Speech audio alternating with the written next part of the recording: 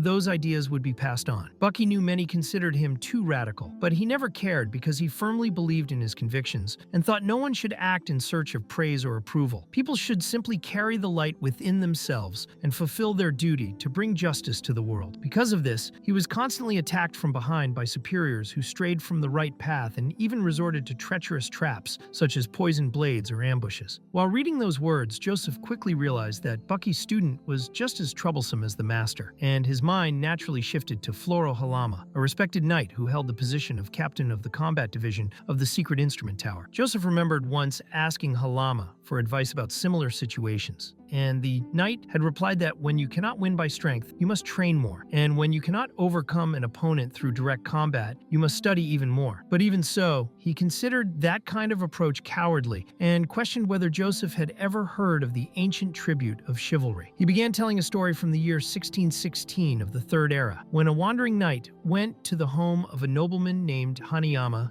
and asked for shelter for one night. But Joseph no longer wanted to hear the story, believing it was more than enough for one day. Angry, he punched the wall without understanding why Halama never gathered proper information during missions and always rushed straight into confrontation without thinking. Recalling Claude telling him to stay calm and not kill anyone for no reason, Joseph took a deep breath, closed the book firmly, and realized that just thinking about these matters already made his blood boil again. So he decided he no longer wanted to think about Bucky or his students, and remembered that he never had a good impression of the night even before his retirement. Still, he was in a good mood and preferred not to ignore it. Looking around, he noticed that all the books scattered on the floor had something in common. They were all basic training books for knights. Simple but useful for beginners. He found it strange because Melissa had private tutors and didn't need that kind of material. Usually, such books served only as decoration or shallow references, and yet she had taken them. That left him intrigued, and he decided to call her. He went straight to the study, where he found even more books piled on the floor, and in the middle of the mess, his daughter was sitting and reading under a desk lamp. He was stunned by the number of books she had gathered and wanted to understand the reason for all of it. But Melissa didn't stop reading and simply stated briefly that she was studying, which left her father even more confused. He approached her and clearly remembered when Melissa was only 4 years old and had said that the thing she hated most in the world was studying. Now she simply said she had been wrong back then, that her past self was foolish and didn't understand the true purpose of studying, and that if she could go back in time, she would kick her own backside and force herself to work harder from the beginning. It sounded so strange that Joseph wondered if something was wrong with her and asked if she had a fever. But Melissa replied that she was fine and explained that she now saw her own weakness and ignorance, saying that in the past her study methods had been disorganized, discouraged, and lacking direction. She admitted she had strayed many times, but now she wanted to change for real, because she had realized the value of knowledge ever since she acquired a certain frightening power. Joseph thought all of this was far too strange, as if his daughter had been replaced by someone else, and soon she clarified that she was referring to her father when talking about bad learning methods, because she believed his methods were far too barbaric and relied only on raw experience without any real structure or organization. Joseph tried to explain himself, but his daughter didn't want to hear it, and stated firmly that she had already read all the books and understood every one of them completely. She believed she had found the most suitable path for herself and said it was never too late to start again from scratch. Her father was alarmed when he realized she had actually read all of that and wanted to know if she had been studying for days. She confirmed that yes, she had spent a whole day borrowing books and then 3 days reading non-stop. However, Joseph, overcome by a mix of concern and protective instinct, quickly took the book from her hands, leaving Melissa confused, not understanding why he was doing that. But before he could say anything, Melissa, eyes glassy and expression exhausted, ended up fainting from exhaustion. Joseph moved quickly to catch her before she hit the floor, and at the same time he heard a noise coming from outside the house, something that immediately heightened his alertness. The scene then shifted to a distant place where Burton, fully masked, reappeared amidst the cold, silent structure of the Society of Truth. He couldn't believe he had returned to that place so soon. In fact, he had never wanted to return because he always considered that environment uncomfortable, lifeless, and the complete opposite of what true seekers of knowledge represented. To him, the place had no smell at all, as if it were sterile, devoid of the scent of curiosity or emotion. Everything there felt soaked in the same dull, soulless odor of its members. At that moment, Andrew was informing Ackerman that he had arrived late, but Burton casually replied that a hunter is never early or late. He arrives precisely when he means to. Even with that carefree and slightly provocative attitude, Burton was about to reveal something serious. He explained that he was thinking of giving up the mission to kill Wild, which left Andrew quite surprised and wanting to know if he was sure about his decision. The hunter wanted to know if he didn't have the right to quit, and Andrew replied that at no point had he denied that possibility. But now, he was curious whether something had gone wrong with Burton's plans. After all, only 4 days had passed since the beginning of the mission, and it was strange to see someone so ambitious give up so quickly. According to him, the hunter had barely made it past the reconnaissance phase, and although he had completed the first part of the investigation, the backup ether detector hadn't detected any significant ether fluctuations, which indicated that the bookstore was calmer than ever, without any sign of conflict or unusual activity. Andrew suspected Burton had quit before even taking any real action, and wondered if it had something to do with his encounter with the bookstore owner, as if something had happened during the visit, perhaps a conversation that persuaded him to change his mind, something Andrew found absurd, since he didn't believe words could affect someone of that level. Even so, he reminded Burton that just days earlier he had been desperate to reach the destructive level, and Burton didn't deny it, but made it clear that that was in the past, and that he no longer had the same goal. Andrew couldn't understand why he was abandoning everything so suddenly, especially now that the mission seemed easier than ever, considering the current moment of calm. Not to mention that Burton would receive a good reward for completing the task, yet the hunter expressed his disdain for how the Society of Truth was being petty by questioning his decision to back out. In the end, Burton knew he wasn't breaking any rules of the Society of Truth, and therefore believed they shouldn't be concerned with his decision. Andrew, on the other hand, knew he had used the hunter from the start, exploiting his ambition to become a member of the Vanguard and gain access to Class 1. Still, the situation became uncomfortable now that the hunter had suddenly decided to abandon the mission, because if they insisted too strongly, it would become obvious to Burton that there were hidden interests behind it. For that reason, Andrew chose to remain calm and steer the conversation in another direction, preferring to appeal to Burton's sense of responsibility, saying that Noken's safety was at risk and that he hoped someone like him could collaborate in such a delicate situation. But Burton was starting to lose patience. He didn't like how they were trying to twist the truth and pretend everything was for a greater good. To him, it was obvious they were just trying to use his abilities to investigate the bookstore owner, hiding behind diplomatic excuses. He knew the vice president acted dishonestly and no longer trusted his intentions. Although his lifestyle was marked by battles and slaughter, he wasn't defined solely by that. He had many skills and was flexible enough to survive anywhere. He now made it clear that his withdrawal was due to personal reasons and that he had no interest in maintaining peace in Noken. According to him, hunters like himself moved only for prey that was truly worth it and never put others above themselves. Every cunning beast avoided danger and sought to maximize its own rewards. Burton believed that in any case he had now become an enemy of the Society of Truth, as he planned to form a group focused solely on hunters. And he also believed that the Society had no idea of the bookstore owner's true power, so he would not reveal anything. Andrew was stunned and immediately wanted to know who exactly was trying to harm Burton. He was certain the hunter wasn't talking about Wild, and since he wasn't referring to the bookstore owner either, Andrew began to suspect that perhaps the Society of Truth itself was the target, and he wanted to know whether Burton had discovered something concrete. In any case, nothing made sense, because the hunter seemed to have completely changed after visiting that bookstore, as if he had been influenced somehow, made even stranger by the fact that no one had lured him there. He chose to enter on his own, and a single dialogue with the owner was enough to change his views. The problem now is that Andrew could no longer interrogate Burton directly, which limited his options. Even so, he decided to end the matter, saying he would drop the subject. But before that, he made sure to warn him that the mission Burton had accepted was publicly recorded and therefore would be used as evidence in the ongoing case analysis. So if he truly quit, they would be forced to formally announce that he had abandoned the mission. He asked if the hunter had any objections, and Burton became furious upon realizing that the vice president was trying to threaten his public reputation. He made it clear that yes, he objected, and angrily replied that it was typical of someone like Andrew who, after seeing that he wouldn't get anything else out of him, was now trying to offend him to come out on top. Andrew quickly blamed Joseph, since in his mind Joseph was the only one who would pull such a move. The scene then shifted to Joseph, who was sitting beside his daughter, lying in bed, still recovering, while he looked at an old photograph he cherished, showing himself, his wife Daria,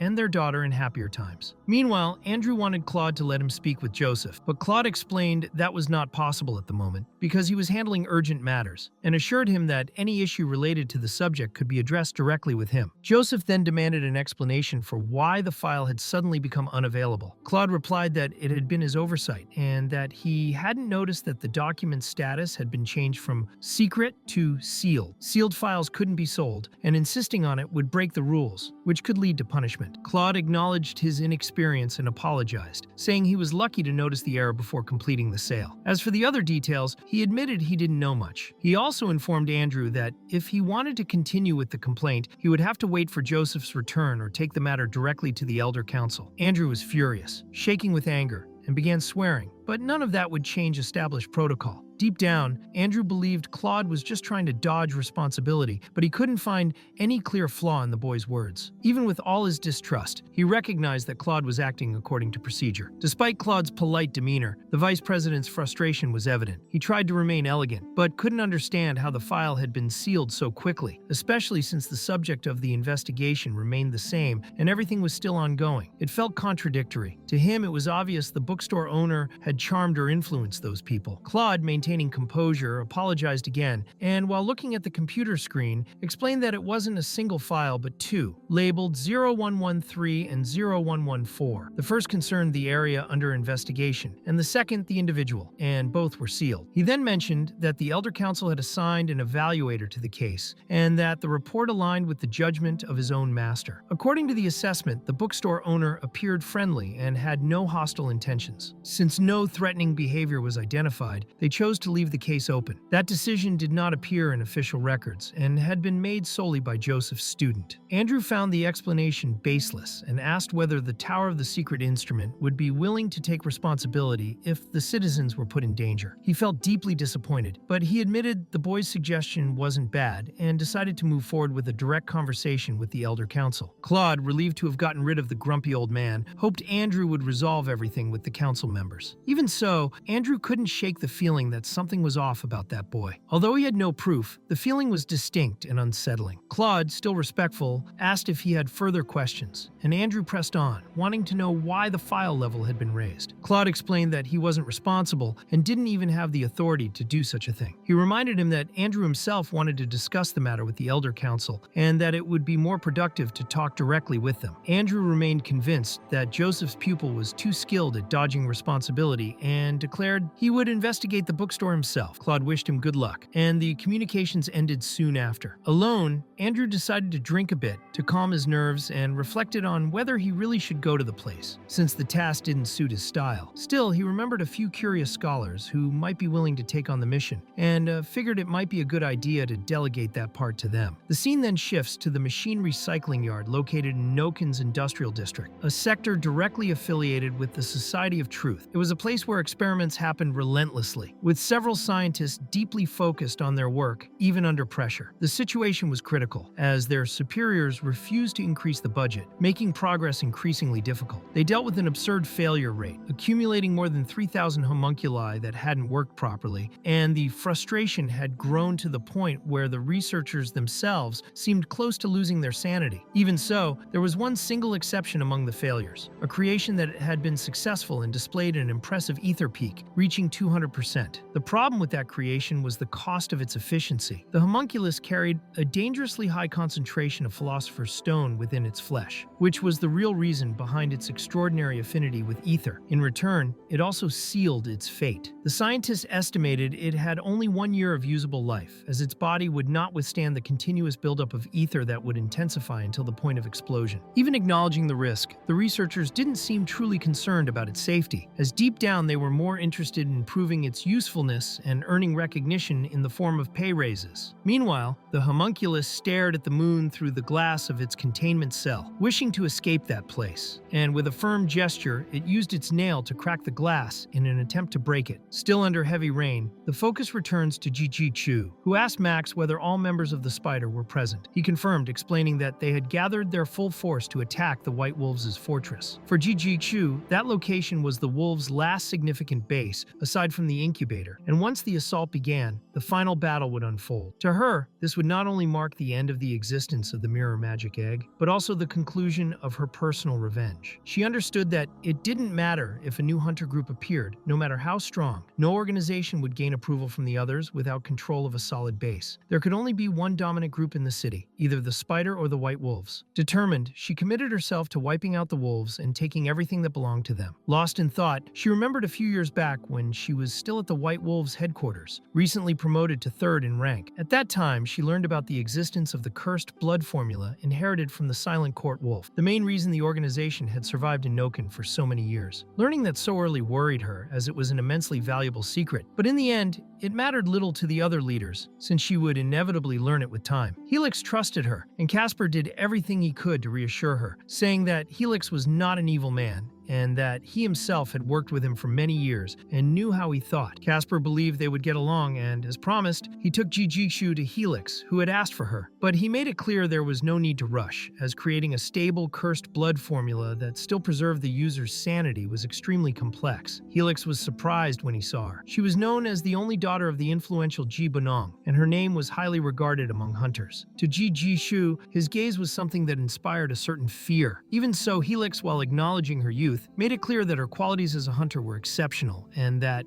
at that moment, she was responsible for an important part of the organization. He explained that he would entrust her with a portion of the original White Wolf's formula, and that she should use it to strengthen her subordinates. He also warned that the Dream Beast's blood, used as the base for the formula, carried a dangerous toxin, and if the composition wasn't made properly, it would turn into a lethal poison. Helix further explained that the original formula was invaluable, and whoever possessed it continued to produce successful hunters. The formula had been perfected over generations, through trial and error, and in the past many hunters died after receiving the first injection because they couldn't withstand the impact. Over time, however, survival rates improved, and now that version of the formula amplified a hunter's power even more than any modern experimental pharmaceutical mixture. That was why he asked her to use that unpredictable power carefully. It represented the future of the White Wolves. Ji Chu fully understood its value. Possessing the cursed blood formula was the foundation needed to consolidate a true hunter organization, and if she held the ancestral version of the Silent Court Wolf, no one would dare question her authority, even if she declared herself the true White Wolf. She also intended to use the White Wolf's vast intelligence network as a facade to disguise the true origin of her information, which would allow her to use Ryan's soul more strategically. Any data obtained could be used by the spider, and that made her even more motivated to find the formula. She then ordered Max to investigate the deeper layers of the White Wolf's final fortress in search of the item, and instructed Kay to organize all spider members for the immediate assault. No White Wolf was to be spared. The war began soon after, and blood was shed without pause. The scene then shifts to Nokin's 52nd Street, in a sewage intake area where an old man was completely covered in blood, trying to support himself against the wall as he dragged himself forward. Suddenly, a group of hooded figures passed by him, and the atmosphere grew even more tense, as they all radiated insanity. They began turning into wolves and viciously attacked the man, crushing his bones without mercy while lighters of blood flowed through the underground tunnels. Those creatures seemed to enjoy it, as if it were a bloody game. Meanwhile, Helix believed the plan was working, and that the sanctity would soon manifest. A dark-skinned woman approached him and informed him that she had injected large amounts of blood into all targets, stating that soon they would completely lose their sanity and become nothing but monsters driven by the instinct to kill. Her name was Teresa, and Helix expressed gratitude for her work. They had used quantities far beyond the tolerable limit, and even applied scarlet cult techniques to force an accelerated awakening. There was no humanity left in that place, only beasts. But what mattered to Helix was the moment of birth. The egg was close to hatching, and he needed to ensure all the necessary sacrifices to sustain the creature emerging from it. So he told Teresa to pour more fuel onto the altar. She obeyed immediately and threw a human body that disintegrated almost instantly. To Helix, that altar was like a sacred bonfire that fed the mirror egg, providing vital energy for its complete transformation. He could already feel a heartbeat coming from the egg, as if something inside it were awakening, and he declared aloud that his god was listening, and that he would personally oversee the entity's arrival. The days in which they had to hide like rats in Nokin's sewers were over. The black mages were now used as fuel for the egg's evolution, accelerating the process alarmingly, even doubling the expected transformation speed. The mental state of the black mages had collapsed since Murphy's death. When they were found, they were in deplorable condition, completely broken. Helix had provoked them all and defeated them with a single blow. He knew the black mages were natural ether channels and had bodies compatible with vast amounts of energy, which made them perfect and highly flammable vessels. That made them ideal sacrifices. What he still didn't understand was why that individual with snake-like eyes had helped him. But regardless, the black mages had chosen to see the White Wolves as their saviors. Helix believed that even if all of that was an elaborate trap, they had no choice but to follow the path laid out before them. He still didn't know that Frank was the one behind everything, and the man he had assumed to be just a mysterious figure with serpent-like eyes finally revealed himself. Frank Wilde himself explained that the sustenance produced by that ritual far surpassed the efficiency of the former method Helix had used to extract life force. He then ordered Helix to take the map of the city of Nokin and burn everything, saying it would make excellent fuel, and above all, that this was Helix's true destiny. Wilde made it clear that fresh blood and life force were the best fuels, declaring that Helix's fate was to bring them unimaginable agony. Helix began to tremble, overtaken by shock, for that same man had once led him to make his first offering at the altar. Thinking back on it, he realized he had already caused immense destruction in Noken, and that the mages of the Scarlet Cult practically no longer existed. Most of them had been reduced to ashes as fuel in mere days. He understood that even that was not enough, for their god demanded more offerings. Teresa informed him that all the bodies of the black mages had already been used, and asked whether they should go out hunting again. She mentioned that the few surviving members of the Scarlet Cult were scattered and difficult to track, and that sending the White Wolves after them would be too dangerous. Helix believed that even without the black mages, there were still many other possible offerings. So he ordered Teresa to end the hunt and declared that soon no one would have to live in fear anymore, making it a personal promise. At that moment, a muscular man arrived with an urgent report, revealing that the spider had discovered their hideout and that the meeting point on 52nd Street had been located. Helix thought that Jijishu was a cruel hyena, perhaps even worse than the knights of the secret instrument tower, and concluded that the place was no longer safe. He then ordered Teresa to bring more blood and told the giant called Duogang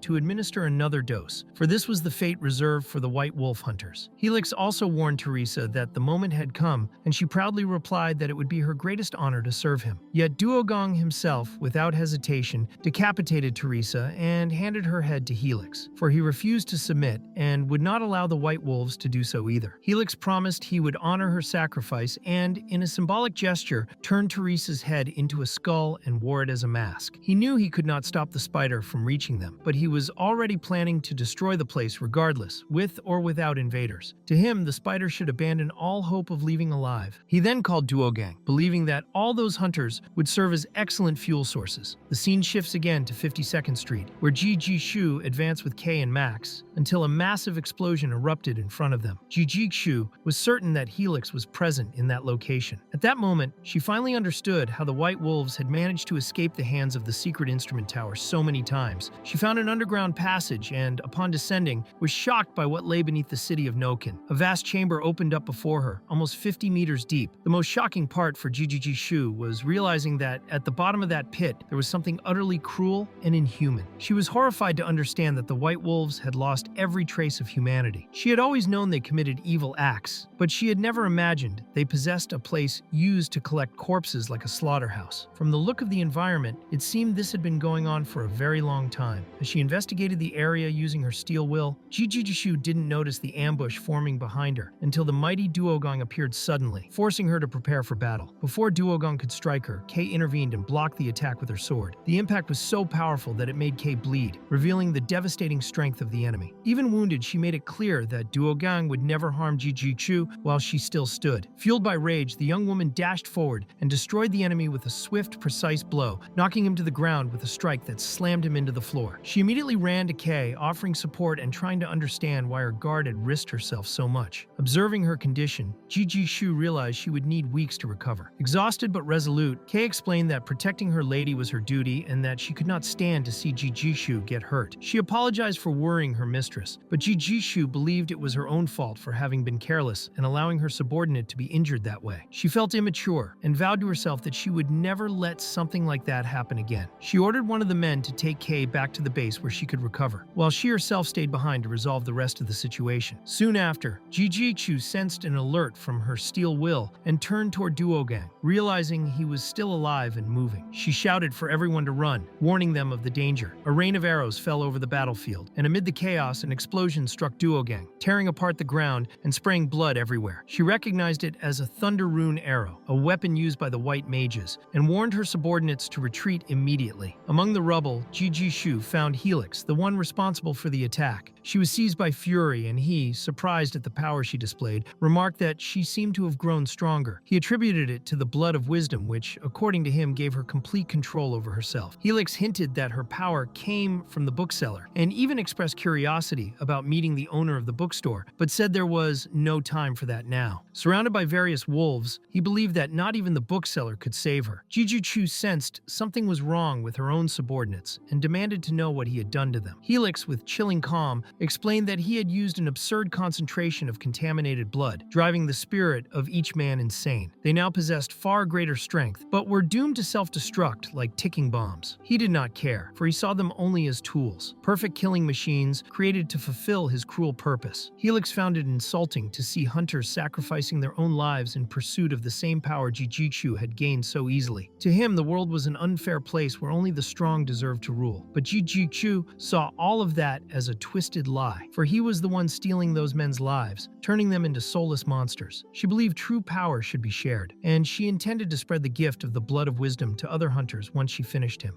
She even felt a certain pride that he had gathered all the soldiers he had left to face her, something even the secret instrument tower had failed to do. Helix thought her words were sharp and knew there was no turning back for either of them. That battle would determine the fate of all hunters. Jijutsu no longer had the patience for provocations. She knew that was the moment when the hatred between them would finally be settled. Both transformed into werewolves, ready to fight to the end. Helix showed a sick desire to rip Jijutsu in half and taste her blood, while she stood firm, confident she could defeat him. Her only fear was having underestimated his madness. Soon the confrontation between the two spread, turning into a full-blown war between the White Wolf and the hunters. The hunters of the Society of Truth, who had just arrived, quickly realized they didn't have the strength to face the corrupted members of the White Wolf, men who had surpassed every limit after being infected with the contaminated blood. Jijutsu knew there would be many casualties and that she couldn't protect everyone, but she decided to take responsibility and do everything she could to reduce the losses. She shouted for the newcomers to run as fast as they could while she prepared to hold back the advancing enemies. Amid all that destruction, the scene shifted to a girl running under the relentless rain. She could think of nothing but surviving and warning her captain about what had happened. The White Wolves seemed completely insane, and if not for her leader, she would certainly have died. At first, the fight was balanced, but soon dozens of inhuman creatures surrounded the group. The hunters were slaughtered one by one, and the battle turned into a massacre. Just as the girl was about to be killed, a man appeared wearing a dark coat that resembled a gunslinger from an old western, and he began shooting the creatures with precision and cold focus, carving a path through them. He was her captain, Iska Virgil, and he ordered her to run while he held the monsters back. He wanted her to live because that battle could not be in vain. The young woman named Pavarosatiro hesitated for a moment, but obeyed. She ran through the storm with tears streaming down her face, unwilling to leave her captain behind. She prayed desperately for Virgil to survive. Suddenly, he was thrown forward, hurtling toward her and crashing to the ground. Before she could react, a masked man appeared behind her, wielding a gigantic axe. He looked at Virgil and laughed, surprised to see the man Helix feared so much. He called him the Herald of the Spider Group and wondered aloud if that was really all they had to fear. Overcome with rage, Rosatiro pulled out several knives and threw them at the masked man, trying to drive him away from her captain. The masked man defended himself easily and kicked Rosatiro in the face, hurling her against a wall with such force that blood streamed down her face. He mocked her weakness, saying the fight was boring and that he would only truly have fun once he faced Jijutsu. He removed his mask and revealed a cold smile, saying she should feel honored to die at the hands of a destructive-level hunter. But before he could finish the attack, Rosatiro pulled several thin metallic wires, confusing him for an instant. That was when he realized what she had done. While he underestimated her, she had set up a trap made of metal wires surrounding the entire area. Rosatiro stated that everything within a 20-meter radius was under her control and that he should retreat if he didn't want to get hurt. The masked man laughed, finding her confidence ridiculous, saying he wouldn't even need to move to break that defense. At that moment, a woman named Clara approached, and he decided to let her handle the girl. Clara jumped down from above and landed with a heavy thud, showing off her gleaming mechanical legs. Rosatiro was shocked to see them, sensing the overwhelming difference in power. Clara watched the girl with curiosity, saying she had technique, but not enough strength to hurt them. She liked her enough to want to take her home and play with her, and asked the masked man, Babar, if she could. He simply smiled and said he was interested first, so Clara stepped aside and let him approach. Babar grabbed Rosatiro by the hair and, in a cruel tone, said he might let her and her captain live if she said something that entertained him. Rosatiro firmly replied that such a thing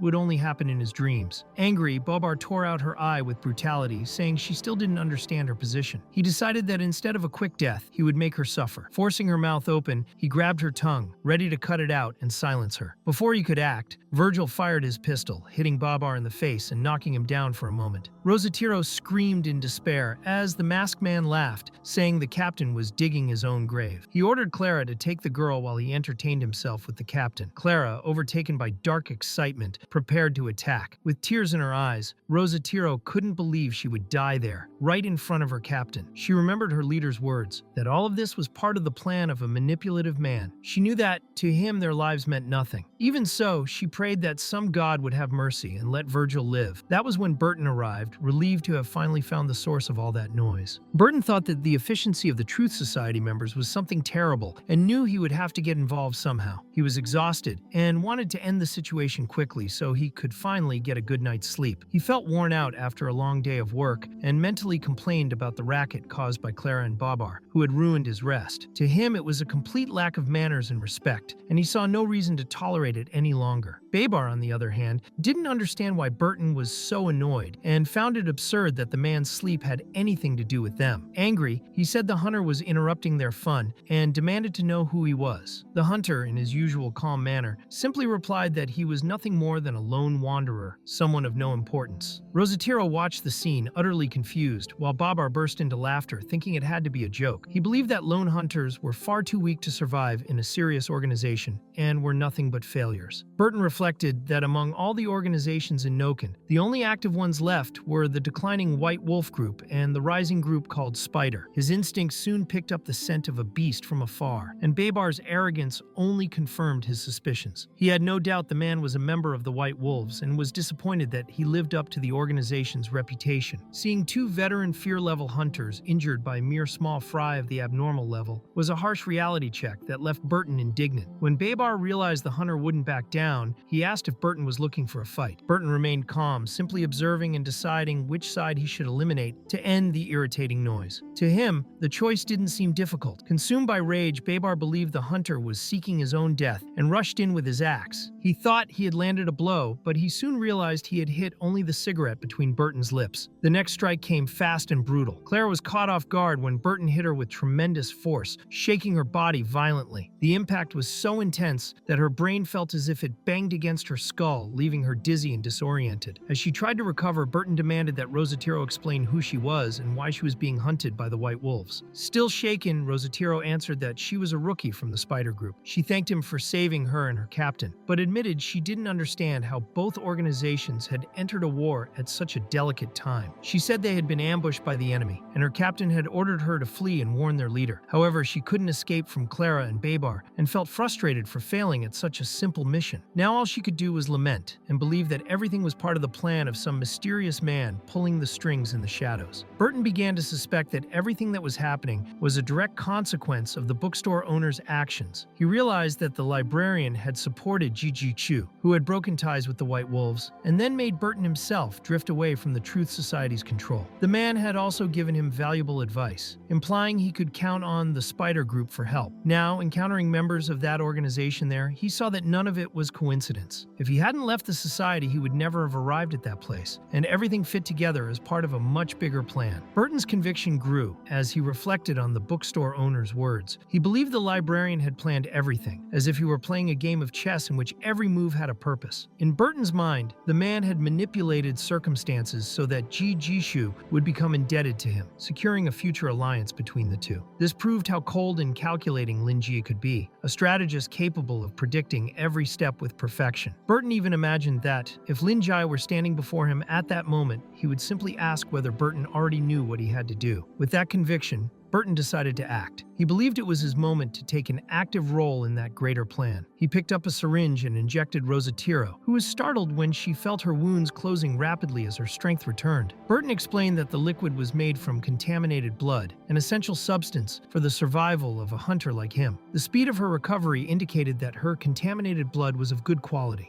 which only strengthened his resolve to see that fight through to the end. He assured the members of the Spider that they had nothing to worry about, promising that the White Wolves would have no more chances to harm them. He said he never let his prey escape and told them to go back and report everything to their leader. Rosatiro could hardly believe the hunter was on their side, while Babar, already irritated by everything he heard, decided it was time to end the game. He injected himself with several syringes and began to transform, growing rapidly and taking on a monstrous form. Hatred consumed his body, and he dismissed Burton's words as nonsense. To Babar, the true purpose of contaminated blood was to control the beastly transformation to the very edge of sanity, keeping the body at the peak of strength and regeneration. He believed he was the only one capable of reaching that perfect state and was certain he would destroy Burton and the two spider members. Rosatiro saw the situation turning desperate and tried to warn Burton to be careful, as the enemy was much stronger, but the hunter merely observed with cold indifference, seeing Babar as a rabid dog incapable of accepting defeat. To Burton, the enemy was pathetic, and he even found it amusing to see him try so hard. Rosatiro, however, feared his provocations would make Babar even more violent. The Lycan, consumed by fury, tried to understand whether the hunter was really underestimating him, but Burton only pitied him. He thought it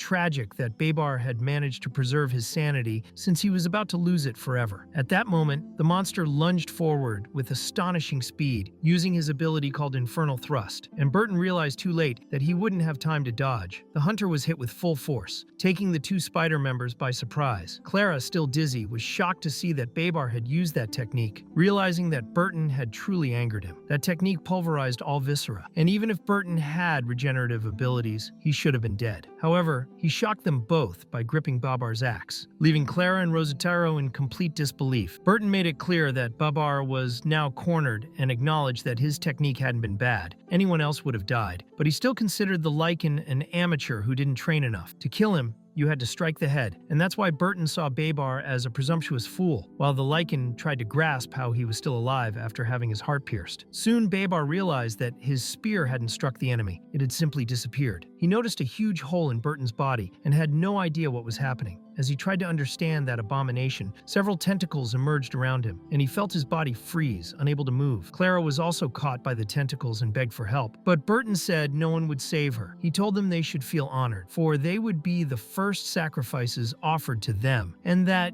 everything that made up their existence would become fertilizer to please those unknown entities. Babar didn't understand what he meant or why they were becoming a sacrifice, while Burton explained that they were about to be swallowed by absolute nothingness, where they would remain trapped for all eternity. Suddenly, the Lycan found himself in a place with no light or sound, not knowing where he was. He wondered if the hunter truly believed he could imprison him inside an ability like that, but he soon realized even his axe had vanished. As he tried to move, he felt something sticky on his hands and recoiled from the sensation, hearing then the distant bleating of a sheep. He didn't understand why there would be a sheep in such a wretched place. And suddenly a huge mouth opened beside him, making him scream in terror as he struggled not to be swallowed by that monstrous creature he couldn't comprehend. Clara no longer reacted, and Virgil was trying to lift Rosatiro, who wanted to understand what stood before them. Burton had transformed into a massive creature and said it was the first time he had changed so drastically without losing his sanity. He believed it was a beautiful gift and seemed pleased with what he had received in return, saying that now all he needed to do was hunt. Clara couldn't believe what she was seeing, for that pale man before her was now a furious, uncontrollable nightmare beast. Hunters who injected that blood usually exploded, and seeing one control such a monster while retaining his sanity was astonishing to her. Burton thought Clara had learned something new before dying, and her partner had once said he wanted to show her true terror, but the one who would actually do that was Burton himself. Quickly, the hunter ordered the spider members to find their leader, because if they stayed there, they would only get in the way. When they warned their companions, they were to make it clear that that night, the night neighbor had joined the hunt, and that Clara had been swallowed by him. The scene made the two realize they had no option but to run, while heavy rain fell and the storm overtook the sky. The scene shifts to Lingi, who observed everything through the window and believed that Noken's weather was getting worse. It was already beyond time for the rain to stop. The bookstore owner couldn't rest while such an important item was there and thought it would be safer to keep the sword in his room and buy a stand for it. Lying on his bed with the sword on the desk, he decided to treat it like a protective charm and closed his eyes, hoping for a good night's sleep. The dreamcatcher began to glow, and a drop of water fell from a leaf toward the sword, which started shining intensely. Suddenly, Lingi woke up in a completely different place. The area was in ruins, and he realized he was in another lucid dream. He wondered where Silver was, since he finally had another dream like this and was excited to see her again. Still, he preferred to accept whatever the dream showed him, as they couldn't be controlled. He tried to figure out whether he was in something like an RPG and thought that world might reflect his desire for games, since in the real world, those didn't exist. The problem was how much that dream could sustain, as Nokin's technology was extremely outdated, and even a small handheld console would be a miracle. The more he thought about it, the more he hoped background music would start playing and a powerful boss would appear. But all he saw was destruction. He found a fragment that made him imagine the place had once been grand, and the style of the ruins felt familiar, reminding him of Joseph's sword. As a librarian, identifying a people's art and culture was essential, and he realized his own subconscious was creating that dream from old memories. He was impressed by how vivid his imagination was, and decided to explore the place to discover what else the dream would show him. This time, the scenery was the opposite of the previous one, vast and elaborate, and Lingi couldn't believe the realism and depth conveyed by that dream world. He tried crossing a narrow corridor when the floor beneath him suddenly collapsed, giving him a huge fright. Even so, he felt powerful for having destroyed something so easily, like it was a packet of instant noodles, and wanted to repeat the feat. The destruction proved useful, revealing several bodies scattered across the ground, some torn apart, others nearly intact. Among them, he found a whole corpse and began doubting if his mind could have created that. As he got closer, he noticed the body had ears far too long to be human. He soon understood it really was an ear, not some odd accessory, and recognized it as belonging to an elf. He thought of Doris, and how her cosplay might have left a deep mark on him, explaining why the dream felt like a mess of his subconscious. Everything there seemed connected by absurd associations, and he now felt like he was conducting remote research, something he hadn't done in a long time. He decided to take notes of everything he saw, imagining that if he drew it upon waking, he could use it as inspiration so Doris could reconstruct a story. A loud noise interrupted his thoughts, and he followed the sound to a hall lit at the center of the ruins. In the middle stood an elf with a sword buried in his own body. Lingi didn't understand what he was seeing, but approached with caution. The elf called him a savior and said the freed souls had waited for tens of thousands of years. Lingi approached slowly, noticing that the passage he had used to reach the place was now blocked, another detail that made the whole situation feel more like a game scene than a dream. It felt just like the moment an NPC hands the hero an important item. He found it all terribly cliche and tried to predict the twists, imagining that this elf might be the cause of the tragedy, or someone too weak to stop it, and now burdened with guilt for losing everyone while waiting for a savior to appear. When he looked more closely, he realized the sword pierced into the elf's chest was the same one Joseph had given him. He was stunned, since it confirmed that he dreamed at night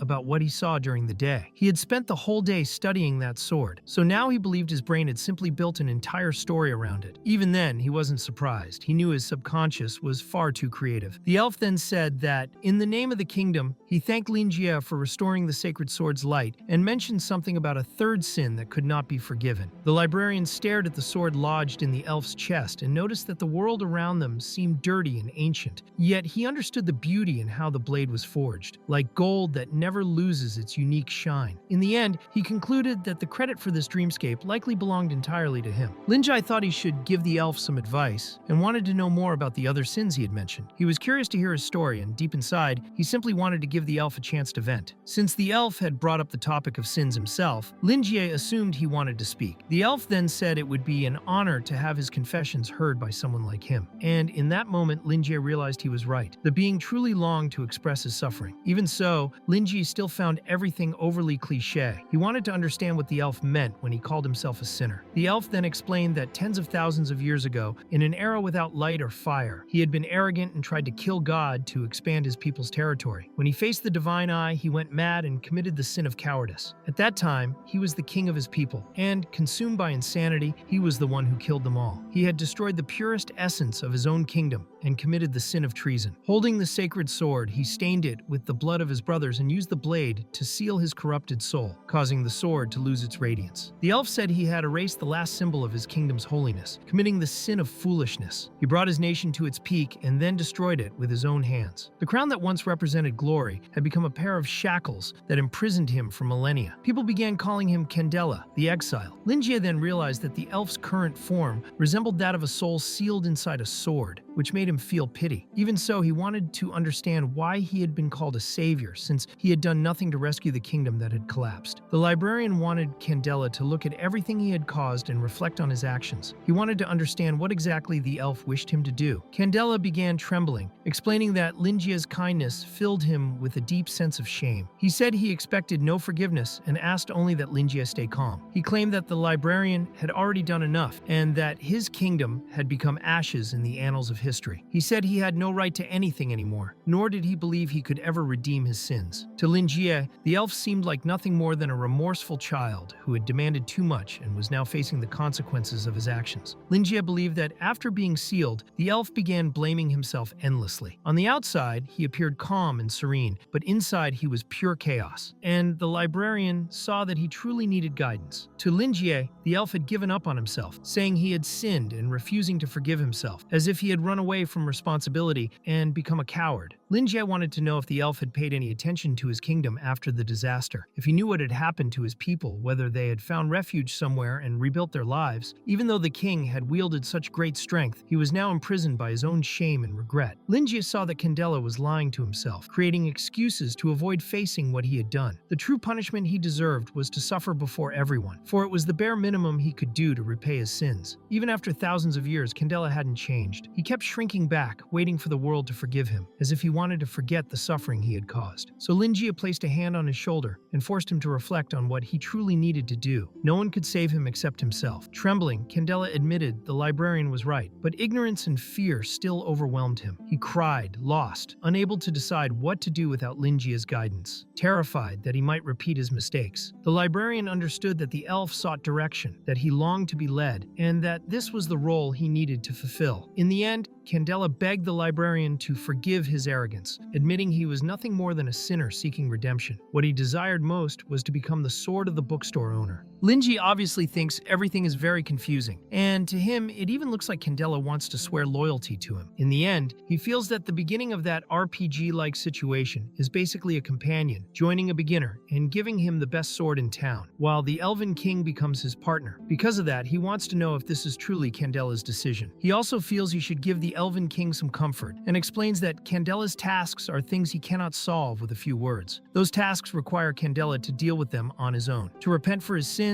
and for all the time he wasted. Lingi does not want to hurt the Elven King's self-confidence. Instead, he wants to inspire him, using his own positive energy as a kind of light to illuminate the king's path. Lingi advises Candela to face the officials and the people he abandoned, because no one would be merciful or forgiving toward him if he continued avoiding everything. But if he still wanted to be a coward, then he should stay right there. Candela understands what the librarian is trying to say. His spirit had already been destroyed long ago, and as punishment for his sins, the cruel resentment that felt like an abyss had turned into a curse completely entwined with him. When that curse broke, the only thing left in him was the final obsession of his soul. He feels that Lingi is right, and realizes he has been trying to use other people's mercy as an excuse to run away alone. Recognizing that he is unqualified, yet unable to do nothing for his people, Candela understands that he is not even qualified to become an even greater coward. This time, there is no glory left for him, and he is no longer the Elven King Candela. He considers himself only an exile returning home, and before disappearing completely, he believes he must take action,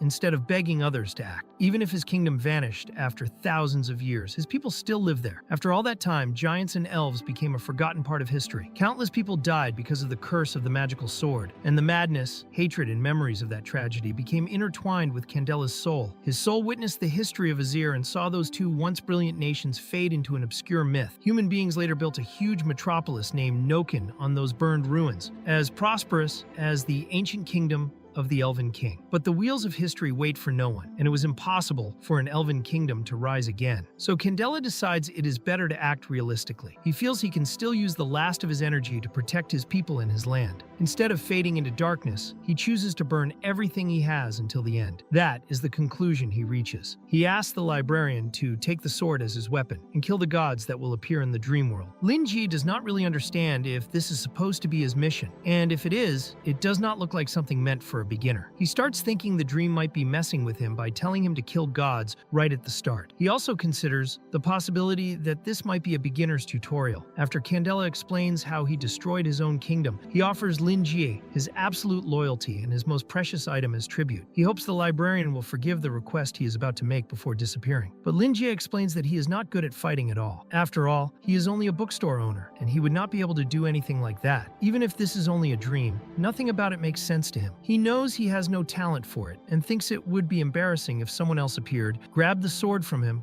fought in his place, and won. That would ruin his image as a mentor, and he would not want to be revealed as a fraud even in a dream. Because of that, Candela takes the crown and tells Lingi that he will become his strength and his mount, just as he said earlier that he would become his sword. Even though he is no longer a king, the crown remains with him after his death, and the destroyed kingdom has no one who could inherit it in the future. That crown is his most precious treasure, and he gives it to the librarian so that his glory can be recorded. Lingi is surprised by the details on the crown, and suddenly it begins to shine. It disappears and ends up merging into the librarian's skin. Candela explains that the crown is part of his soul. It is the mark of the Elven King, and the only item he can use to show his gratitude. Lingi does not understand anything, but eventually the lingering spiritual energy fades and the elf begins to shine. He quickly grabs the sword and stands, showing that he is much taller than the librarian. Then he asks Lingi to pull out the sword that is piercing him, and says that after that he will fight for the librarian. When Lingi pulls the sword out, he sees several fragments of everything Candela lived through, all the good and all the terrible actions he committed. He sees Candela's life, even if only in broken pieces, and he does not know what happened after Candela lost his sanity. During those dark times, Candela was the only one who carried light and fire, as if he were holding a sun and walking against the laws of the world toward a god. So Lingi recognizes that the elf was courageous. He also sees that he is no longer inside the ruins and wants to know what happened to his own voice, until he touches his hair and realizes he has become the Elven King Candela. He believes he is inside one of Candela's memories, taking his role. Then a huge bird appears before him, and Lingi is surprised by how real and detailed the dream feels. He also realizes that the elf had power, but feared the gods. Since Candela had asked him to kill another god with that sword, the librarian believes he is giving Candela the rationality and guidance the elf needed. Lingi accepts this and feels as if he is controlling Candela's soul. He begins to pet the griffin and enjoys the idea of having that creature's company, which makes him think it would be nice to adopt a cat for his bookstore. Then he becomes serious again and remembers that the king wanted to protect his people. He looks around, trying to understand whether this place is a battlefield or some kind of copy. The atmosphere feels like a boss battle is about to begin, and he even feels excited about that. He calls for Candela while looking at the sword, and he gets a response. Lingi realizes that Candela has become the soul of the sword itself. He then wants to know from the sword whether the god Candela mentioned earlier is present. Suddenly, a giant appears holding an axe. The scene immediately shifts to Jijichu and Helix, who are in the middle of a battle. The problem is that, from Jijichu's perspective, the members of the White Wolves are far too insane. Jijichu believes she is not strong enough because her opponents no longer have a single trace of consciousness. They only want to kill and then die, and they have turned into dream beasts. She starts bleeding, and Helix slams an attack into the ground, destroying the entire floor. There is a pit filled with blood, and Jijichu has a very bad feeling about it. Throughout the entire battle, Helix refuses to leave that pit and keeps pushing corpses into it. That behavior feels abnormal to her, and she believes he's doing it on purpose. She thinks the White Wolves want everyone to believe this place is the destroyed incubator, but she knows it is not. Helix then declares that the offerings are finally enough. Jijichu understands why they did not care about their wounded allies. Helix only needed bodies. Suddenly, a powerful energy floods the area and leaves her wide-eyed. A massive monster instantly emerges, and Helix calls it the mighty rain god. He is thrilled with his success and laughs as if he has lost all sense. The rain god is truly imposing, and Jijichu feels an immense pressure coming from it. She thinks the creature belongs to an indescribable level, so far above her that if she did not have willpower like steel, she would already have gone insane. Helix, on the other hand, is fully degenerated and laughing endlessly, worshipping the creature as a god. Jijichu feels sad when she sees what the former leader of the White Wolves has become. Even in his final moments, he cannot free himself from his inexplicable devotion to the Mirror Egg. He killed all the occult black mages from the Scarlet Order and secretly murdered hundreds of thousands of civilians. He abandoned the White Wolves he had led for decades, but the god he worked so hard to summon does not even look at him. Jijichu can do nothing, and the best choice is to run. She can fight someone at the destructive level, but her chances would still be low. Fighting a being at the indescribable level is impossible. She decides to leave that to the Tower of Secret Instruments and to the Society of Truth. The scene shifts to Burton, watching from afar, thinking everything looks insane. They had truly summoned a god from the dream world, but as a hunter, he also feels that this is not something a mirror egg normally does. In a way, the egg is a parasitic demon with the ability to attract human hearts, making anyone who touches it manifest greed. The more contact someone has with it, the stronger it becomes. Once it absorbs enough nutrients, it becomes the egg of a dream beast. It is like a living one-use portal. He thinks that now every mutant in Nokin can feel that this is no longer reality. The crack to the dream world has opened. The rain god Helix summoned immediately releases lightning everywhere, and Burton dislikes the situation deeply. The creature is already expanding its territory, and if the knights and scholarly leaders do not act right away, everything will spiral out of control. Because of that, he decides it is time to retreat. A general alert is issued in all departments of the Central District at the headquarters of the Society of Truth. In their office, the upper committee discusses what immediate action they can take. They decide to activate Code A3, which involves the use of the stellar cannon. Everyone prepares, and the Society of Truth fires the first charge of the cannon. There are multiple teams, each with its own mission. A man named Winston Grimson, captain of the combat squad from the Tower of Secret Instruments, begins giving orders. Greg is terrified, trying to understand what is happening. Suddenly he sees Claude, who wants to know why Greg is like that, reminding him that he must always be aware he is one of the Master's disciples. But Greg is too scared to think clearly. He believed that the Tower of Secret Instruments and the Society of Truth had already eliminated the White Wolves and the Scarlet Cult. Claude thinks both organizations responded quickly, and normally it should be impossible for a mirror egg to hatch so fast. Claude recognizes that the level of madness in the White Wolves is beyond anything they imagine. It was already terrible when they were killing innocents, but now they have even killed their own subordinates. Now they must deal with a dream fissure that has opened. Greg panics because Joseph is not there, and he does not know what to do. He believes he is incapable of fighting a creature like that. But Claude, his vice captain, wants him to raise his head and suddenly slaps him. Greg is confused about why Claude did that. Claude wants to understand why Greg has that terrified expression and why he is crying. He remembers something from long ago during his own training. When he was learning breathing techniques and could not continue, he told his master, Joseph, that he had reached his limit. His master slapped him and told him he was being foolish. Joseph explained that he could not call himself a knight if he did not trust himself. He needed to be strong for the sake of others because he was a man. He had to stand up no matter how many times he fell. Greg wonders why Claude has those eyes and tears and wants to know why Claude is crying. He says that if Claude keeps acting that way, he should retire as a radiant knight. A disciple must understand the weight he carries. Claude's tears cannot help the innocent or help maintain peace in Nokin. If Claude cannot do it, then he must stand and continue training. If even the knights cannot rise in this crucial moment, then people in Nokin would have no one to rely on. What matters is that they must be the ones who can always stand up again. Claude asks if Greg is going to stay there crying just because he is afraid, reminding him that his tears will not help defeat powerful enemies. Greg must think about those who died and feel ashamed for acting that way.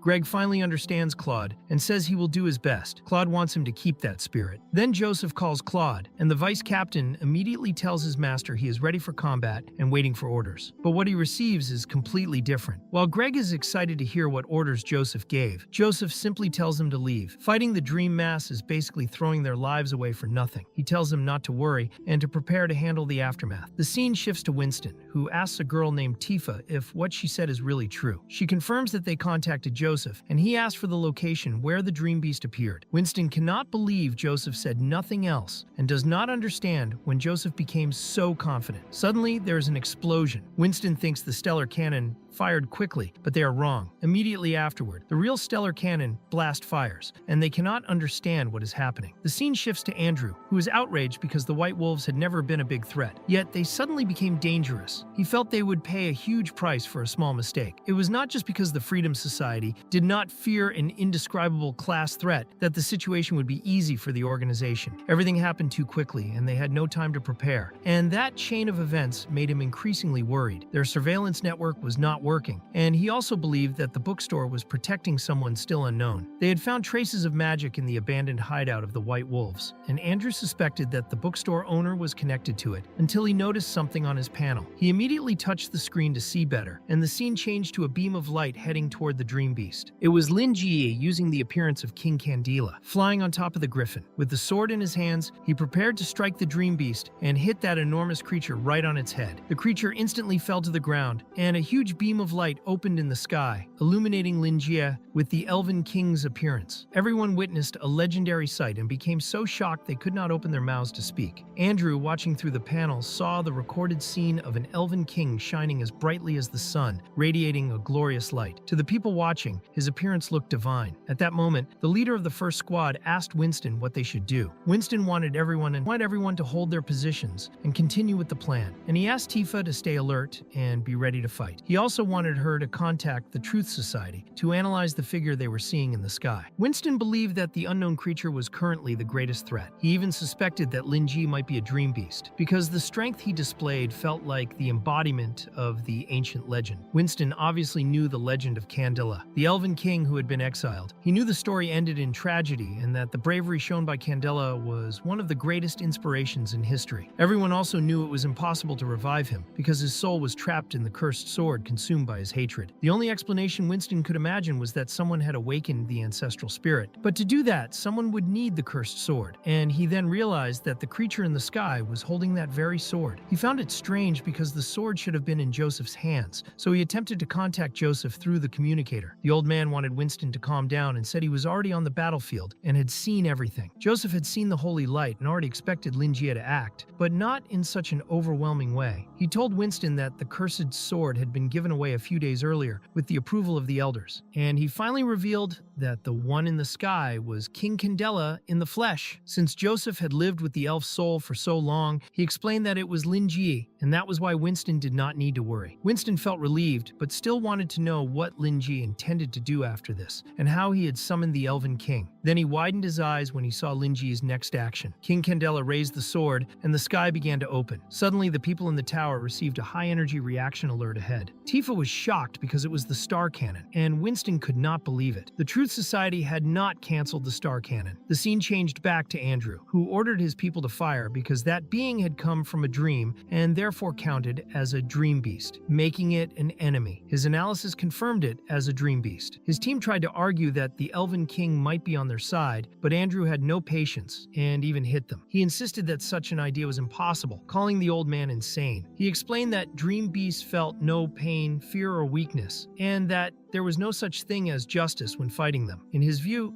as vice president, they could not stop the attack. He considered the threat far greater than before and believed they needed to fire no matter what. They activated the star cannon and began the countdown. The energy system started up, calibration was completed, and then they fired the star cannon. The destructive power of that energy shot headed toward Lingi, who still appeared as King Candela and believed everything was just a game, thinking he had reached the second phase. He did not care about the star cannon and simply cut the attack in half as if it were easy. He repelled the blast, sending it in another direction. The scene then shifted to a group of people working in a laboratory who realized the rain had stopped, but they could not waste time and continued the mission. That area belonged to the Truth Society's research sector, and suddenly the man in charge panicked because he received an alert from the Clay Idol project factory. They reported that an attack was happening, creating a major problem. Someone had invaded the mechanical reincarnation cycle sector, and factories 01, 07, and 13 were destroyed. The issue was that the batch of incomplete homunculi was stored there, along with the Philosopher's Stones. They quickly tried to gather in the safe zone because Factory 07 was nearby, and if the stones exploded, the entire place would melt. For them, it was devastating because this had been their best batch of homunculi, and the man asked the chubby scientist Rick if he had any idea who was attacking them. At that same moment,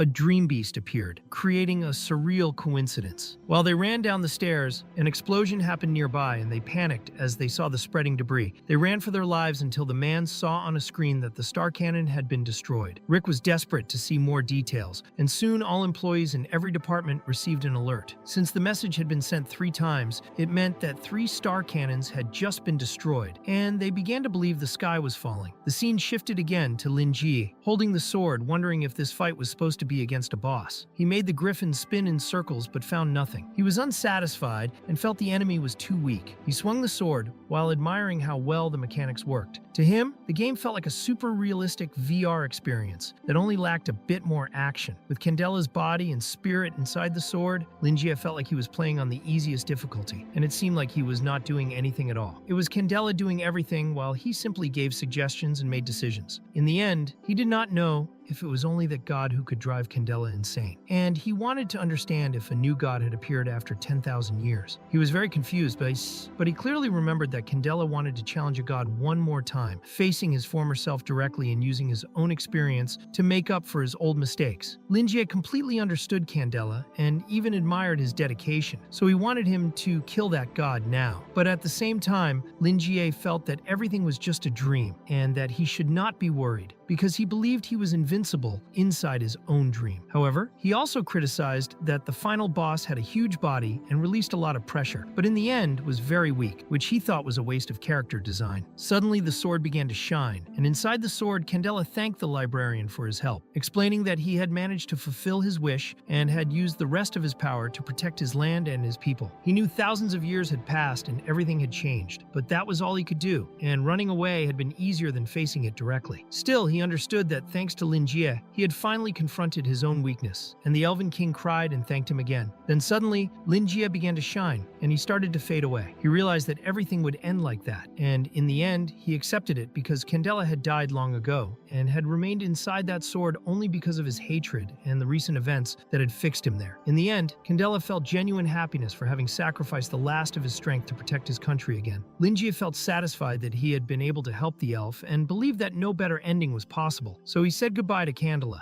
Lingi believed he had done a good job, but he still did not know the truth about what had happened in the past, and he felt a little disappointed about that. If it had really been a story created by his subconscious, he thought he should not have regrets like that. Then suddenly he heard someone apologizing to the king, and when he looked to the side, he saw many people explaining that this had been the only option. The people were willing to fight. The elves saw no other choice, and while the Elven King tried to explain that they would all die like that, his people remained determined to fight. They also tried to convince Candela that there were prisoners who would volunteer to be test subjects for the Elven Kingdom. Those prisoners had claws and looked extremely strong. A child who was also chained caught the king's attention, and he became tired of the whole situation and declared that they should at least stop using children for experiments. He also warned them that he would enter the darkness once again, and the atmosphere immediately became darker. The king then returned, and they wanted to know if he had succeeded, but one of them cried and apologized. The elves were completely different and did not know if the king would agree to their final request. They wanted the king to kill all of them, and using his sword, he did exactly that. Suddenly, the scene shifted to a snowy landscape, where Candela knelt and leaned on his sword. He had gone there to ask for the blessings of the original witches, declaring that he was willing to give up everything. He only wanted blessings for his lost people so they could live. The witch agreed to do this, and Candela began to smile. That was when he stabbed the sword into himself. Suddenly, Lingi found Prada's hands covering his eyes, and she whispered into his ear that it had been a while. He froze, and she quickly rested her head on his leg, making him comfortable, and he could not believe how soft she could be. He called out to her, and Prada made it clear that he had guessed correctly. He wanted to understand if he had entered her dream world by accident, but he believed this was happening because they were friends, and part of him felt that he had somehow planned this. But Prada explained that he had actually been caught by her dream world, and that it was a kind of surprise she had prepared for him, even though she had no idea if he would like it. He was certain he would, and she felt that he had leveled up inside previous dreams and seemed a bit more tired than last time. Prada wanted to know what he had just seen, and Lingi explained to the witch that he had seen the story of a self-proclaimed criminal. The witch realized that he thought the elf was that type of person, but that had only been the librarian's opinion, and it seemed that the witch knew the truth. Prada confirmed this and wanted to know if the librarian wanted to hear the real story. In the end, Lingi realized he had been careless, because she was still in existence born from his subconscious. He truly believed this, and he thought it was great that she had taken the initiative, because he was very curious and made it clear that he was ready to listen. She explained that Candela had been facing a being of darkness whose oppressive power caused everyone in contact with it to mutate, but that sin had not been the only one in the Elven Kingdom. Their own weakness and greed were also part of the problem, and they had tried to control those dark powers, which led them to begin experiments. They needed a large number of samples to find a way to control that power, and eventually they had no choice left. It had not only been innocent elves, everyone in the kingdom had become a lab rat. The power that came from the abyss lost all control, and a massive portion of the kingdom's population suffered mutations. In the end, King Candela tried to kill that god to end the mutation, but he failed, and had to use his sword against his own people, the people he had sworn to protect. Lingi realized that the ones who went insane had been the people, not Candela, so he believed that the Elven King had suffered greatly when he killed his own people, because any king who does that would be seen as a madman, and Lingi could not view it any other way. Even Candela's soul had died forever, and the king had been been forced to carry the sins of his people. Lingi found this extremely sad. The obsession of the exiled king had been sealed in the sacred blade after he stabbed himself with it, and the one who forced that emotion out had been Candela himself. The king was certain that the guilt was his for failing to protect his land and his subjects. He did not want to be rescued, and he also felt he could not be. He was only willing to accept endless oppression. Prada believed that whether Candela was insane or not did not matter, because no one would help clear his name, and no one would believe it. The story had no chance of being covered up anymore, because it had turned to ashes long ago. Lingi believed that Candela had been a good king, and at least he would remember that forever. And then the sword began to shine again. The witch also showed that this was the reason Candela had given that mark to Lingi, because it was the mark of the king of the elves, and it symbolized the succession of the throne. Prada made it clear that if the librarian wanted it, the elves were ready to accept him as their king. But he thought he was nothing more than a simple bookstore owner, someone who handled books but not people, and he did not want to end up like Candela himself. Prada thought that this was just laziness, until she suddenly realized something and warned him that the dream world was disappearing.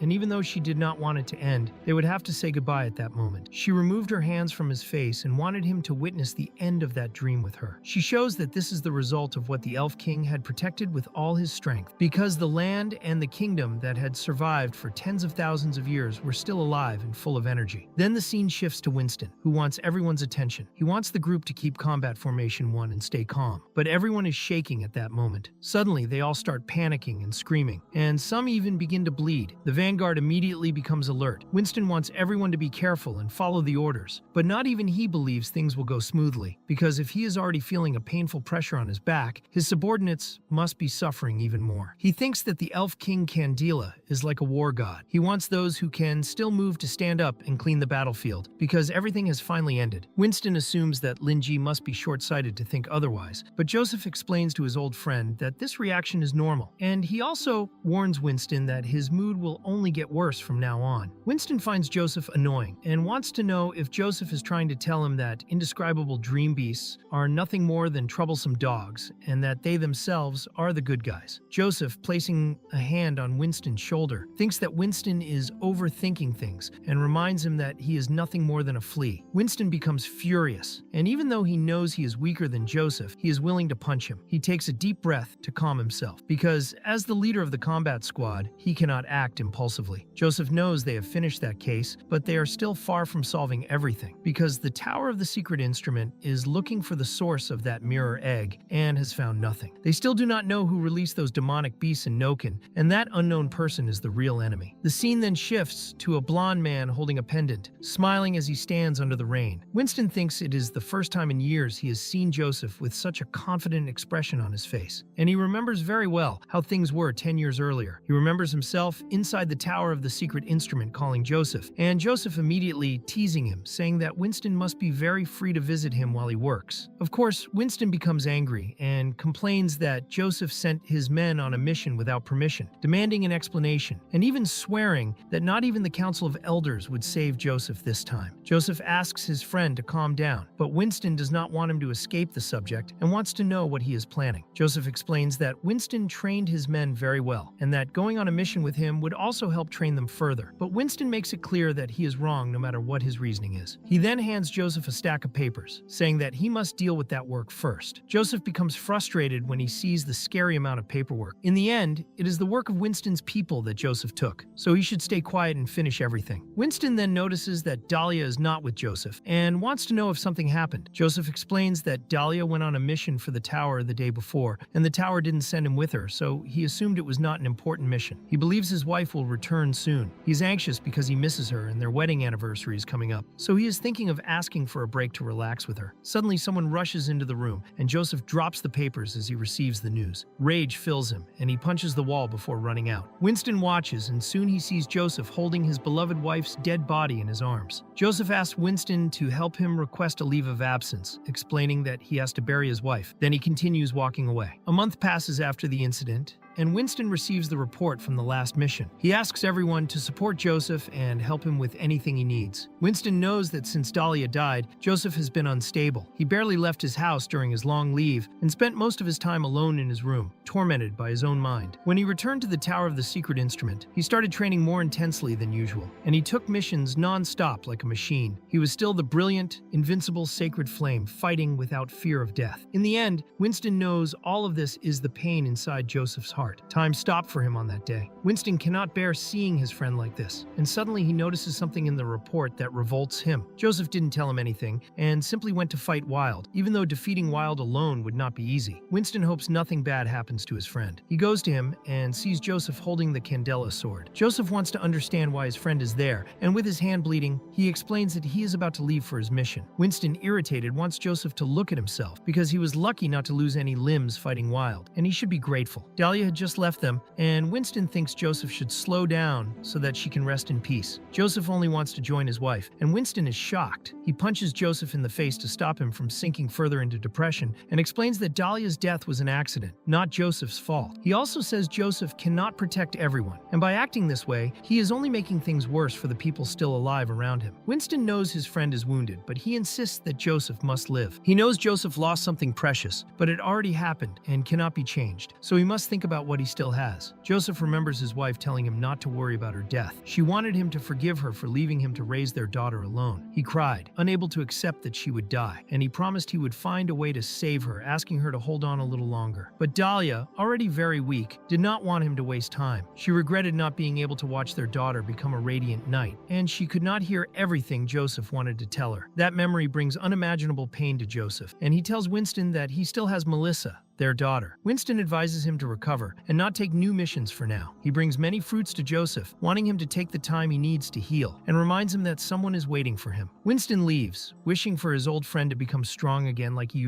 used to be. And from that day, 10 years pass. After so much time, Winston felt as if he were looking at the invincible sacred flame once again, and the scene shifted to Andrew, who was furious. He only wanted to wipe out the dream beasts. And in the end, he felt that the whole situation was shameful for the organization. It was as if the mastermind behind everything wanted to make it clear that they were powerless against him. He also remembered that King Candela was not described as so frivolous in the reports, and he believed that the mind orchestrating everything considered them insignificant. Andrew felt as if he had provoked some kind of monster. Suddenly they heard a noise and wanted to know who was there. The one who appeared was the other vice president of the Society of Truth, Demon Einsburn. That strange man was surrounded by several soldiers and informed Andrew that his authority had been revoked since he had violated certain rules and was now under investigation. He believed that Andrew understood the size of the problem he had caused and that the Society of Truth had suffered losses because of him. Andrew became even more stressed, seeing that the newcomer who had just been promoted was doing everything to get rid of him and would not give up. He admitted to Demon that he had made a major mistake, but insisted that the procedure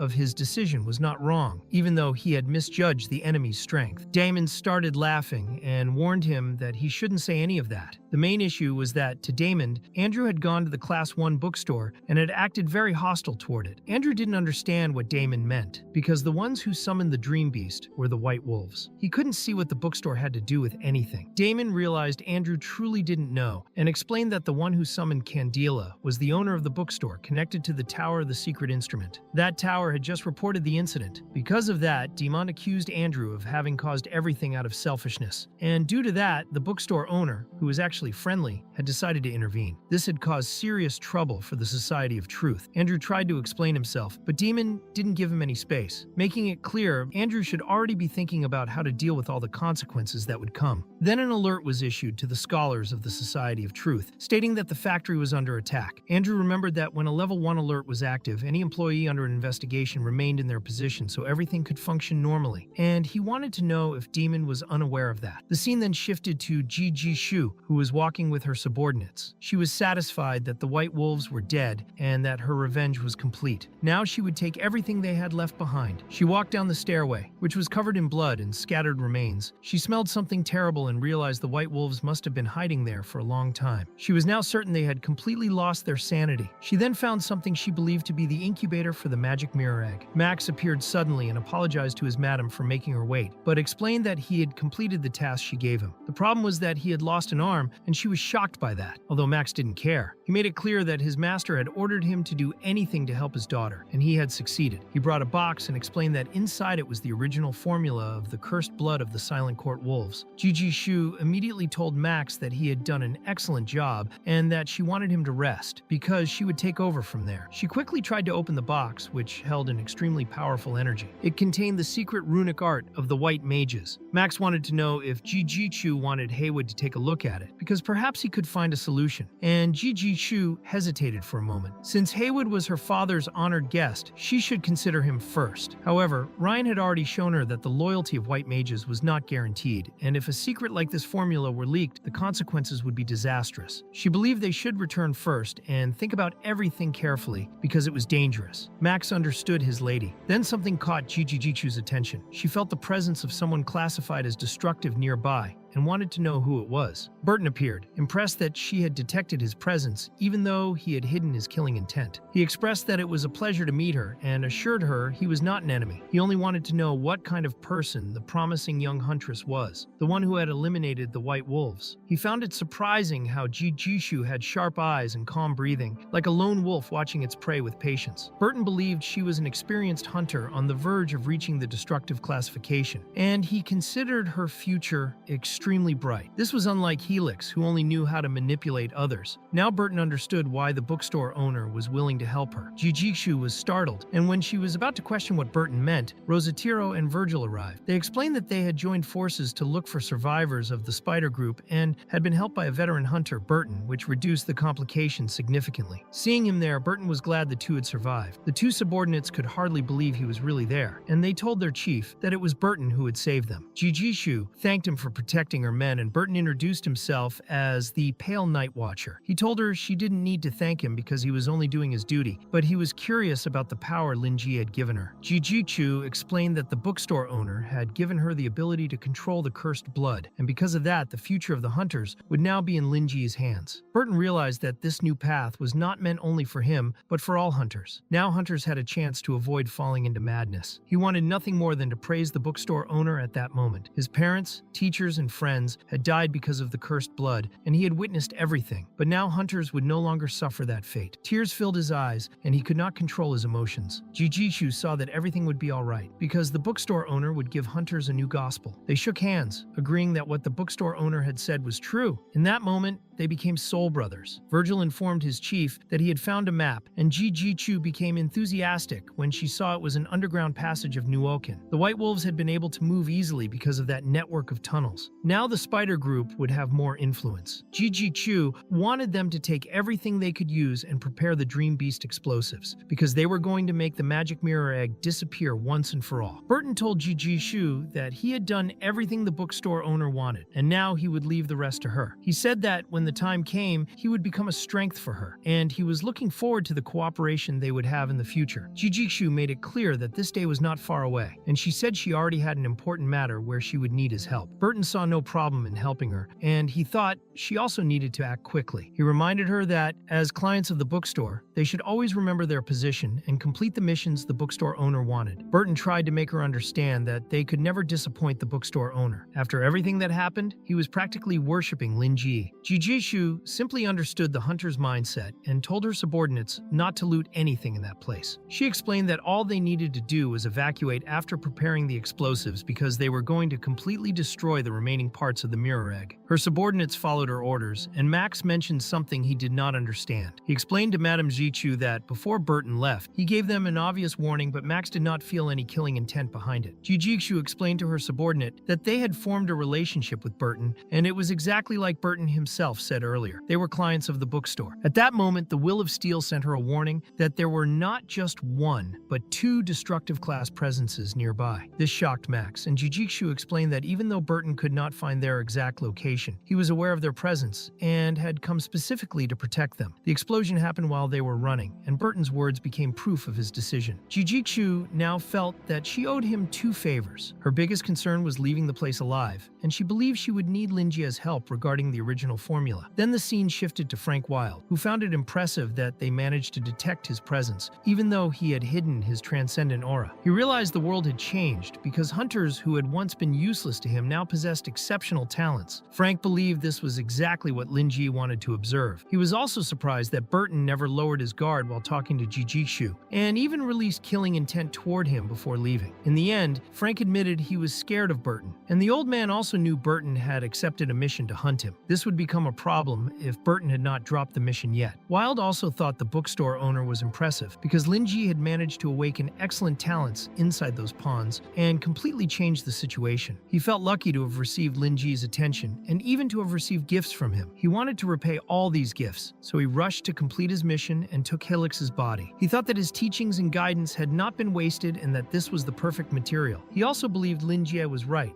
when he told him to be firm and precise in his work, so he would not repeat the same mistakes again. Then the scene changed suddenly to Noken 10 years earlier, where a young man was walking because he wanted to buy materials for potion making. He was Charles, the disciple of Wilde, and he was buying some ingredients while his master slept. He believed he would be rewarded with a delicious dinner that night. He carried a list of materials and the address of the potion shop that Wilde usually visited. A familiar man approached him, and Charles recognized the voice. It was UI, and Charles had not seen him for a while, so he wanted to know whether UI had finished the master's mission. UE was Wilde's second disciple. UI became irritated by the question and said he was still working on it, then asked why Charles was walking around alone. Charles explained that he had sneaked out to help the master with some tasks, but now that he was caught, he begged UI not to tell the master. He explained that the master had recently discovered a new theory for spellcasting and was ready to test it, but after spending many days studying documents, he became exhausted and fell asleep. Because of that, Charles decided to skip cleaning the workshop and go buy the spell materials, even though it was risky because Wilde hated when the workshop was messy. UI acted like it was fine and promised not to tell the master. Since he knew the location of the potion shop, he decided to lead Charles there, and Charles felt very grateful. Charles had no idea how long it would take him to find the shop alone, so they walked together. When they finally arrived, Charles became confused and wondered why a potion shop would be in such an isolated alley. UI insisted it was correct and said that people who sold those things usually had strange habits. Charles trusted the place only because the master visited it, but he asked UI to stay close, since he was carrying a ring created by his master. The ring would teleport him back to the workshop if he touched it while in danger. But even with that, he did not want UI to stay too far away. UI tried to make him relax and said he would protect him if anything happened, but Charles was already impatient because the place was dirty and smelled terrible. He wanted to leave as soon as possible. Suddenly, someone asked what that smell was. A man was on the rooftop, saying nothing smelled worse than Wilde, and he said he could feel Wilde's scent on both of them. Charles panicked and wanted to know who the man was. The man introduced himself as Fred Harper, explaining that he was a destructive class hunter and a black mage. He seemed surprised that old Wilde never mentioned him, but he also thought it made sense. Wilde wanted to look elegant in front of his disciples and would never talk about the enemy he had destroyed and humiliated. In the end, he declared that this humiliation would be the reason behind the death of Wilde's favorite disciple. Charles warned UI that this man was dangerous and would kill them to hurt the master, so they needed to run back and warn Wilde. But UI grabbed his arm, and Fred Harper immediately cut it off. The poor Charles could not understand anything. UI then said Charles would not escape anymore. He said Charles should behave and die there, and after that, Fred would turn his body into a puppet so they could get close to Wilde, learn all his abilities and knowledge, and then kill him. Charles wanted to understand why UI was betraying their master. UI could not believe Charles had the nerve to ask. He took Wilde's ring and said it was a very complex creation. He believed Wilde actually cared about Charles, and that made him furious because he believed all of that should have been his. He thought he was more talented than Charles, and he began kicking him repeatedly, blaming him as the source of all his humiliation. He wanted to know why Charles was considered worthy of being Wilde's main disciple. UA also felt furious about having to learn spells that were weaker than the ones Charles learned. He believed that if Charles did not exist, his own life would be much better. After kicking Charles repeatedly, Charles ended up coughing large amounts of blood and trembling. He tried to explain to UI that maybe he was lucky for being favored by their master, but when it came to teachings, there was no favoritism. He said he had never learned anything deeper or more advanced than UI, and their master had always always been fair about this. Just because UI questioned that, Charles believed that UI was not qualified to be a disciple of Old Frank. Suddenly, a huge rune appeared around Charles's body, and UI had no idea what was happening. It was a lamentation spell called Stone Spear, and UI ended up being hit by it. The impact made him drop the ring he had taken from Charles's severed arm. Charles, trembling, felt relieved that the ring was safe for now. He needed to return to his master quickly to warn him about what was happening, but Fred made it clear to Charles that he would never see his master again. And then he attacked Charles from behind. Fred explained that Charles would never get out of there alive because Fred was not just a destructive class being. His blood was contaminated by the shapeless child, and his body depended on those bandages to maintain a human form. He was enjoying what he was doing to Charles, and he thought UI had messed up badly. According to Fred, UI had been winning but got distracted and wasted time. He didn't even notice the enemy preparing a spell, and he kept venting his personal frustrations. If Fred had not been there, UI's prey would have escaped. Now, Fred was not even sure if UI was actually stronger than Charles. Fred believed that if he moved, Frank would notice his presence, and that meant he would need to abandon his original plan. He ordered UI to take the body to Helix of the White Wolves. At that moment, Charles began losing consciousness and realized he really was going to die. Fred told UI to leave the arm behind because his men would use it to set a trap to kill Old Frank. Fred said that keeping Charles alive would be too dangerous for him, and he ordered UI to give up on his plan to learn new skills. As Charles slowly died, he could only think about apologizing to his master for disappointing him. As Charles faded away, all he wanted was to see his master one last time. Tears began to fall, and suddenly Wild woke up in shock, immediately thinking about Charles. He became furious and began shouting in denial, creating a massive explosion of energy. Meanwhile, Fred, with his weapons ready, felt the moment old Wild arrived at the scene. He tried to joke about the situation and told Wild not to look so grumpy, asking him to say hello. Fred mocked everything that had happened and held up the severed arm, asking if Wild was interested in its owner. He clarified that it belonged to Wild's disciple. He wanted Wild to find it magical that he had ruined the boy's good looks and destroyed his precious disciple. He wanted to know how Old Frank felt about that. He kept provoking Wild, hoping to lure him closer, because he had prepared a trapping spell. His plan was simple.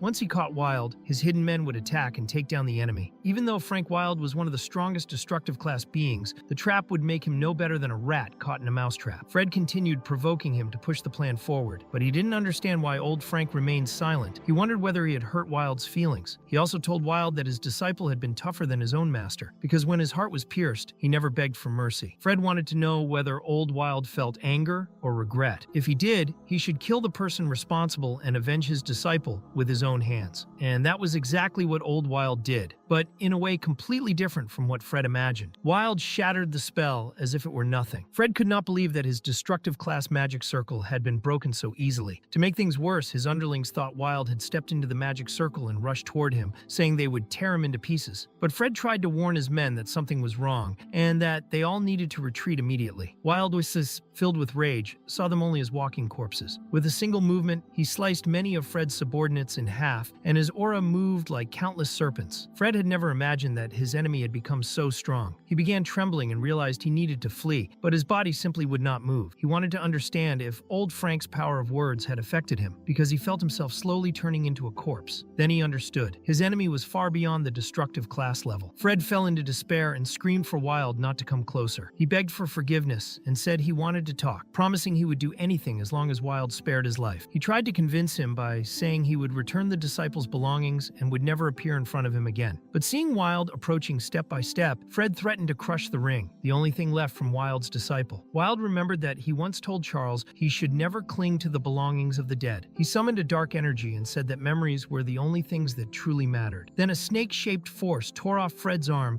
and destroyed him completely. His scream echoed horribly, and Old Wild felt bothered, thinking he should have shut Fred's mouth earlier. After that, Wild looked from above at the city where he had lived with Charles for 7 years. He had loved that place, but now he saw it with deep sadness because Charles was no longer there. He prepared a spell to destroy the entire city so it could go together with Charles, creating fireworks to please him. He used a 6-flame spell called Infernal Death Ray and launched it. Dahlia and Melissa were together at that moment and became terrified because they thought they were going to die. But Joseph appeared and ordered them to lower themselves immediately. He used holy flames and tried to contain Old Wild's ability. Wild was shocked by what he was seeing. Joseph made it clear that if Wild wanted to set off fireworks, he should do it somewhere else, and he ordered Frank Wild to leave the city city immediately. Wilde looked at Joseph's sword and recognized him as one of the 10 great radiant knights of the Tower of the Secret Instrument. He knew he was facing the invincible Holy Flame, but he couldn't believe this was happening at that exact moment, because Joseph was stopping him from giving his disciple the redemption he wanted. He remembered Joseph clearly now and wanted to use the man's life to honor his disciple. Joseph quickly grabbed the Candela sword and moved toward Wilde, wanting to see what he was capable of, because in Joseph's view, he was nothing more than a crazy old man. That moment became the first battle between Wilde and Joseph, a clash that lasted a full day. From that point on, they became sworn enemies who would not rest until one of them was dead. Frank Wilde remembered very well, because that 10 years had already passed, and the pain had not faded at all. It was a pain that could stay with him for the rest of his life, and just as he had wished, it would always remain his sin. He had made a mistake he never should have made, and now he had to endure the consequences he carried. Frank Wilde believed that the moment the Scarlet Cult and the White Wolves dared to touch him, their deaths were already decided. He watched them kill each other until they went insane and ended up creating their own extinction. They unknowingly provided a large amount of high-quality materials for his sacrificial ritual, and Wilde believed this was exactly what Lingi wanted him to do. He would not disappoint the owner of the bookstore in any way. However, he understood that this was not the right moment, and he needed more power. One day, he would settle his grudge with Joseph, because this time, he wanted to keep his word. The scene then shifted to the factory of the Claychild Project, factory number 7 of the Society of Truth, where everything was in flames. The place was completely destroyed, and there was a creature on the ground trembling. Several soldiers arrived to inspect the area, checking if any Philosopher's Stones remained and disabling the traps. They also searched for wounded people or possible casualties, preparing to perform rescues if necessary. They had to report everything they found to Raoul, who was shaking. Walter placed a hand on his friend's shoulder, unable to find the right words to comfort him, and simply warned him that the coming days would be harsh. The situation was tragic, and it looked as if someone had invaded the place and destroyed every sample they had. 5 bodies were found dead, and 1 person was still breathing, so they were sent for treatment. 6 researchers were also found, but 5 had died, and 4 samples had disappeared. They continued updating the experimental information, while Walter and Raoul stared at the panel with intense focus. Raoul believed that those 4 sets of experimental data were extremely good samples, but the problem was that the residual traces of ether came from the Philosopher's Stones that had exploded at the center of the laboratory. Considering the strict security level, it was impossible for an outsider to enter and take something from the middle of the laboratory. Walter then realized that the one responsible for destroying and looting the laboratory might not have been an intruder, but rather a member of the Society of Truth. The medical staff considered the situation tragic, and among the injured was a woman whom they believed was unlikely to survive. What made things even worse was that none of them remembered ever seeing a woman of that age in the laboratory before. Suddenly, the girl opened her eyes and, in a split second, made one of the professionals bleed, killing the others around her right afterward. Without wasting time, she climbed the stairs and quickly left the place. She wandered aimlessly until she opened her wings, and the scene shifted to her standing high above, looking at the moon. She was mesmerized, thinking the moon was beautiful, and immediately remembered being inside the capsule. She was the Clay Child, with code S277. That number was not a real name for the homunculus woman, but her production code, used to differentiate her from the other test subjects. It had taken 277 attempts to reach her creation, making her part of the second batch of experiments in the Claychild project. Her number was engraved on the back of her neck, along with a barcode containing her information. Since the beginning of this program, created by the Society of Truth, there had been 3 batches totaling 3,050 numbers, and all of them were failures. Number 277 was no exception, except her ether affinity was higher than that of the other subjects. By chance, she had overheard a conversation between the researchers, learning that she had only 1 year left to live. From that moment on,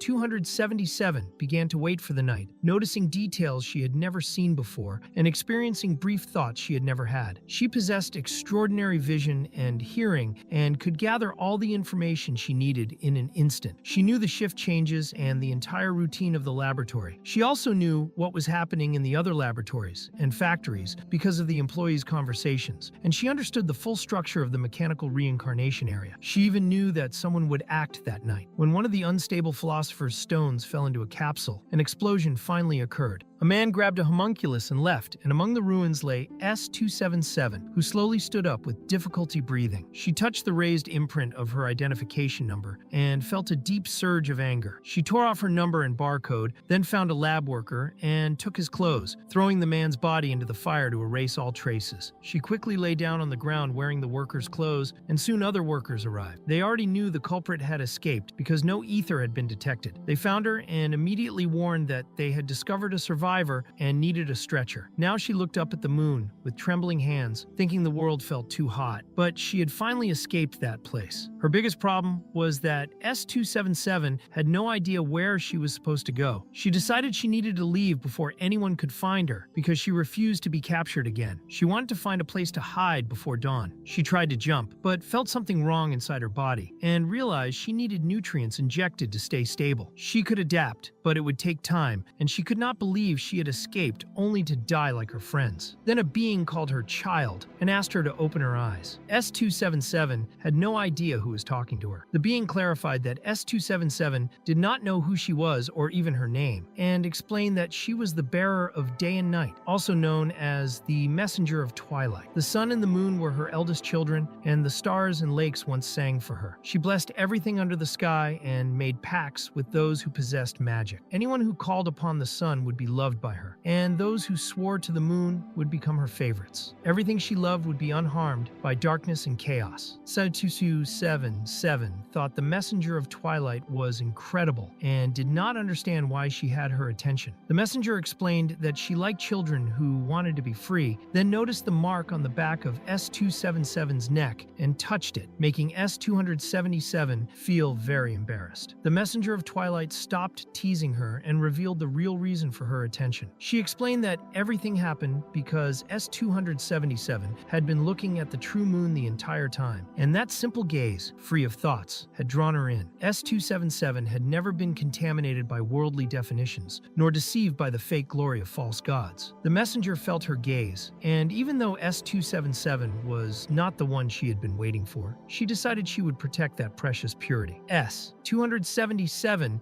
did not fully understand, and the messenger explained that her soul was pure and immaculate, like water, the most adaptable vessel of all. She had been given a chance. S277 did not know what that chance was, but the messenger of twilight promised she would discover it soon. However, the moment had not yet come. The messenger could not do much because they were not in her dream world, and they were meeting only through the thin line between dream and reality, which was still distorted. The messenger then asked if S277 wanted to live. S277 truly wanted life, and before disappearing, the messenger of twilight showed her where the guiding light hid among the stars. All S277 had to do was accept her destiny, and then they would see each other again one day in the dream world. S277 wandered while staring at the moon, questioning where she was until she collapsed. She had reached the central district in the mechanical reincarnation sector, inside a factory called Oi. The scene shifted to the Iris clan's hideout in the secret forest of Azir. The elves had gathered together, evacuating with concern but trusting their high priestess to protect them. All clan members entered the refuge area, and the defensive barrier activated. The elders prepared the teleportation spell at the altar and made ready for unexpected situations. Warriors, mages, and archivists took their combat positions. The high priestess and the entire Iris family were mobilized, and all combatants stood ready. The prophesied crisis was enough to threaten the entire Iris clan, and everyone was on alert. Doris would act as bait to attract the Dream Beast, and her team would work together to eliminate the Dream's head. She waited for the Dream Beast to appear at the fissure, then cast a spell to seal the Earth's boundary. A massive rune appeared on the ground, forming an enormous barrier. Other elves saw that Doris, the prophetess, had emerged from her cocoon too early. Doris thought about the underground wanderer. The prophecy had revealed its name, its power level, and more information. She knew she would not be enough to handle the destructive power combined with that environment. The Dream Fissure was special this time and had opened deep underground. She thought everything would be extremely difficult and believed they could not repair the fissure while the Dream Beast destroyed the surroundings. In the battle, they had to protect not only the clan, but also the forest they depended on. She carried that responsibility in her heart when she was caught by surprise. A creature was there, and her instincts warned that a shadow stood behind her. She believed it was a powerful and unknown being stalking her, and wondered why such a creature would focus on her. Then the creature rose up from the ground, and Doris called upon Prada, asking her to bring victory to the clan. She released the arrow of the Flaming Dawn's light and struck the creature, creating an explosion in its head. She then made a quick leap behind it and used another ability called Triple Meteor. meteor. She noticed that the creature was extremely irritated, and just as planned, she began luring it toward the formation as fast as possible. Some explosions happen, and Doris becomes a little anxious, so she quickly uses her fortified protection, and the creature throws lava in her direction, making the entire area start to burn. The iris at the top of Doris's scepter ends up getting slightly scorched. She thinks that everything feels very strange and becomes worried because the forest is catching fire. And she also thinks about the safety of her people. Soon the creature enters a hole, and Doris feels frustrated because it seems like that creature knew she was leading it into a trap, so she believes it would be better to switch to plan B. However, she is surprised again. She suddenly has a prophecy in a moment like that, and she sees that the dream beast moves in groups, and the entire group is heading exactly to where she is. Because of this, she believes she has no time to think and decides she must save her clan first. She uses her teleportation and appears among her people, who are in despair because the fire is spreading, and some of them start using basic water spells. But the flames are too strong, and they begin to retreat. Doris appears, and everyone wants to know what orders she will give. She tells them not to panic. She explains that with the rune in place, they will manage to gain some time, and she orders everyone to go to the altar because there is a teleportation rune connected to Noken. They should ask the Society of Truth for help once they arrive there. She also explains that the trap will no longer work and orders them to warn the members who are hiding near the trap so they can return and prepare to fight the Dreamhead. In the end, Doris is forced to give up on the forest because a swarm of dream beasts is coming and the catastrophe is imminent. She trembles at the thought that something terrible might happen in a place where her prophecy cannot see anything. At that moment, a girl arrives and brings an iris flower to her, wishing that Doris can defeat any dream beast with it. Doris smiles, thanks the girl for her gesture, and makes it clear that she will protect all of them. She thinks about how the men of her clan lost the warrior courage of the Elven Kingdom long ago, and that is why she needed the protection of Silver. This is when she remembers Silver and recalls that she had asked the witch for help, and she had seen the witch's relative, whom she believed to be Lingi,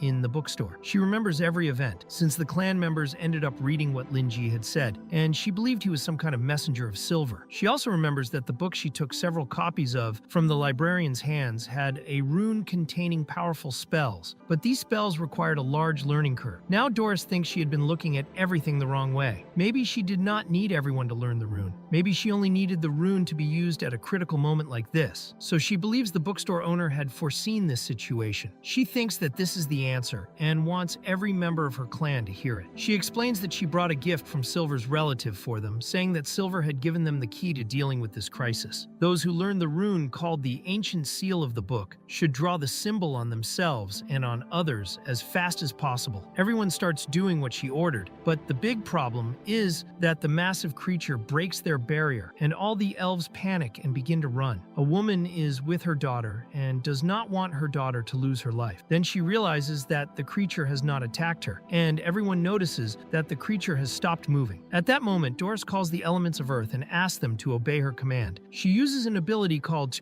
Gaia's Fury, the Thousand Stone Spears, and she tells everyone to be careful. She reminds them that any living being without pain and fear reveals its weakness when attacked, but the dream beasts feel nothing. She orders everyone to keep attacking while the creature remains still, and she launches an attack right at the face of that dream beast, causing a huge explosion. The creature quickly escapes by diving into a hole. Trembling, the girl's mother cannot believe they were saved. Doris tells the girl and her mother that everything is fine now. She also declares that the ancient seal is activated and that Silver has answered their prayers, and she says they must move as fast as they can. Those without a drawn seal should be taken care of, and they must quickly go to the teleportation rune. She also encourages everyone by explaining that Silver will protect the Iris clan even after thousands of years, and no one should worry. Everyone begins praising Silver so that the glory of the Iris flower may last forever. Doris feels relieved, believing she has understood what the librarian wanted her to understand. She thinks he is truly powerful for knowing the danger her clan would face. She also thinks that Burton knew everything and deserved the title of omniscient. Now Doris wants to understand the true identity of Lingi, but she feels embarrassed, realizing that he has already gained her trust. She also tries not to think about that too much and admits that she is not good at fighting and depends mainly on prophecy to stay one step ahead of her enemies. She has reached her limit after casting several high-cost spells in a row, but she does not want to disappoint the people who trust her. Even if she must sacrifice herself, she believes that is her destiny as a high priestess. She only hopes that when she dies, she can enter Silver's dreams, and as long as the dream beasts do not attack her people, she can freely use her spells. With the life force she still has, she decides she will cast the forbidden spell, the final spell she can use, called Living Sacrifice. In that moment, several roots quickly rise from beneath the ground, and the seed of the legendary sacred tree of the Elven Kingdom proves to be truly strong, because Doris feels her life force being drained extremely fast. She cannot regenerate fast enough, and only wants to hold on until her people retreat. Suddenly, she begins to cough blood. She has protected her clan for the past 1,000 years and believes everything has led to this moment. The dream rift is opening wider and wider. Her prophecy was correct, and those underground wanderers are dream beasts moving in a group. She knows that this is her end. She could no longer stop those dream beasts, and the sacred tree was draining the little life force she had left, making her eyes begin to bleed. She believed she had bought enough time for her clan members so they could teleport away, and she only wished that the Silver Witch would be with all of them. Before she could die, she was suddenly held by a shadow that looked very much like Lingi, and the shadow believed she was having a terrible nightmare, so it intended to change that for her. Doris recognized that voice as familiar and became desperate. The voice sounded strange and frightening, but her instincts told her it really was the bookstore owner. She wanted to understand what he was doing there because she had not sensed any ether fluctuation in that area, and she did not know whether she was hallucinating in her final moments. But the touch she felt was real, as if an invisible person was behind her, holding her with absolute power. Then she realized that she had felt that unknown powerful presence staring at her earlier, and she wondered if the librarian had been there the entire time, silently watching everything from the beginning. She became terrified and began to tremble, wanting to know how strong he really was, but she had no way of knowing the truth. She also did not want to turn around and look at him because she feared the consequences. The scene shifts to Andrew, who cannot understand why the screen turned black. The person wearing the headphones immediately takes them off, while Andrew wants to know what happened to the Iris clan, and that person simply panics and starts laughing uncontrollably. He quickly goes to the girl to help her calm down, and suddenly a warning appears to notify everyone that an unknown high-level entity was detected, causing an error in the system. The ether monitoring network collapses and everyone begins to evacuate. Andrew has no idea what is happening and only hopes that Doris is safe. Meanwhile, the mysterious creature with the silhouette of Lingi thinks that the giant worm looks very ugly and decides that turning that massive creature into a kitten would be better. A darkness suddenly spreads through the area, and the enormous creature transforms into many cats. Doris becomes completely confused, unable to believe what is happening. The life form is deconstructed and reorganized entirely in an instant before her eyes, becoming a completely different existence. Only a creator could do something like this. It is not something any human could accomplish, not even someone classified as destructive or indescribable. Only a god can alter a living being according to his desires. She also hears the voice saying it will extinguish the flames and return everything to normal, and suddenly the forest returns to its state before the destruction. Doris is left in complete disbelief and begins trembling. Everyone wants to know what on earth just happened. The dream beasts are gone, and people start believing that Silver is the one who did it, considering it a miracle. Everyone heard that voice and was certain it came looking for the High Priestess. Doris feels afraid because none of this appeared in her prophecies, and she does not know if that truly was a miracle from Silver. A light shines upon her world, and she feels grateful while trying to understand what happened. The elders of the Iris clan go to her to demand answers. Doris explains that Madame Silver had controlled winter and blessed the clan with her man. She believes that whatever he truly is, he is on the side of the Iris clan and will help them. She knows that this is the only way they can survive, and she intends to hold on to this hope. She also explains that the librarian gave them the ancient seal to protect them from the dream beasts, and that the seal resembles the wall that ancient witches built to block the dream realm. The elders are shocked that this man did all of that. Suddenly, a new iris flower blooms on Doris's scepter, and this becomes a new prophecy delivered to her. Doris reads the prophecy of the stars, which says that her eyes opened wide and her dream was awakened, and that he is the one who defeated the fire of disaster and brought hope to the Iris family. It says he holds the key to all knowledge, protecting all his followers, and that he carries the power of space and time, fully controlling the destiny of the universe. He crossed the barrier of life and death and the ages of time. It also warns that she should not seek to know his name. He is not the caretaker of the stars. He is a shepherd who has been guiding his stars for generations. Doris becomes shocked that he is someone who surpassed the stars, and she believes she is the only one who knows this. She tells herself to stop thinking too deeply about it, because she might get involved in something she shouldn't. The more she knows, the more dangerous it becomes. She decides that she must visit the bookstore owner to thank Silver for her protection and to receive her acknowledgement, and she tells everyone in the clan that they must stand up again at that moment. Then she sees a shadow asking her to proceed. Suddenly, the scene shifts to Lingi, who wakes up thinking the night was long. He stretches and the mighty god of rain has lost to the ancient elf king in his dream. He wants to understand why he had a dream like that, and he can remember every detail. He even had a dream inside a dream, and he feels happy because he met his friend there, the one he finds very beautiful. Even the vision of Candela's life felt very real to him. The dream truly left a strong impression on him. He also dreamed about the liquid he now calls the little black one, as if it had taken his shape to meet Doris. He feels relieved believing that it was only a dream because he would not want to scare her. He is quickly surprised when he wakes up and looks out the window to see that the rain has finally stopped. His eyes brighten because of this. He was tired of the bad weather that month, and if it rained any longer, the books would start to mold. He steps outside and cannot believe how fresh the air feels after the rain. He feels as if his body has been purified. Then he sees that a fire is happening, and he also finds S277 nearby. He quickly carries the girl and brings her inside the bookstore. He doesn't understand why he brought her with him, but he could not leave her outside where her infection might worsen. Judging by her appearance, he believes she was injured by an explosion and must have been far enough from the center to survive, but he has no idea what truly happened. He grabs the communicator to try contacting the hospital, but no one answers, which makes sense to him because a fire is likely overwhelming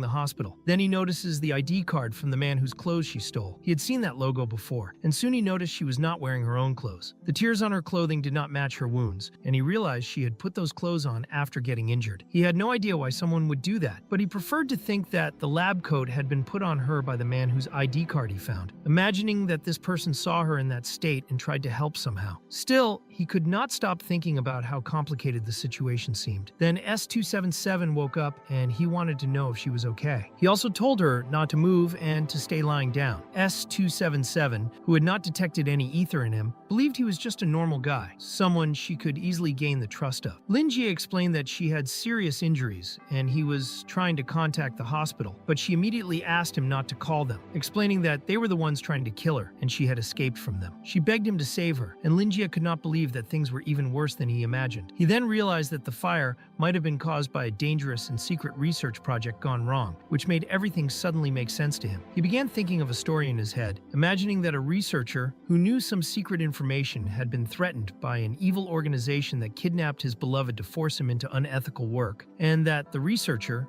in a moment of rage, detonated a bomb. He imagined the man giving her the coat and telling her to escape and seek help. He believed that S277 was wet because they soaked her clothes to prevent her from burning while escaping. His imagination was extremely vivid, and he believed that this was exactly what happened, even though he did not intend to dig deeper into the situation. He only wanted to make sure she was okay. He did not know if she had any internal injuries, and that was serious because her life could be in danger. He was not a doctor, but he could still evaluate general wounds, so he decided to examine her injuries. He even felt proud of himself for being gentle to a stranger, thinking she was lucky for that. He also believed she might be traumatized after everything she had been through, and thought he should offer her some warmth. S277, experiencing someone taking care of her for the first time, did not understand what that strange feeling was, and her cheeks became red. He wanted to know where it hurt. Her skin showed marks of an explosion's impact, but inside she seemed completely fine, which was very strange to Lingi. Because of that, he believed she did not need a hospital, but she still needed proper treatment for her external wounds. S277 had never felt anything like that before, and even though she had gained her freedom, it was not easy for her. She could not risk exposing herself there, so she was not willing to trust the librarian. Lingi wanted to know if she needed anything, and told her he would get some tools to treat her wounds. S277 told him she was cold, and he went to close the door. She saw an opportunity and believed she needed to act silently. She planned to kill the bookstore owner quickly, gracefully, like a cat, but suddenly she felt a pressure around her and became terrified. The gargoyle was staring directly at her. She realized the bookstore was full of cold and cruel ether waves. She had not imagined that the gargoyle was alive in such a way. Her senses began returning, and she felt the energy spreading everywhere. She also saw that a flower was alive, and even the books were alive. Everything in that place seemed to be breathing. She became extremely afraid. Now she wondered whether Lingi was really just a normal person, and she could not understand how any of that was possible. She gave up on killing him. When he finished closing the door, he noticed the girl sitting in the chair, and assumed she was spacing out while staring at the ceiling. He thought she looked like a penguin, both cute and with a strange head, and since he did not use that chair anyway, she could sit there as much as she wanted. He wanted to know if she was feeling better, but S277 was terrified. He told her to wait a few minutes while he went to the basement to get some medicine, and he asked her to stay seated and quiet. While he talked casually to her, S277 saw him as a ghostly figure. When he left, she was left alone, horrified by the many strange creatures she could now see around the bookstore. She understood that if she stayed still, she would at least stay alive until he returned. And she also wanted to understand what those beings were. The small bookstore was filled with a presence that resembled the void, and these creatures were piled together,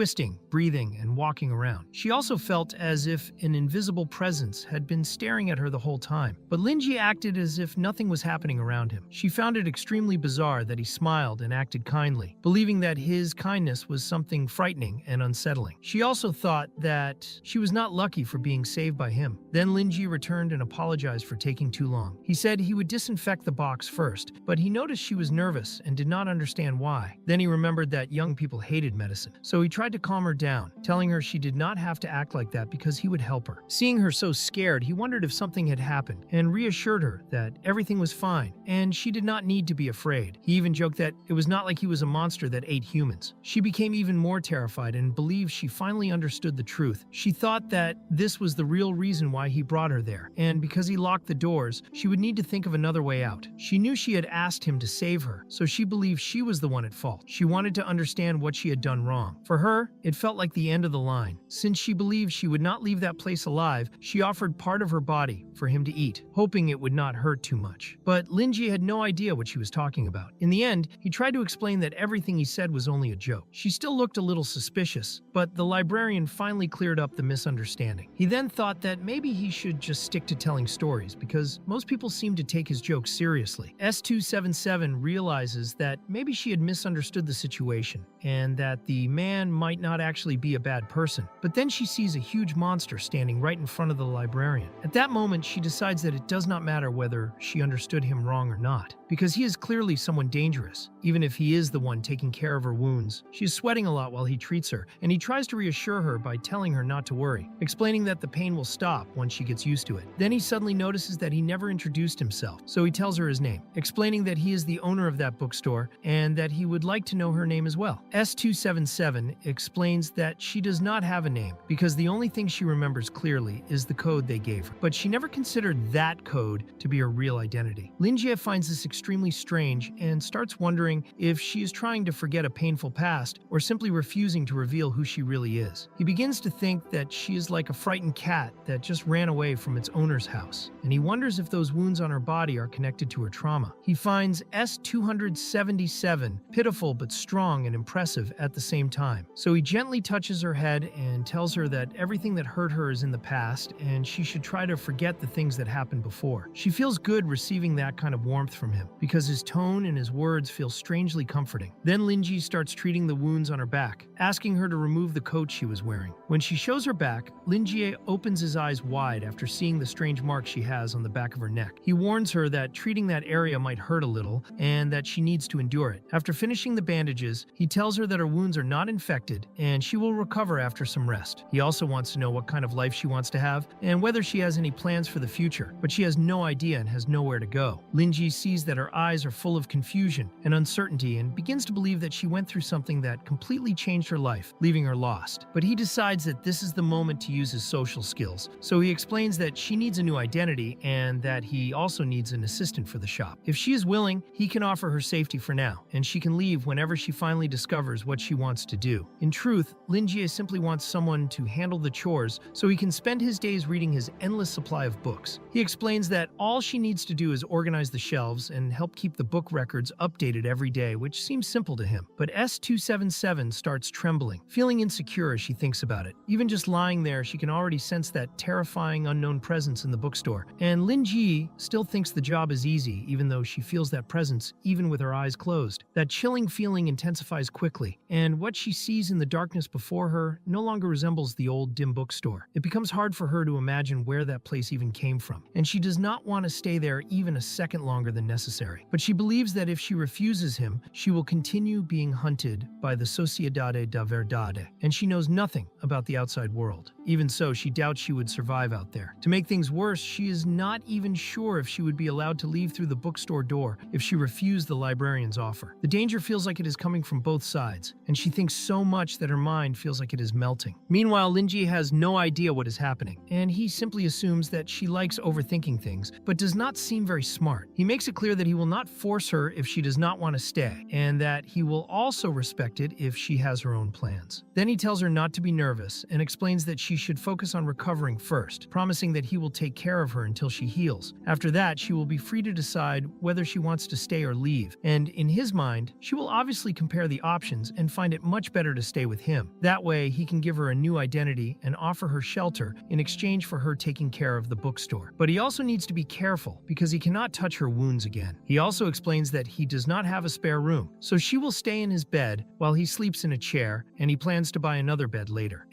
277 stays behind him and feels that they are too close, noticing that being near another person feels warm. She even manages to hear his heartbeat. Then he shows her the room, and she becomes frightened. He does not understand what is wrong until he looks at the dream catcher and explains that it is a keepsake from one of his customers and that it brings him good dreams, also explaining that it is called a dream catcher and insisting that it works. 277 finds it bizarre that he says that because she can feel a harsh abyss-like threatening aura coming from the dream catcher. She had once seen a fragment of a sand web similar to that object, and she had been told that it came from a dream beast called the Abyssal Predator. That creature had the power to weave small dreams and drag people into a nightmare full of horrible hallucinations, killing them slowly. In the end, the dream catcher in the librarian's hands feels more like a magical tool, and she also wonders who the customer was, because anyone capable of giving that object to Lingi must be extremely dangerous. He also shows her the sword he received from Joseph, explaining that it is a symbol of glory for Joseph's clan.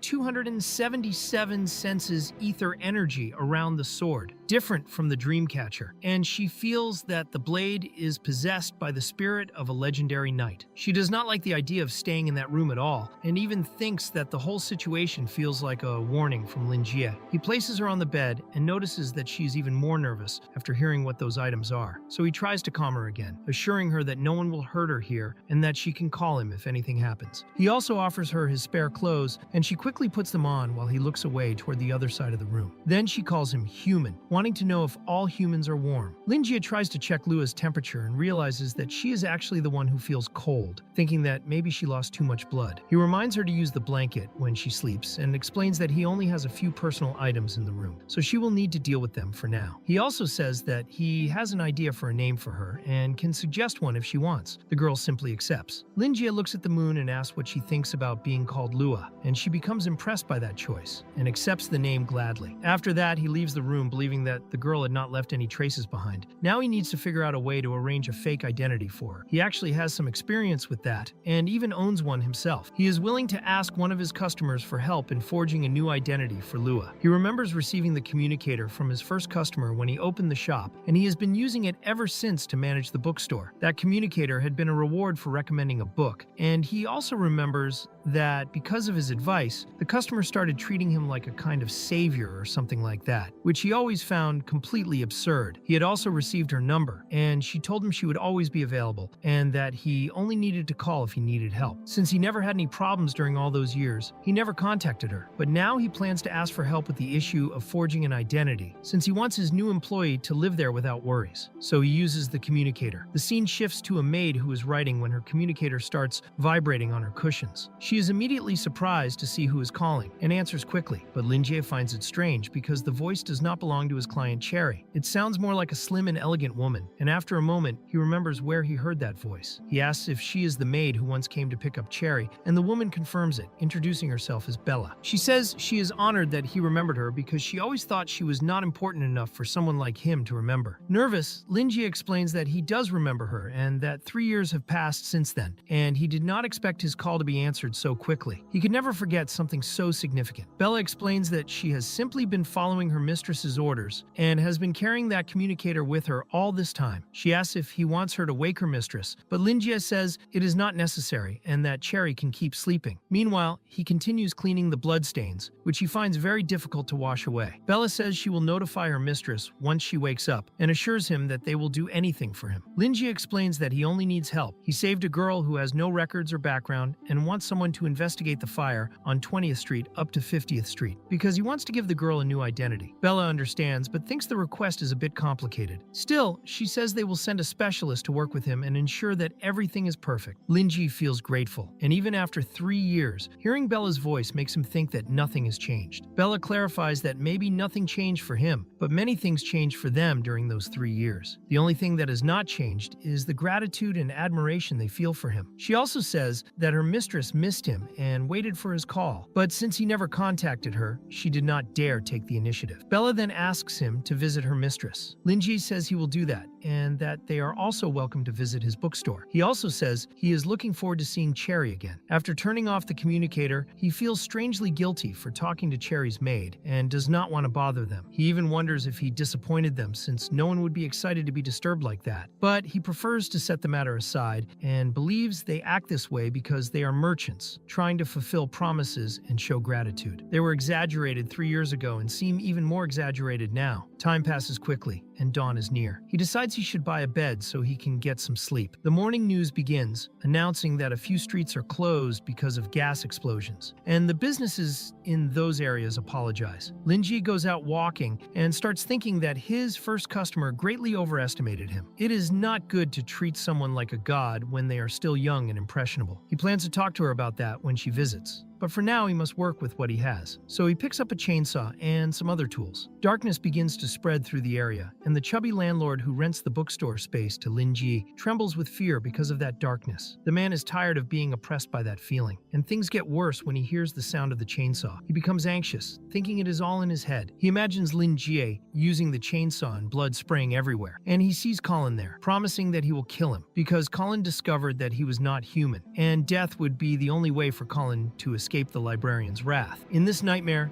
he says he will send Colin to hell, and then he wakes up terrified, begging his neighbor to go away. He was having a nightmare, and he is terrified that the evil spirit will notice if he makes any noise. He only wants someone to help him. Suddenly, he hears his communicator vibrating. He hopes it is good news, and it turns out to be a charm he received from Vicent. The scene shifts to Bella, who walks until Cherry tells her she may enter. A barrier of ether recognizes Bella, allowing her to pass. Cherry is lying in her bed. Bella approaches, and Cherry wants to know if something happened. Bella thinks her mistress should take better care of herself, since she is more than 100 years old and her hair is completely messy. Cherry hates hearing that and orders her maid to stop talking, saying that her age makes her tired and she only wants to know what happened before she goes back to sleep. But Bella believes her mistress will not go back to sleep anymore and explains that she just spoke with Lingi. Cherry cannot believe what she just heard from her maid. Cherry basically has a meltdown when she realizes that Lingi actually called, and she nearly faints on her bed from excitement. Bella only wishes her mistress would show a little elegance, but Cherry has neither elegance nor pride at that moment. To Bella, her powerful mistress suddenly behaves like a young girl who just received a call from her first love, instead of someone with authority and influence. After her dramatic outburst, Cherry demands to know what Lingi told her maid. Bella explains that Lingi asked for their help in forging a fake identity for a girl who is with him. That girl might be connected to the Dream Beast invasion that happened in Noken and the attack on the mechanical reincarnation of the Society of Truth. Bella reminds Cherry that she already sent people to investigate everything to understand the situation, but her mistress does not seem to be listening at all. Instead, Cherry is in shock that he has a girl with him, and Bella grows frustrated because that is the only thing her mistress is focusing on. Cherry, on the verge of a breakdown, assumes the girl near the librarian must be some terrible person or something awful from the world. Bella fears things are about to get worse and quickly tries to distract her mistress. She apologizes and explains that she took the liberty of arranging a visit with Lingi. At that moment, Cherry becomes completely embarrassed. Cherry wants to understand how her maid could do something like that, because her heart is not prepared for it, and she believes she will never forget such a mistake. But in the end, she wants to know if the librarian accepted the visit, and Bella clarifies that not only did he accept, he is also looking forward to her visit. Cherry's heart practically jumps out of her chest, and she feels overwhelming happiness, lying back on her bed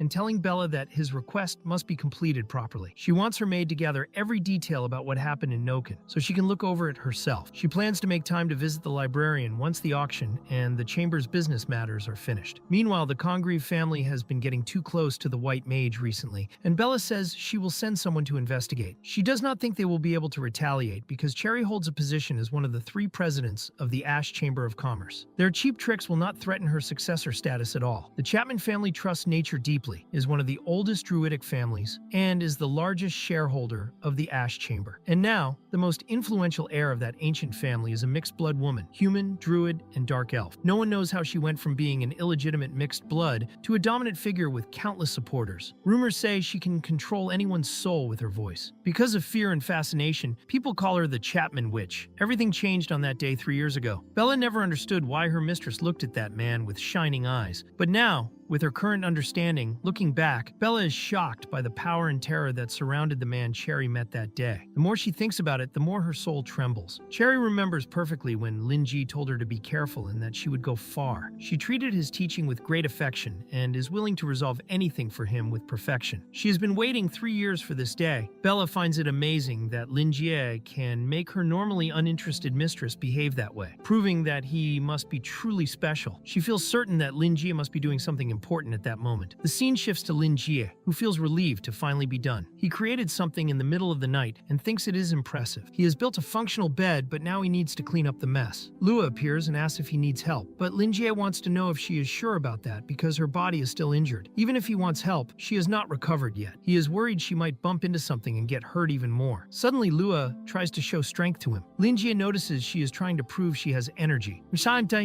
but her arms are thin and covered in bandages he wrapped for protection. He does not want to disappoint her, so he decides to be careful. He explains that she can help him clean the debris on the floor, pointing out the broom, the dustpan, and the trash bags, and he wants her to be careful while doing it. She answers that she will not break anything, and Lingi trusts her, but that is not what he means. He only does not want her injuries to get worse. He wants her to prioritize herself and asks if she understood. If she breaks the broom, he can just get another one, but she is unique and must take care of herself. Lingi does not know this, but Lua does not believe him. Researchers always said homunculi are mass-produced, not unique or valuable. Even so, she might be starting to think differently about herself. She does not know how to express that feeling, which is the same warm feeling she had when he carried her on his back. She liked the warmth of another person. Lingi asks her to clean the store's lobby while he moves the bed he made, but she wants to carry the bed herself and cannot understand why he refuses. She also thinks it is strange that he calls that thing a bed. In the end, she simply decides he is strange, with a dangerous aura, but at the same time he acts like an ordinary person in many small ways. And she realizes she judged him too quickly, but she does not want to trust that feeling again. She decides to take a look around and sees she will constantly have to deal with terrifying creatures that wander nearby. Lingi reminds her that since she accepted being his assistant, she can call him manager or boss from now on, and she prefers calling him boss. He makes it clear that she is now an employee of the shop, and that as long as she stays there, he will do everything he can to protect her. She notices that right after he says he will protect her, those strange beings suddenly grow scared and move away from her. Lua becomes excited and happy that she can finally start working, determined to leave the bookstore shining.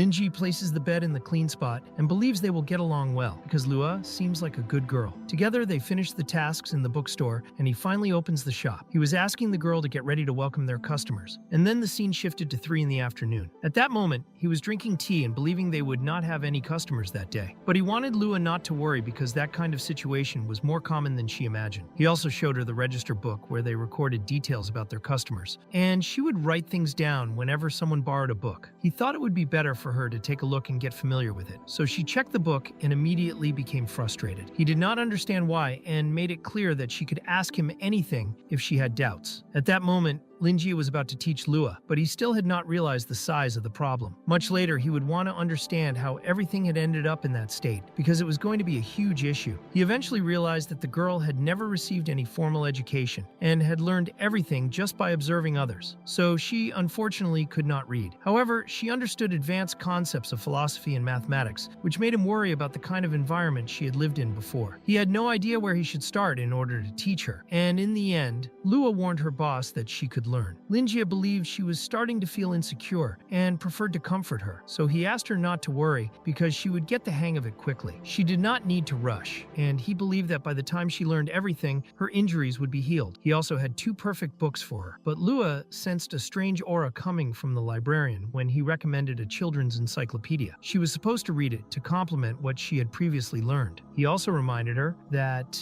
he was there for her if she needed to consult him about anything she did not understand. The girl became scared because what she sensed was completely different from what she expected. The title of the book felt to her like a key to a door of general knowledge. Then the scene shifted to Lua in a completely different place, and she saw the strange aura that was always around the bookstore owner. Lingi started to feel confused because she was stepping back, and he thought it was strange since that book was appropriate for her age. He believed the word children's might have hurt her pride, so he thought he needed to be a bit gentler and teach Lua that life was about learning more. He soon explained that there were no shortcuts to knowledge, and that she should not avoid books just because they were beginner level. She needed to understand the basics first, and then she started trembling because Lingi made it clear that she still had a lot to learn. Lua thought that even though he was not as frightening as other creatures, he had an aura that attracted her and made her want to take a look at the book. But the sensation alone was more than enough to put her on alert. She thought that book had the power to affect her mind and consciousness, and she was not sure whether those books were truly meant to transmit knowledge. Lingi clarified again that there were no shortcuts in life, and she should not underestimate beginner books. Repeating that the basics were important, she became visibly nervous, and she now felt that the little knowledge she had gained in the laboratory would be permanently altered. She explained that she was not underestimating the books. Then she approached him and took the 2 books from his hands. She was very surprised, and Lingi thought it was great that she had changed her mind. He explained that studying could be tedious, but it would make a huge difference in her life.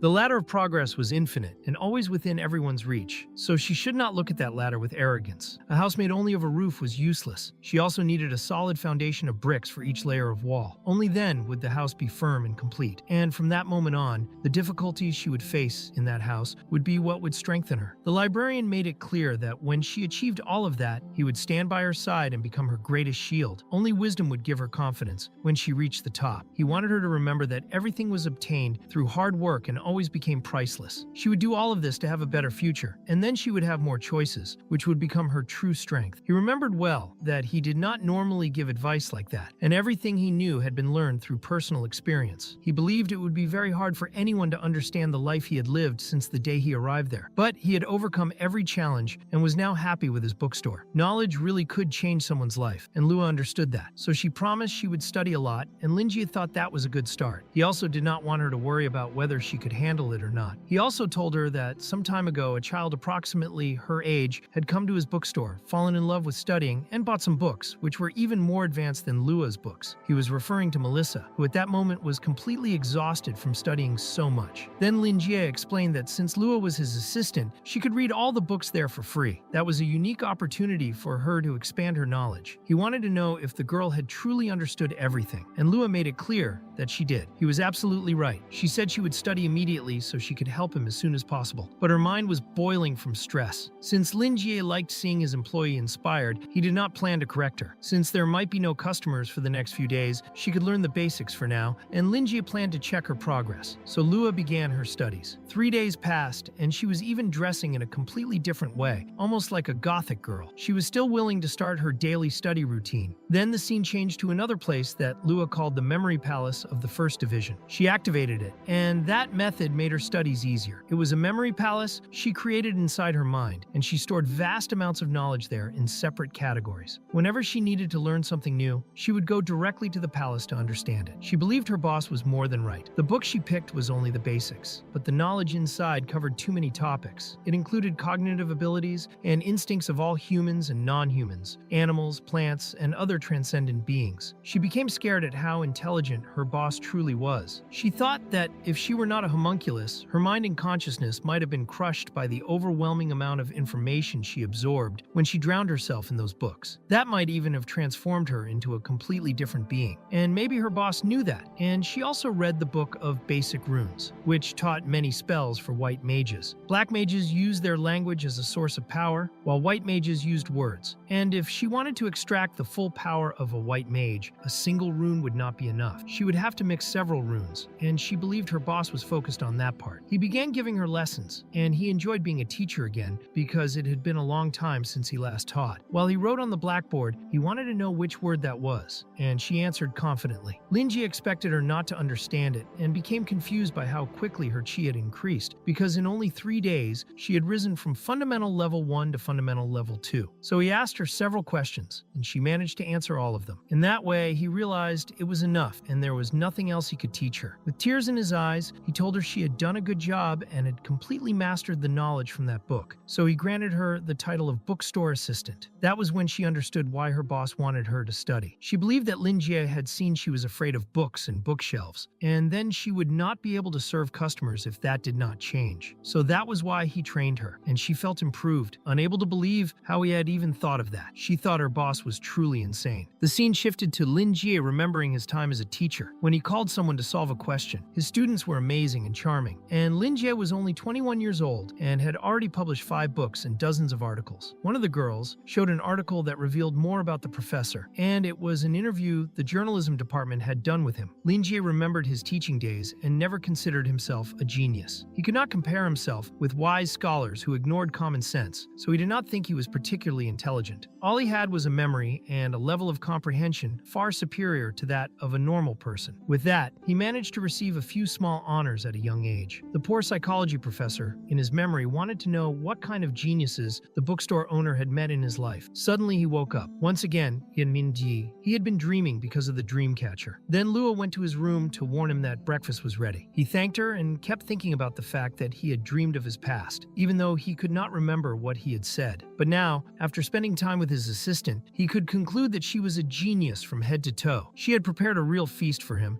and she also explained that she had modified the recipe from the books and wanted him to try it. Lingi tasted it and thought it was very good. So good that it made him cry. It felt as if she were a legendary mother cooking that dish with a secret ingredient called love. He also knew she had not grown that way because of him, but because she was extremely intelligent. In the last few days, he had watched her go from knowing nothing to mastering all the common words in English and Chinese. She used the various documents he kept for studying Asura civilization, and on her second night there, she reconstructed the bed he had built. Shortly after, that bed went from caveman level to a normal bed. The spare clothes he had given her were modified into a dress that fit her perfectly, along with other materials she used to make more clothes. She even cleaned the whole store while he was out shopping, and it was so spotless, it looked like it had been renovated. He had no idea where she had found the tools and materials to transform the bookstore like that. She even learned more than 300 recipes on her own, and he had only given her an encyclopedia. She learned everything very fast and absorbed knowledge like a sponge. Seeing all of that, he felt that Lua had become a support pillar in his family, and he thought this was wrong because he was the one who should be taking care of her. He felt he would end up losing his reputation as her father figure and boss. He never imagined that raising a genius would be so stressful. Now he wanted to think of something that would impress her, while Lua trembled as she watered the flower Doris had given her boss. He soon noticed she seemed a bit strange, and she explained she was not very good at taking care of plants. Lingi relaxed immediately, saying it was perfectly fine if she was not good at something. In the end, he was confident in his own ability to care for plants. He went to her feeling relieved that there was finally something the girl could not do, and he took the plant, making it clear that he had grown that rose with his own hands. He wanted Lua to see that the rose was full of life, and explained that it was a beautiful and elegant red rose that matched his aesthetic perfectly. But the flower looked completely ghostly to Lua, and she could not believe her boss was calling that rose beautiful. She simply agreed with him, so things would not become complicated for her. Lingi wanted to know if she felt anything when she looked at the rose, and Lua only thought he was incredible. He explained that it was only his hobby, but she could learn a lot about plants from him. Things made sense again for the bookstore owner. He felt the girl needed an adult to guide her, and he was that adult. He also believed that Lua was admiring him again, and that maybe he should not think so much about her genius. He thought it would be much better if he had an assistant who was good at everything. But Lingi's good mood did not last long. 2 days later, the rose died, and he felt his reputation was being destroyed by that rose. To make it worse, it had been Doris who gave him that rose, and if it really died completely, he felt he would no longer be able to maintain that relationship. And so Lingi was willing to do anything to revive that flower. He searched for a book that could help him with it, and if nothing worked, he was ready to look for fertilizer. The problem was that the smell would become very strong inside his bookstore. Lua then warned her boss that someone was outside, and he saw that it was the central government. He had no idea if they were from the upper department of the police. Normally, they acted as the bodyguards of those in power within the government, and they would never show up for no reason. The only explanation for their presence had to be the huge fire from the other day. The TV of Lingia's neighbor had been reporting the case non-stop, and the investigation was still ongoing. Up until that moment, they had determined 2 sources of fire, one in the sewer a few kilometers away, and the other near the laboratory close to the central district. Apparently, it had been an arson case. No wonder the government high-ups were furious with such an incident happening right under their noses. Lua became curious about what was going on, but Lingi still did not know for sure and ordered her to go to the back, explaining that the central government had sent their men to investigate the fire and they were probably looking for the culprit. He believed she had learned about the police from the documents she had read. But Lua quickly warned her boss that she did not think the police were there to look for her. Lingi immediately wanted to know if she was suggesting there was a possibility they were after her, and it seemed she had finally revealed something on her own. The bookstore owner was aware she was still an unregistered child, and he wanted to know if she feared being taken away. Lua confirmed it. She did not know whether the Society of Truth knew she had escaped or what they would do to her. Even though the Society of Truth had sent their men there, she was sure they were only looking for the man who had taken 3 homunculus samples. But the fact that she had no registration was indeed a huge problem at that moment. Then the police officers opened the bookstore door and walked inside. One officer introduced himself and his team and wanted to know if they had seen anyone suspicious lately. But the scene shifted to a bit earlier before they entered. The officers were examining the street where the gas explosion had happened. The houses were dirty and in bad condition. The blonde police officer was the third-class superintendent of the upper police department of the Central District. His name was Xander Ryan, and he had no idea how long things had been in that state. One of his men reported that it had been like that for about 15 days. The Noken newspaper had reported the whole situation, and reconstruction only began after low resources was hired. Xander thought a long time had already passed, yet the place was still in ruins. But the officers knew all of that was just for creating entertainment in the news. The delay in reconstruction was intentional, serving only as a cover to keep people from losing their jobs. Seeing that this was the case, Xander decided to investigate the row of shops there, as it would make his work easier. Then he stepped on some slime and thought the place was disgusting. His subordinates did not want him to step on anything dirty and asked him to stop until they cleaned the area for him to pass. Xander was furious because 12 hours earlier he had been discussing with Bob which nightclub they would go to that night to look for women, but now he had to waste time in that filthy place. He also believed the matter was not something the police could actually solve. He was only there to represent the Central District and reassure the unfortunate citizens. In other words, everything he was doing was just a show. He was wasting his time and feeling very frustrated. He swore that when he became a first-class superintendent, he would never walk around like an energetic shepherd dog ever again. He just wanted to finish quickly and go back to sleep, so he kept walking. There were several people admiring their work, and after a while only 2 shops remained to be inspected on that street. When they knocked on one of the doors, announcing they were from the Central District Police, a desperate fat man appeared, begging them to save him because he could not take it anymore. The officer became very annoyed because the man grabbed his leg, explaining that he had been treated so badly he had lost many kilos. The officer wanted him to explain what had happened, and Colin warned them not to be frightened by what he was about to say. He explained that the bookstore owner was an evil spirit. The officers did not believe him. Colin said the man could walk through walls and make terrible things come to life. He also reported that a few mornings earlier, he saw Lingi using a chainsaw to cut meat and bone. The sound was loud and terrifying. He even saw the bookstore owner smiling at him, giving him the feeling that he would kill him someday. However, the officers could not take him seriously and tried not to laugh. One of them apologized for remembering a joke, but told Colin it would be best if he went to church to deal with that problem. Colin explained he had already called a priest who was on his way. The officers believed he was too agitated and should calm down, asking if he had any proof of what he said. Colin said he did not, and that it was an evil spirit, so of course there could be no proof. He began to lament, saying he did not want to die so soon, but the officers just wanted to laugh. Colin became very angry that they were not taking him seriously. The policemen tried to end the situation and made it clear that if he continued acting like that, they would suspect he was insane. Xander agreed and said the fat man should wait for the priest to save him. They left without believing anything he had said. After getting rid of him, they laughed a lot, and Xander could not believe the people in that area were so strange. They continued on since there was still one shop left to investigate. No matter how much Xander looked at it, he thought it was a rundown bookstore. He did not know whether the fat man had said something that made sense or not, but it seemed to have an indescribable energy coming from that ruined shop. Then they walked inside, and he was surprised to see that the interior was actually very new. He believed the owner had renovated it. He also noticed the gargoyle statue on the counter, something usually used to ward off evil spirits, and he wondered why it was there. The little girl wasn't in any official registry, so he assumed she might be a newly hired clerk. He noticed that her body was covered in bandages, as if she had been seriously injured not long ago. Lingi welcomed the police officers politely and said he would fully cooperate with the investigation. Xander explained that the records of the bookstore stated that it was run by only one person. The bookseller then explained that the girl was his new employee and that he had been struggling to manage everything on his own. Xander asked for the girl's documents so he could add her to the records, but Lingi immediately said that this might be a problem. He improvised an excuse, explaining that she was the daughter of a relative of a friend who had recently moved out of the Central District. He believed Xander would understand how complicated the process of converting from a fallen noble to a commoner could be, since all her documents had been taken in for verification. Lua watched the entire exchange anxiously. Xander accepted that explanation to some extent, but he still wanted to understand why her body was covered in injuries. Lingi, being a skilled liar, made up a story on the spot. Lua tried her best to agree with everything the bookseller said, but it was obvious that she wasn't good at lying, not even to save her own life. After listening to the entire long explanation, Xander wanted to ask about the chubby neighbor, because it seemed like the man had some sort of prejudice toward the bookseller and even believed he was an evil spirit. That was when Xander noticed something that caught his attention. Lingi didn't want to believe Colin would have such a ridiculous impression of him. He insisted that it was all nonsense and even mentioned that he had helped the neighbor several times, so he didn't expect such a huge misunderstanding. But as Xander looked around, his eyes fell on the rose and he began trembling. The other officers also stiffened in terror as a heavy, oppressive aura filled the room. The rose suddenly revealed itself, growing immense right in front of them. Lingi tried to make them reflect on how he could possibly be an evil spirit when he was clearly a human being from head to toe. But while he said this, his rose and the little dark creature beside it were showing the police something completely different from what he claimed, making everything even worse. The scene changes to Colin, who was drinking from a bowl and asking the gloves to bring mercy and peace to him, because he was referring to himself as a humble lamb, and at that moment he felt much better, since he had drunk the holy water formula made by Father Vincent and truly believed that it worked. So he believed that he would be fine that night, even though the problem was that it was expensive, but he did not want to care about that, and all he wanted was to sleep peacefully, while also wondering how the police officers who had made a fool of him were doing, because he was sure they would all regret it, even if they deserved a lesson for being so arrogant. Colin thought that if those police officers managed to scare away evil spirits with their noble auras, then he was willing to accept being seen as a lunatic this time, because he believed the police would not fall easily since they had weapons, and all he wanted was to stop being frightened by those terrifying evil spirits. And in the end, Lingi had asked a question, but Xander felt a terrible pressure inside that library and became deeply uneasy. And it was not only him, because the other police officers felt the same way. Soon, the three of them ended up seeing a gigantic eye, and right after that, many smaller eyes appeared around them, causing Xander to fall into a state of madness where he believed the bookstore owner was not human and was nothing more than a liar, because nothing about Lingi seemed human to him, and they could not understand what kind of sensation that was. But it was extremely strange that their minds were hallucinating, as they felt many things at once, with panic, fear, and hysteria being the strongest feelings, all tangled together and dissolving into each other, and Xander simply accepted it and believed there was nothing he could do. He felt that they were all going to be devoured, as if something was slowly swallowing and digesting him. His consciousness shattered, and all he could feel was a strange emptiness pulling him in, while nightclubs and dances that once represented Xander's desires began to fade away, along with his position, his family, and everything he had tried to achieve, all disappearing. And in his desperation, he wanted to understand what those strange things were doing, until suddenly they returned to the bookstore. But Xander was completely collapsed. He then realized that he was still alive, and in the end what he saw was not an illusion, because the three of them had indeed been eaten by the terrifying flower. And he looked at the pendant that reminded him of his grandmother's words, knowing that the pendant was a family relic and an exorcism necklace that his grandmother wanted him to always carry, with words of blessing engraved on it that were meant to help drive away evil. And in the end, Xander became desperate when he realized that the chubby man had been telling the truth, but that Lingi was 100 times more terrifying than an evil spirit, because his flower simply devoured people. He felt that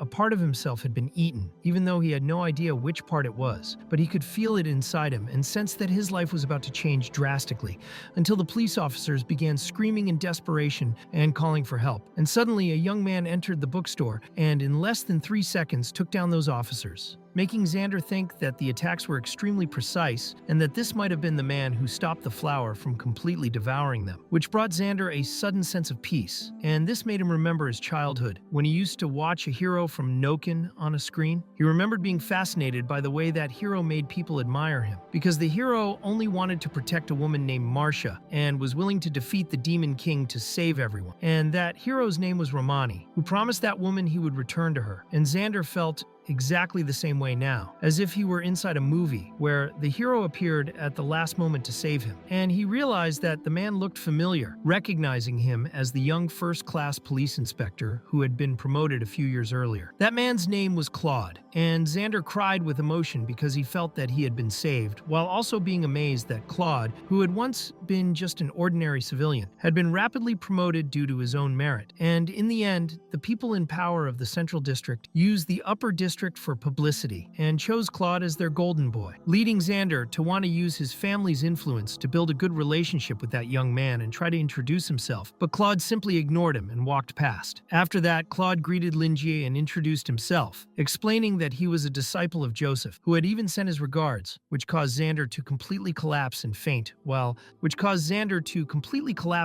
while foaming at the mouth, while Lingi felt embarrassed seeing that all of them had fainted. And in the end, the librarian believed that the police officers were afraid of a superior and that this fear had reached the point of making them faint, although he also thought they were cowards, and Claude could not believe how clueless Lingi was, just like his own teacher, thinking that this was a common problem among important figures. In the end, Claude was already used to his teacher's behavior and decided to go along with it and humor the librarian, explaining that there was no problem and giving the excuse that the police officers had worked too much and needed a few months of rest, saying that he was willing to grant them leave and that Lingi did not need to worry about those three officers, which made the librarian feel a bit more at ease, even though Claude knew they were not well at all, and preferred to ease the atmosphere with the bookstore owner because those three were in a terrible state and might spend their entire lives recovering without ever returning to 100%. They could have remained trapped in that state because their desire to live had been lost and Claude had interrupted the process. And if he had arrived a little later, the three of them would have become corpses. So he had to thank Caroline for preparing information about the people who might visit the bookstore through the tower. But his teacher had also provided many important details, and instead of being a victim, Claude was a witness. And when he discovered that the Supreme Police Department of the Central District had decided to carry out an inspection, he was shocked and rushed there. But even so, he still arrived late. It seemed that the reason those three idiots had been delayed for Claude was Rosa, who was known as the Seed of Desires, because very few people knew that ancient species, which was supernatural and rare, created by the ancient elven kingdom, and it had no fixed appearance, since it could change according to the will of its caretaker and take the form of any kind of plant. And because it was an intelligent creature, it could be raised like a pet, but its true nature was that of an extremely invasive being that fed on desires, being fierce, greedy, and having an insatiable appetite, with its strength growing as it devoured desires, while the minimum and maximum limits of its power were linked to its bloodline and the cultivation of the seed. The Seed of Desires in that bookstore should have had a very high level of cultivation, with both its bloodline and cultivation being excellent, and Claude believed it had been trained to work a lot, which matched what he expected from the bookstore owner. But Rosa seemed to be hungry, and he did not know if that was intentional to maintain her speed, and Claude did not know which of them had offended the bookstore owner, but he was relieved that those three police officers had only been treated like toys because the Seed of Desires had fed only on their desires and nothing more. Even so, Claude preferred to stay alert, despite being told that it was friendly. In the end, he believed there was not much he could do against such a powerful being as the librarian. But as the Knight of the Tower, it was his duty to try to guide the bookstore owner. So he apologized to Lingi for the three police officers and for anything they might have done to anger him. But Lingi explained that those three officers were only doing their job, and also clarified that the documents of his assistant were still in transit and that the three of them had asked unnecessary questions. However, Claude wanted to know when Lingi had hired another assistant and noticed that she seemed very young and that Lingi appeared to like her a lot, and he realized that the librarian did not want them to dig deeper into the girl, since he quickly mentioned her documents. And it seemed that the bookstore owner had been annoyed by the lack of manners of those three officers and had used them as a warning to be careful with words, so Claude decided he would not repeat the same mistakes. In truth, Lingi was not angry at all, because he was pleased that Joseph's disciple was there and could become a new customer, and he wanted to build a good relationship with him. While the fact that Joseph's disciple was a first-class inspector of the Supreme Police Department of the Central District surprised the librarian,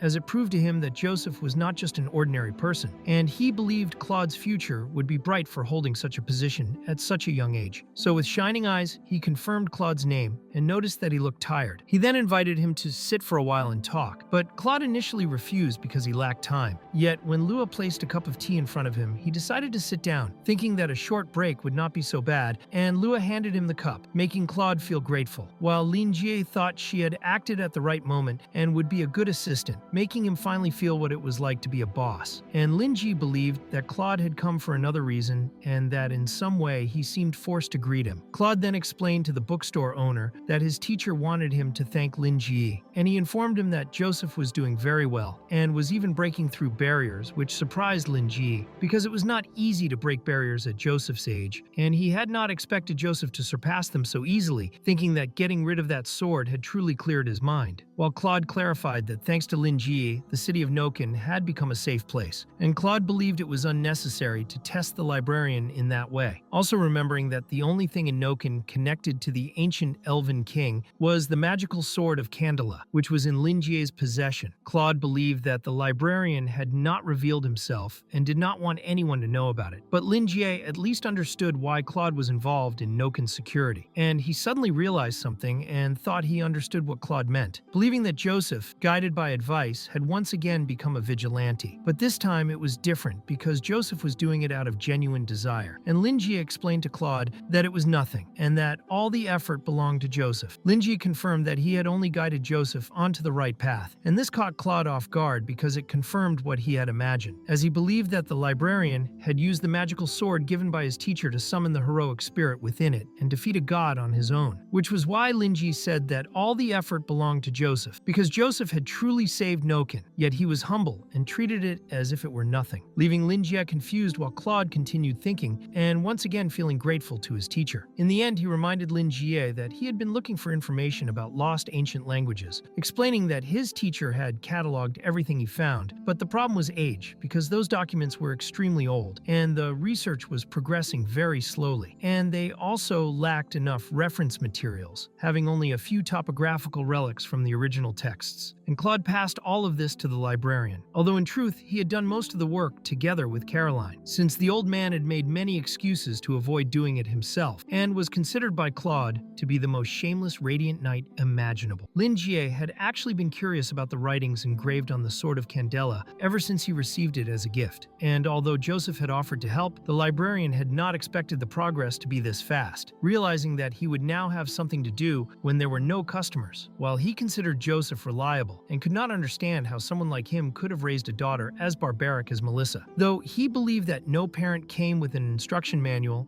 and that people learned along the way. He quickly skimmed through the documents and saw that the claim of slow progress was true, and he also noticed that the thick bundle consisted mostly of original records, while the current research was only a few pages long, showing that different groups had studied different aspects without any connection between them, leaving the material without anything solid and full of speculation and deduction, with only a few parts actually translated. And he also noticed that the work had not been done by professional scholars, but by the people who had excavated the ruins. Lingi believed that if he were in the place of those researchers, he would never have abandoned the work unless it had been a real emergency, concluding that it was nothing more than extremely weak professionalism. But the good part was that there were enough original materials left, and it was not too late to study them, so he thanked Claude for coming to deliver the research and asked whether Claude was interested in reading a book during his break, offering to recommend something suitable, although Claude had already expected this and therefore declined the offer. He explained that he still had to deal with the 3 police officers and would not be able to enjoy a peaceful break for some time, and then the scene shifted to an earlier moment when Claude had gone to see Joseph, who was with Melissa, who was still not feeling well, something Claude had not expected, and Joseph explained that his daughter had been influenced by the books from the bookstore and had been unable to stop studying, eventually collapsing from lack of sleep and food. And although he was proud of her effort, he was worried about her health and could not imagine what would have happened if he had not interrupted her studies. Because of that, Joseph told Claude to listen carefully carefully, warning him that if he did not want to end up like his daughter, he needed to think very carefully before reading the books from that bookstore, advising that if a book was recommended by Lingi, he should find a polite way to refuse, and if he absolutely had to accept it, he should be cautious and ask about the subject, and even open the book in the presence of the bookstore owner or bring it to Joseph to check, which left Claude terrified. Joseph had planted fear deep into his disciple's mind, causing Claude to firmly decide that he could not read anything without permission to avoid consequences. And the scene returned to the present, where Lingi understood Claude's refusal and thought it could wait for another time, though he was very honest, and told Claude that those officers were the worst group he had ever seen, believing that the police should rethink their recruitment standards and improve the overall quality of their personnel. Claude was caught off guard by this, since he believed the librarian must have encountered other police officers before, reinforcing his view that Lingi was far more than just a mysterious man, and so he decided to follow everything Joseph had advised, taking note of as much information as possible to report later, agreeing with the bookstore owner and making it clear that he would pass this on to his superiors. He also left his contact number so that Lingi could call if needed, and the librarian confirmed that he would do so, while deep down Lingi felt pleased, believing that Joseph's disciple had taken the bait and that he could get closer to Claude to sell books. But Claude noticed that the librarian's communicator carried the logo of the Ash Chamber of Commerce, and from what he knew,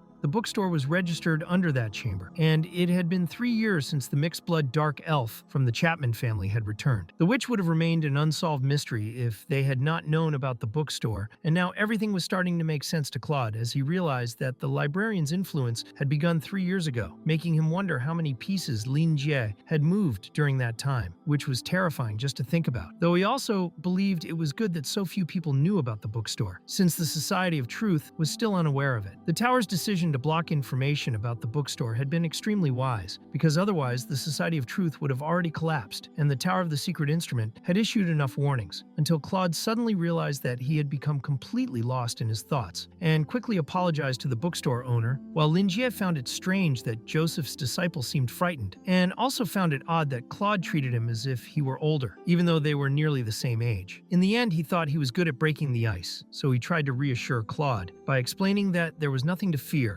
and making it clear that he did not bite or anything like that. But this attitude only made the situation worse, and the librarian then asked about Melissa and explained that the professor's precious daughter had gone to the bookstore where she picked up several books to study, and he believed that some of them were quite difficult to understand. While Claude thanked Lingi for the concern and explained that she had been studying a lot recently and had made significant progress, Lingi wanted Claude to advise Melissa to pay attention to her health and not try to learn everything at once, and he was also happy that she was learning quickly because that meant he would eventually sell more books to her in the future, and he explained this openly to Claude, who promised to pass the message along, and then Lingi informed the librarian that he was leaving, and both Lua and Lingi said goodbye to him. After Claude left the place, Lingi thought that since he had resolved the matter involving Joseph's disciple, he believed that nothing would happen before she received her fake identification from the Ash Commerce Chamber, and he felt nostalgic because he had barely done this since arriving in that world, as he used to visit ancient ruins, remote villages, and other places while recording everything he found, and he had almost forgotten his busy past life because he had learned about the culture and history of Asura to blend in, and he had not done anything related to his original work for quite some time. He was not familiar with that world, but Claude had brought something that made him very pleased, and that was the benefit of having connections, and he intended to continue his habit of giving daily advice to his customers, because that was how he planned to grow, and at that moment, Lua wanted to know what the pile of documents was, but Lingi did not want her to touch them, and explained that they were documents related to the lost ancient language of Azure. He also explained that there were words from that language engraved on the sword kept in his room, and he thought Lua was very curious, but that she should not read something beyond her level because he did not want her to faint, like the 3 police officers. And Lua accepted what her boss said because she did not want her mind to be reconstructed again. And she began to think about the words engraved on the sword and realized that those words and engravings formed a connection within her spiritual consciousness as countless fragmented streams of information passed before her eyes. In some way, she could feel the unknown meaning of those words spanning tens of thousands of years, and that language belonged to the ghost of a civilization that had been destroyed. And in her mind, there was that immense phantom where the creature sensed a cute little girl looking at the remnants of that era, but believed it was far too early for her to look, and that she should not be seeing this yet, and she quickly became extremely frightened and started to tremble. Lingi did not understand what was happening and and wanted to know if she was all right. And even though what appeared to her lasted only an instant, it was more than enough to give her chills, because that brief glimpse alone delivered a terrifying vision. And she quickly informed her boss that she was going to wash the cups, while the librarian had no idea why his employee was so scared and thought she was simply afraid of studying, and that this would change once she grew a bit older. And when that time came, he planned to make her his research assistant. He closed the bookstore, and the scene shifted to Colin, who was trembling because he had seen Claude passing by and believed he was also an officer from the Central District. And he could not understand why Central Police members were like that, because he already knew that officers had been injured and could not comprehend how that policeman looked so calm. And he also thought that Claude seemed to respect the bookstore owner, and he desperately wanted help, believing that this officer was also under the control of an evil spirit. So he prayed for God to hear his pleas and grant him peace. He called for Father Vincent without knowing where he was, and the focus moved to the 7th parish of the Church of Mercy, where Vincent was a well-dressed priest from the Dome Church and the elderly priest called Vincent, while a child was in Vincent's arms and became very excited to see the elder priest. And there was another child nearby, and Vincent had guided them to pick fruit, and the elder priest wanted the children not to bother Vincent too much because he had just completed his education and baptism as a new apostle, so this was only a visit. The elder priest also wanted them to give the apples to Aunt Susan so she could make a sweet pie for them, and the elder priest belonged to the Dome Church of Mercy, and his name was Terence, and he believed the children loved Vincent and even heard one of them say that Vincent's gaze calmed everyone around him, and Vincent smiled and felt very happy about that, although he thought it was difficult that there were only 3 priests there, including Terence, and that it must be hard to take care of so many children. But Terence explained that it was not so difficult, and that it was simply his duty. Children who were not talented or who had been eliminated still needed a place to stay, and Vincent had met Terence when he was younger, and had even worked with the elder priest, helping the poor at the Church of Mercy, and Vincent was the cleric who spent the most time with Terence, because the others could not endure the miserable life there, and eventually left for other parishes, and Vincent became the most beloved priest of their parish, although in Terence's view, staying there would only limit Vincent's potential, since he believed Vincent could attract far more followers. However, Vincent believed he was merely an abnormal, low-ranked priest who could only handle small incidents, and that he possessed only minor tricks that gave him his reputation, such as recommending holy water whenever he received requests saying a neighbor was an evil spirit, because he knew the holy water mainly helped calm the mind during sleep. So after using it 3 times, the client felt the evil had disappeared, and he also improved his formula because the old version was cheap and people thought it was just a scam. Because of that, he added pearls and gold leaves to the holy water recipe. And if a client had financial problems, he explained that the holy water would have a weakened effect without those ingredients, and if necessary, he said he would personally cover the cost, since it was his responsibility to exorcise evil for the people of the parish. And in the end, he became the first person sought whenever someone encountered something supernatural. He knew this increased his reputation, but it also caused problems because his colleagues became jealous, and he started receiving requests that exceeded his abilities. Yet Terence believed this was normal because everything had good and bad sides, just like the moon itself had a bright side and a dark side, which was the teaching of the dome. And he sensed that Vincent wanted to talk to someone, as if seeking approval for his words and actions. Because of that, Terence asked whether Vincent had lost his inner peace, and Vincent immediately felt that he could not hide anything from Terence, since he was unable to control his behavior and emotions, and often felt uncomfortable. So Terence placed a hand on Vincent's head and explained that he should not question the teachings of the moon, and promised that it would grant him peace, and suggested that perhaps he only needed a few days of rest to focus his prayers on the moon, while clarifying that as long as Vincent continued to believe in the moon, the church doors would always remain open to him. Vincent felt ashamed for showing his weakness to the elder priest, but he felt better afterward, and decided that once he finished his requests, he would rest for a while to refresh his body and mind. And he made it clear that he would remember the teachings to spread the gospel of the moon and cleanse the sins and evils of the world through good deeds, so that he would make the old priest proud of him. When suddenly a frightened man arrived,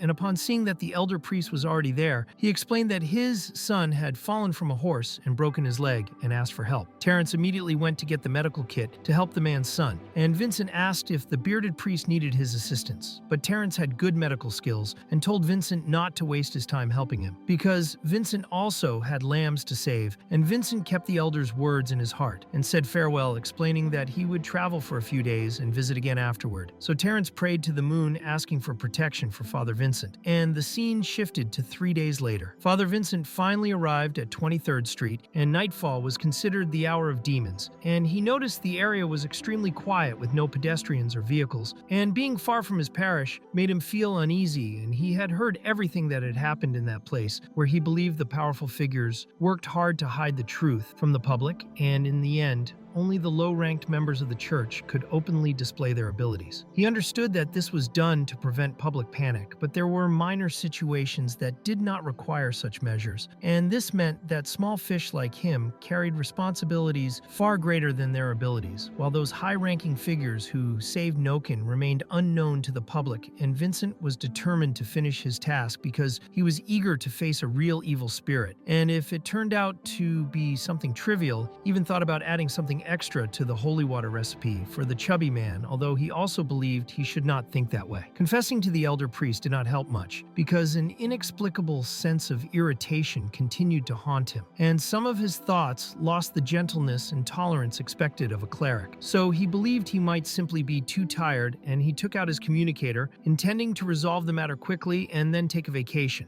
And he arrived at Colin's house, remembering clearly that the chubby man had said there was no way to enter through the back door, and Colin saw him through the crack and immediately opened the door, unable to believe the priest had finally arrived. Colin was so emotional that he began to cry and felt an urge to hug the priest while begging for help, but Vincent quickly blocked him from getting too close because he truly had not imagined Colin was that overweight, and he asked him to stay quiet so as not to alert any evil spirits. And Colin realized the priest was right and felt happy because he believed he would finally find peace. He felt a good presence from having the priest nearby, while the priest himself thought that Colin was a boundless aberration. And because of that, Colin explained what had happened, saying that the bookstore owner had even attacked 3 police officers, and that holy water did not help and only made everything worse. So Father Vincent decided it was better to act on the following night and planned to stay there for that night. And because Colin was careless, he arranged for Vincent to stay in a storage room that was somewhat dirty, and the priest would have to clean it in order to stay there. When Vincent went down the stairs toward the storage room, he quickly found himself alone, which was a relief for him because dealing with Colin was extremely annoying. And he soon took out a cigarette and started smoking to relax a little. And after that, the scene shifted to Father Vincent kneeling and praying, but it was useless because the meditation rune simply did not work, and he believed this was because his lunar stone was not pure enough, and even the sacred emblem, which was the casting item that usually connected souls to the moon, was unable to place him into a meditative state, so his meditation was far less effective than normal, and uncontrollable thoughts kept appearing. Because of that, Vincent believed it would take him 3 times longer than before to enter a meditative state until he suddenly began to hear strange noises, and a frightening image appeared in his mind, and he realized that the irritation was showing its ugly face again. And he began to feel anger rising inside him, and wanted to understand what had happened to him. So he quickly took another cigarette, and realized that this was the only way for him to calm down, because it soothed him as if he were experiencing his first baptism again. He then remembered old Terrence telling him to return his body and mind to the moon, and that they should love and fear the moon because they coexisted with it, and were illuminated by it, while those who died on the dark side would experience death as rebirth and receive the gift and blessing of the moon, but would never be able to look directly above the dome. And in Vincent's memories, the water was shining, and as he sank into that water, he saw the moon reflected on its surface, and the lunar power in the baptismal pool seemed to send energy through his fingertips, and it felt gentle and warm, and since then, he had never seen the true light of the moon again. While smoking and remembering, he suddenly felt something brutal, and realized that he had seen the moon in his memories, and wanted to understand how that was possible, because ever since his baptism, everything related to the real moon should have been erased from his memory. But he tried to convince himself that it was only a reflection in the water and not the true moon, because all images related to the real one disappeared from the souls of all clerics of the Dome Church, and they could never look at the real moon even if they loved and longed for it. Vincent became frustrated at seeing the moon in the water, and began to suspect that he had lost his faith, or that this was punishment from the moon. And in shock, he started to imagine that it really was the true moon, and he ended up sitting on the floor leaning against the wall. And in distress, he grabbed another another cigarette, but suddenly threw the cigarette case onto the ground and began crushing it in anger while cursing loudly. And Colin soon asked if Father Vincent was all right, because he had just heard him shout and wanted to know if something had happened. And Colin also said that he had gathered everything the priest had requested, and Vincent replied that he was coming and opened the door. Colin felt relieved to see that Father Vincent was fine, and also admitted that he had not slept for days and that the priest's presence made him feel calmer. And Vincent became convinced that everything was real, thanks to the irritating voice of the chubby man, and he touched the walls of the place while trying to expel the evil spirit, and he performed a complete incantation and told Colin that all exorcism and barrier devices were functioning perfectly inside the house. And he even attempted to detect ether, but did not receive any reaction from the bookstore, so he preferred to inspect the bookstore personally before drawing conclusions. Colin now felt much more relieved thanks to the priest's service, but became worried because he had shouted several times from the other side of the door without receiving an answer, and Vincent thought he was lying, but the fearful fat man swore that he was telling the truth and said he began knocking on the door after the priest stopped responding, and Vincent realized that things were getting out of control and that he had briefly lost consciousness while inside an illusion, but he prioritized helping the chubby man solve that problem first and planned to deal with his own issue afterward. The scene then shifted to that night when Father Vincent had completed his preparations and went to investigate further because he wanted to be certain whether the bookstore owner was truly an evil spirit or not. And he had dealt with similar cases in the past and had encountered situations where evil spirits only affected their hosts under specific conditions, and he still had not detected the presence of any spirit. So he began to suspect it was the work of a dream beast, and according to Colin, nothing unusual had happened before this, except that he had asked his neighbor who owned the bookstore to turn on the circuit breaker, and that was when things became strange. And although Colin mentioned some things his grandmother had taught him, Vincent made it clear that all of that was useless, which was why he could not fully trust the chubby man. So he could only make assumptions for the moment, and he believed that the dream rift in that area had expanded when the indescribable dream beast was born, and because of that, the target might have escaped the site of the secret instrument tower in the Truth Society, and he took a strip of cloth and placed it over his own eyes, because he wanted to know the true identity of the creature, and quickly used the moon eye. And clerics were required to remain blindfolded at night to ensure they did not see the moon, and at the same time they gained a unique vision called the moon eye that was bestowed by the moon itself, and through it they could see perfectly while completely blindfolded even in total darkness. And he could also perceive another person's physical condition in this way, so he informed Colin that he was going out to perform an exorcism, and the chubby man did not want him to return to his house afterward because he thought he might do something profane there, and said he could be contacted through the communicator. And Vincent was truly irritated by that chubby man, but he would do anything for the good of society. And using his unique vision, he went to hunt the evil spirit, and the scene then shifted to Moon, who wanted to talk to her boss about the plant. But he did not want to say anything more, and the flower was almost dying, and he was certain it had nothing to do with the pile of soil he had put on it. With great embarrassment, he explained to Moon that this was simply the law of nature at work,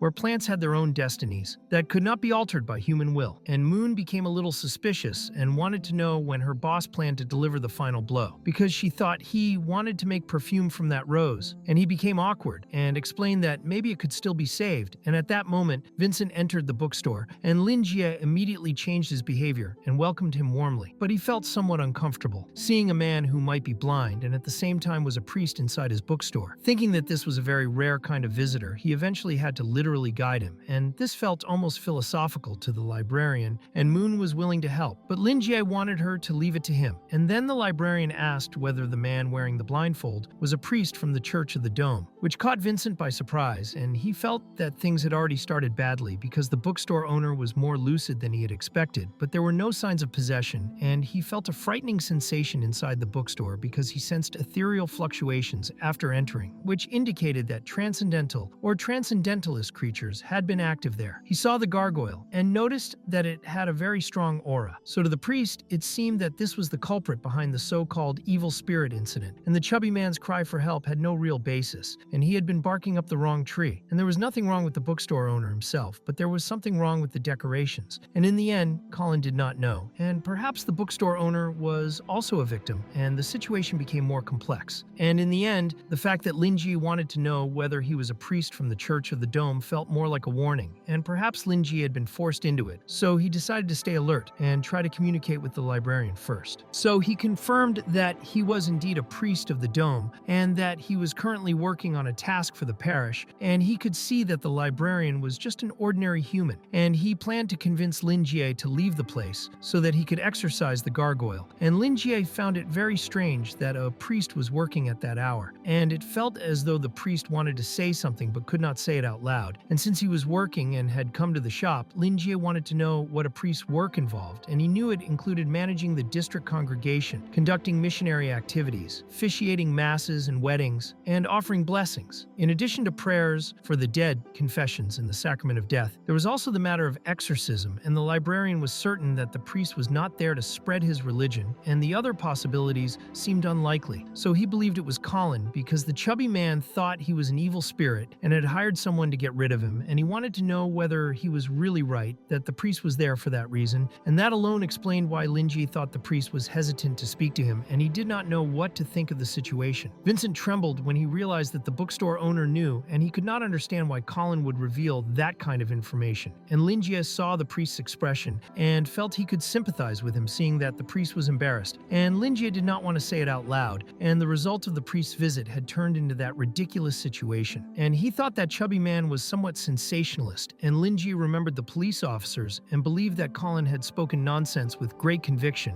and that the priest had probably become stressed and come there looking for a solution. So he explained to the priest that it was all a big misunderstanding, and even though it was unclear what made the chubby man think that way, Lingi made it clear that he was just a very ordinary bookstore owner made of flesh and blood and always willing to help others, and that he had also helped Colin before. And he mentioned that some police officers had come there 2 days earlier because of the chubby man's nonsense, and he had explained the entire situation to them, and they could serve as his witnesses. But Vincent knew that the police officers had fainted and that this was a warning from the librarian. Lingi realized from the priest's reaction that talking would not help much, and decided to show evidence instead, and he presented his gargoyle to prove his innocence, and explained that he had not had the chance to say this to the 3 police officers, and that it was only a decoration given to him by an old client, and that gargoyles were meant to ward off evil spirits. And if he were truly an evil spirit, he would never keep such a statue openly on his counter. And when Vincent saw the gargoyle up close, he became deeply frightened, and admitted that the client had done an excellent job, and asked the priest to touch the gargoyle. As soon as Vincent touched it, he felt something extremely strange, and in that instant, he almost saw everything clearly, because there were the souls of hundreds of people who had died tragic deaths, screaming endlessly, and Lingi then also showed the rose he had planted with his own hands. And at the same time, Lingi felt ashamed because he was lying in order to end the misunderstanding. And in the end, he wanted to show the priest that he was someone who cherished life, and he also asked the priest to touch the rose. The moment Vincent touched the rose, he was once again filled with terror because the petals looked like flesh and blood, and he felt as if he were covered in blood vessels. And there were spherical, indescribable objects, like countless eyeballs, and he was already exhausted by it all. And Vincent screamed and dropped his emblem, and he was shocked and realized something was very wrong, because the root of the problem was not the bookstore, and the real problem was the owner himself. And Lingi explained that the priest could use all this evidence to explain the situation to Colin, and he picked up the priest's emblem to return it to him. At that moment, Vincent had no idea what he should do, and he did not know whether he should take it, and preferred not to dare, and thought that Lingi was doing all of this on purpose and was probably laughing at his embarrassment. But Lingi noticed that the priest was not well, and immediately became worried, and when the priest did not take the emblem, Lingi assumed that the priest might be blind, and that this was why he did not pick up his item. He did not want to leave a bad impression, and placed the priest's item on the table, asking him to take it himself. And he also felt that the priest's expression looked strange, and wondered if he was all right. But Vincent made the excuse that he looked like that because of lack of sleep, since he had not rested much while traveling, and now his only magical tool was in the hands of the librarian, and he felt as though he was being provoked and challenged by Lingi. He was a priest who was not skilled in combat, and without the sacred emblem, he did not dare approach the item, and the situation felt desperate, and he was sure that the bookstore owner was extremely powerful, and he wanted to know what the librarian wanted from him, because even in church records, creating something like that was very rare, and hundreds of superhuman spirits were sealed inside that statue, and all of them had died in extreme pain, and recently and had been infused into it through the spell of a dark mage, and they had become part of the core of that stone statue, which to the priest looked like a statue, but in truth, the gargoyle was alive. Through the moon eye, he judged that the gargoyle possessed a terrifying terrifying level of power, and if that statue were to come alive, he would certainly die. And Vincent was only a small abnormal class individual, and soul materialization was an ability mastered only by high-ranking dark mages. And he believed that the dark mage who created it was extremely cruel and merciless, and he classified such a person as a cold-blooded killer, and it did not even matter who had created it, because the owner of the statue was now the bookstore owner, and he believed that Lingi was a superhuman, at least at the destructive classification. There was also the rose, which was equally frightening, and for some reason the priest felt as if he were staring into the abyss, and the rose seemed like a greedy mouth trying to devour something, and that plant might be even more dangerous than the gargoyle. And Vincent realized that Colin had placed him in a terrible situation, and he believed that the chubby man had deceived him and brought him there as a sacrifice to some kind of evil god, as if Colin were a lackey, and Lingi thought this was a huge problem, and that his neighbor had gone too far. But now that everything had been clarified, the librarian wanted the priest to explain the story to the chubby man. He was certain that the priest understood everything he had said, and therefore should believe that he was not an evil spirit. But Vincent was terrified, and felt that the bookstore owner was something far worse, and all he wanted was to return to the church, and he tried to speak but could not, because his entire body was shaking. And Vincent had not expected to be this frightened. And the sensation was more physical than psychological, and it was the feeling that had been lingering with him lately, and it was the fear of the unknown pressing into his mind, and it felt suffocating, and he began to think that he was hallucinating. Vincent began to struggle internally, trying to calm himself, and started breathing heavily, and his heart was beating far too fast and growing faster, and the priest could no longer think clearly, but he knew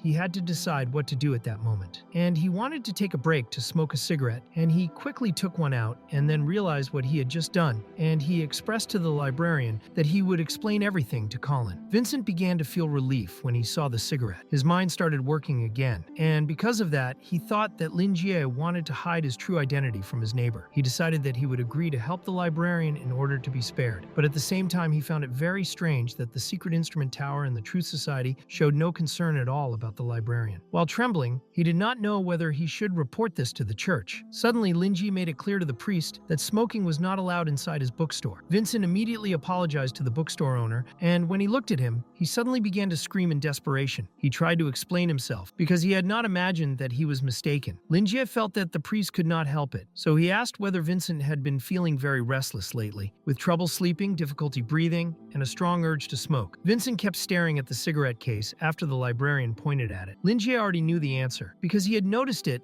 the moment the priest entered the bookstore. At first he had thought it was just stress or lack of sleep, but now he saw the withdrawal symptoms appearing clearly in front of him, and realized that the priest of the Church of the Dome was an addict. However, Vincent still had not realized it, and looked disoriented. Lingi believed that someone must have caused the priest to end up like this, which made it a serious issue, so he asked Vincent where the cigarette in his hand had come from. Vincent did not understand whether the librarian meant that there was something wrong with the cigarette. He explained that it was thanks to it that he could feel a little better. Lingi saw that Vincent had not sensed anything wrong even after the withdrawal episodes, and realized that the situation was darker than he had expected, because an addiction reaching that level was extremely complicated. Lingi asked Vincent not to trust anyone, because there was no one in the world who could be trusted completely, and nothing was ever absolute. He said that he wanted to ask a few questions, and Vincent simply agreed. The librarian then asked where he had obtained the cigarettes. The priest hesitated, because transactions involving transcendental items were confidential. But since the librarian was at least at the destructive level, he believed there was no need to keep it secret. He explained to Lingi that he had obtained them from the Ash Trading Chamber, and that the cigarettes were called Sacred Moon Brain. He also said that the Ash Trading Chamber had started selling them recently, but only in an experimental way to a selected group within the church. This surprised Lingi. The scene shifted to the 7th parish of the Church of the Dome, where a woman was presenting the Sacred Moon Brain and explaining that it was currently offered only to a small number of clerics. The product had already been tested, and the woman approved its effects, stating that consumption increased meditation efficiency and strengthened the connection between the believer and the moon. The woman presenting it was named Vanessa. She was a follower of the Black Moon from the 7th parish of the Church of the Dome, and she clearly stated that this was the destiny of those who believed in the moon. Vincent recalled picking up the cigarette case, believing it came from a reliable source. Since his meditation had declined, he assumed the problem was with himself and never suspected the cigarettes. For clerics, obedience was a duty. The apostles governed the priests and stood as the third authority within the church. They represented a part of the moon itself and were absolute authority over the lower clergy. Now that the librarian had pointed this out, Vincent did not know whether there was truly a problem and began to deny it internally, believing it was impossible. He explained to Lingi that the ash trading chamber had never had issues with its reputation, that the product had been approved by an apostle, and that all the other priests believed the item worked very well. However, Vincent seemed to be the only one experiencing discomfort. Lingi did not expect to hear that familiar name from him, because he was well aware of how influential the ash trading chamber was and almost everything it did. Even so, he believed that its aura was not as terrifying as Low Resources, which was a massive corporation capable of producing a huge variety of goods across many fields. In more modern and colloquial terms, Low Resources could be seen as a giant manufacturer. Meanwhile, the ash trading chamber was more like a massive sales platform, similar to Amazon. It was no surprise that it stocked items offered exclusively to clerics. Because of that, Lingi understood why the priest trusted the quality of those cigarettes. Considering that he knew Cherry, the ash trading chamber was indeed famous and reliable, and it also had apostolic approval and positive evaluations from other priests. Even so, Vincent's symptoms were real, and the matter was complex, which meant Lingi needed to investigate further. So Lingi decided to set the topic aside for the moment and asked who the priest trusted the most. That question made Vincent's eyes widen. He believed he trusted the church, but he felt that the librarian wanted him to trust him instead. Because of that, he silently prayed to the moon to show him a path. Then he remembered the sacred emblem, which he always held in his hands, even while sleeping. Now he felt as if something important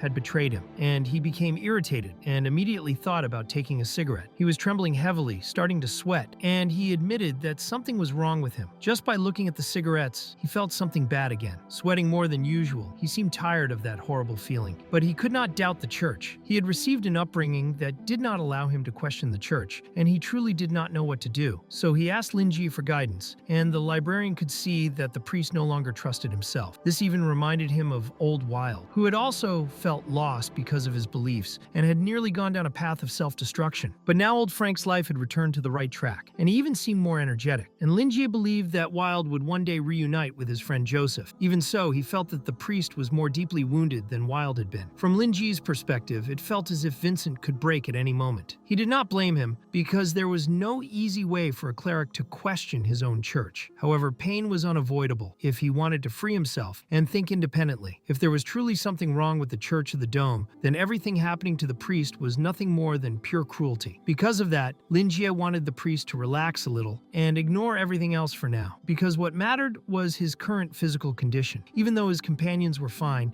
he was clearly not. Lingi believed that Vincent's companions smoked regularly, so using the Sacred Moon Brain cigarettes did not affect them much. He then asked how the priest felt at that moment. Vincent explained that he had seen the moon in a hallucination. That should not have been possible, and Lingi, who believed the priest was blind, found it extremely unlikely that a blind person could see the moon, even in a dream or hallucination. Things were clearly getting worse. He told the priest to stop using the Sacred Moon Brain, because he believed the cigarette was causing abnormal behavior and that he should find something else to distract himself. He suggested that the priest focus on something else and gave an example, saying that he could read a book. Naturally, the bookseller was trying to sell his goods, and he even had a perfect book for the priest. Lingi recommended a book to him, and its title was If I Were Given 3 Days of Light, and it was a Braille edition. Vincent was extremely shocked, and just by seeing the book in the librarian's hands, he could tell that it was truly something very different. From the perspective of Vincent's moon eye, the book burned with an extremely hot light the moment it was removed from the shelf, and the light was as blinding as the sun and illuminated almost the entire bookstore, making it look as if Lingi was holding a ball of fire in his hand, basically a miniature sun. And Vincent could feel the growing power contained within that bright flame and the intense activity that emanated from it. And that sense of power felt familiar to the priest, because he believed that the perception of the moon eye could not be wrong, and he felt that the power inside that book and the power flowing through his own body came from the same source. As a priest of the Dome Church, he had felt that familiar power countless times, because whenever he meditated and prayed to the moon every day, his soul resonated with a sacred emblem, and his mind sank into the ethereal realm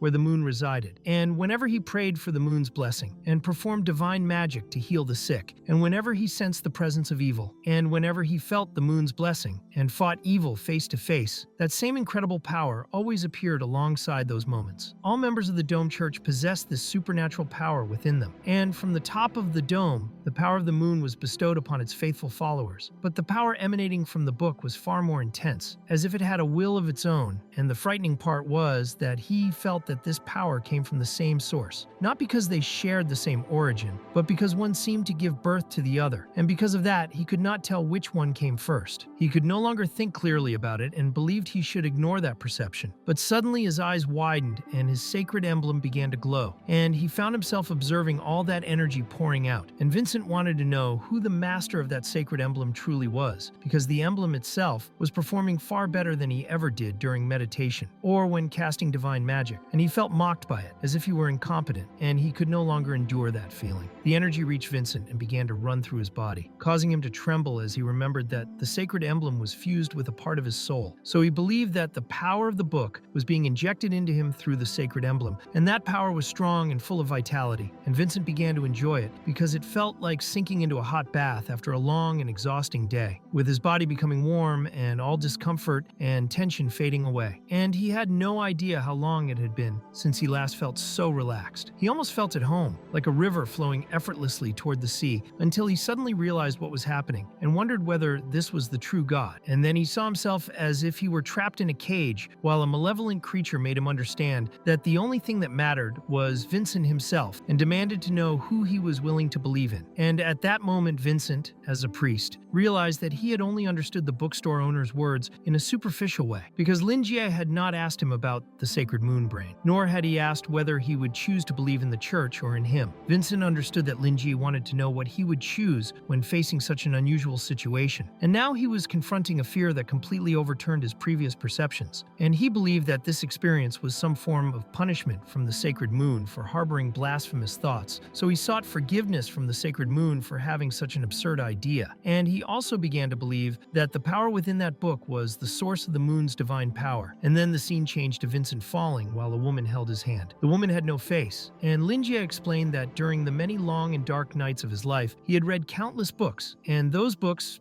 became a vast and glorious beacon that revealed the course of life deep within people's hearts. And Lingi also expressed that one who was blind needed to clear the mind, and that reading a book was a good method to keep the mind clean and free from anguish, because books were ladders for human progress, and also a way to gain knowledge and calm people. Then the scene shifted to Helen Keller, who already had her autobiography, and she was described as a great woman, with the book narrating the story of her life. And he thought about how a person born blind gradually found hope in life, and looked at everything with a positive and optimistic attitude, and how she had lived a dazzling and complete life compared to others. And he believed that this was a good book to give to someone blind like Vincent, because Vincent still did not truly understand. After that, he tried to encourage the priest by explaining that he needed to believe in himself, take a look at the book, and make his own judgment, because he needed to find his true self and step out of the darkness, and that he should see the truth with the eyes of his heart and embrace the light. And when Vincent held the book in his hands, he saw that the title was The Sacred Texts of the Sun, and he felt that the book was written in an ancient script and found it unbelievable, because he had never seen those words in his life and thought it would be impossible to understand them. However, when the priest touched those words, their meaning appeared naturally in his mind, and he realized that the light of the moon came from the sun. So the divine power of the moon must also originate from the sacred texts of the sun. But no one had ever believed in the sun, and after the first era, the light, fire, and the sun were abandoned to perish together in the dream realm. And in this way, Azir entered a third era without light and without fire. And after the end of the second era, the great nerve walls were constructed, and no one ever mentioned the name of the sun again. Vincent now began to question himself, because if the sun was the true god, then he wanted to understand what the moon they worshipped actually was, since until now the moon had been the only entity that had endured since the dawn of the world. It was not affected by the passage of time, and was the only divinity that remained alive within the dream realm. And then the scene shifted to a time long ago inside the Dome Church during a history class at the Laurent Abbey, where the topic of the day was transcendence descendants, and Laurent explained that the sun was extinguished at the beginning of the Second Era by the Dream Realm, and the consequence of that event was the Second Era itself, which marked the extinction of the giants. This represented the hidden truth of the mythical age that was deliberately concealed by transcendent beings. And Laurent also clarified that since its founding, at the beginning of the Third Era, the Dome Church had accepted the moon as its god, and that future priests of the Dome Church must strengthen their reverence and faith in the moon, because the sun had been extinguished while the moon remained forever to illuminate the world. And Vincent had been very young at the time and believed Laurent's words with all his heart, carrying that belief with him until the present day. The sun and the moon were distinct divinities, and even though they were connected, they were not the same. Yet now Vincent felt that the divinity emanating from the book was manipulating his body and mind, appearing like a manifestation of his old knowledge and past perspective, and this shattered his current beliefs. So he did not know whether he should open that book, because he feared gaining more doubts than answers, and he had no idea what he should do at that moment, while also feeling that Lingi's words carried a very deep meaning. Vincent did not know whether the long night that the librarian had mentioned was related to the ancient Second Era, and he felt that he had underestimated the librarian too much. And perhaps Lingi's true identity was that of a supernatural entity who had lived since the time of the Second Era. And if that were the case, then he might be the one spoken of in the myths, meaning that Lingi would have existed even before the Dome Church and before the recorded incidents concerning the extinction of the sun, the fall of the giants, and the rise of humanity. And Vincent believed that Lingi had witnessed all of that firsthand. Because of that, he believed that Lingi knew the entire truth and that the book was proof of it. And in the end, he also felt that Lingi was mocking the people of the church for having been blind for so long, because they had been unable to see their true God. And in the end, Vincent felt humiliated by his own ignorance and foolishness. While Lingi made it clear that Vincent did not need to rush or feel confused, explaining that the answers he needed were written within the pages of that book, where all of his questions would be answered. He also made himself available to help Vincent if he had any doubts, and believed that the priest could either give up for his own benefit and safety or have his faith completely defeated. But in any case, he believed that Vincent was not that kind of person, because he was still fighting, and that struggle was written clearly on his face. And Vincent was clutching the book tightly and refusing to let it go, while Lingi believed that the priest had already made his decision and only needed someone to support him. And Lingi made a point of guiding the priest if necessary. Because of that, Vincent began to believe that the librarian was the guide he had been waiting for, until rain began to fall outside, accompanied by lightning, and now the priest believed that the neighbor had only done what the librarian wanted, and that Lingi had managed to shake Vincent's perceptions, and then, after that, everything made sense, including handing him the book that was the key to everything so far. And Vincent felt that the librarian was manipulating the future with a single touch, believing that Lingi wanted to seize this opportunity to correct that distorted history and set things right. Because of this, he trembled and felt that Lingi was terrifying, while the bookstore owner seemed to understand nothing. And Vincent believed that he could not refuse, because if he did, then his soul would enter that statue. And so touching Lingi's decoration had been a warning meant for him. And Vincent wanted to know the truth behind all of this, because it made no sense for the church to allow addictive substances to circulate. And he felt that his faith rested in a false god who had stolen power that was not truly its own. And by accepting that book, he believed he might be able to accept at least part of the truth. Because of that, he made it clear to the librarian that it was an honor to receive his help, and that he wanted to know the truth. And Lingi believed that Vincent had potential, but still lacked direction, and that he would need to work hard to uncover the truth. And since he did not know much about the Dome Church, he would allow the priest to plan things on his own. And the matter involving the Ash Chamber of Commerce made everything more complicated. But even so, a new path had now opened before him. Lingi planned to arrange for someone to help them, and he wanted to meet Cherry, believing that this situation was not like her at all. So he suspected that someone had infiltrated the organization in order to destroy the reputation of the Chamber of Commerce, and he believed that Cherry would be interested in this. So he stated that he would speak to her to find out what was happening with those sacred zombies. Father Vincent was left in shock, because Lingi was speaking about a woman who was a newly rising legendary power, and the Ash Chamber of Commerce was controlled by suspicious clerics who monitored their community harshly. And Cherry's rise to power, combined with her identity as the illegitimate daughter of a mixed-blood dark elf, was extremely controversial. And in the end, Vincent, who normally did not associate with powerful figures, still knew the name of that president who had been promoted so recently. He also noticed that Lingi called her a girl, and spoke about her as if she were a friend. So the priest believed that the two of them had a good relationship. And because of that, Lingi could ask her for help, even if the matter involved internal affairs of the chamber, and people said that her appearance was that of a 12-year-old child, but in truth, she was hundreds of years old, and supernatural species lived isolated from other forms of life, so Cherry truly possessed 100 years of valuable experience. Otherwise, even if she had the power to manipulate people's hearts, she would not have been able to reach a position of authority in such a massive organization as the Ash Chamber of Commerce. And because of this, Vincent realized that he had been right all along, and that the bookstore owner was indeed an ancient creature, and he believed that he now had an opportunity because he planned to speak about the witch in order to make a good impression at the arcade, and Vincent thought that Cherry had achieved something incredible within the chamber over the past few years. And in the end, he felt that he himself should have practiced more. Because of that, he only hoped that Lingi would be able to see through him and guide him properly. And Lingi began sweeping while casually commenting that Cherry used to be just a foolish little child who cried all the time whenever she came to his shop. But at the same time, she had been an adorable and talented little girl who had grown a lot. And the priest felt relieved when the librarian simply smiled like a proud father hearing about his child's good grades. The priest then learned that the president was currently one of the bookstore's customers, but he could not believe that the bookstore owner had just called Witch Chapman a crying baby, and he felt that he had heard something he was not supposed to hear. And then the scene shifted to Cherry, who had bumped her head while sleeping, while Bella promised that she would get some medicine to help her feel better. And then Lingi informed the priest that he would ask Cherry to investigate the chamber, and that Vincent only needed to pay attention to who was using the same cigarettes as him and what symptoms those other people showed. Lingi also believed that the priest should speak with the seventh apostle about the anomalies and should not hide them, but Vincent felt that it would actually be easier to tell her the truth, and the librarian saw no problem with that as long as she did not find out that he had stopped smoking. And Lingi was certain that the priest was not the only one experiencing those anomalies, explaining that the goal was not to kill, but to create addiction, and that Vincent needed to show his dependence and not let them become suspicious while they continued their attempts at brainwashing. If he acted as if he were hiding something, it would make them realize that something was wrong, and Vincent had already lost absolute trust in them. And Vincent understood Lingi's explanation when the librarian told the priest that it was getting late, and that he did not want Vincent to leave Colin waiting, because the fat man was still waiting for the results of the exorcism he had hired him for. And if Vincent stayed the night there, Lingi believed that Colin would end up calling the police. He also reminded the priest that he needed to remain determined and receive the light as quickly as possible. And when the priest left the bookstore and stepped outside into the rain, he felt that the whole experience had been terrifying, because it was practically the most intense exorcism he had ever performed, and he had no idea what he should do to calm the poor Colin, who had accidentally discovered the anomalies of his neighbor. Then a woman called out to him, and Vincent was immediately startled and demanded to know who was there, while also feeling an overwhelming sense of blood pressure, believing that it was a hunter at a terrifying level or even higher. And meanwhile, Lingi felt that he had done his good deed for the day, and now he felt satisfied but slightly thirsty, so he asked his assistant to leave the area, because he could see her from the corner of his eye, and Lua was caught off guard and wondered whether her boss was no longer angry, but he had no reason to be angry at all. Then he asked where the tea was that he had requested, and in the end, the tea she had prepared had already cooled down, and he refused to drink it because he believed it was bad for his health. So he asked Lua to prepare another tea using her precious herbs, and Lua felt confused because he only drank that kind of tea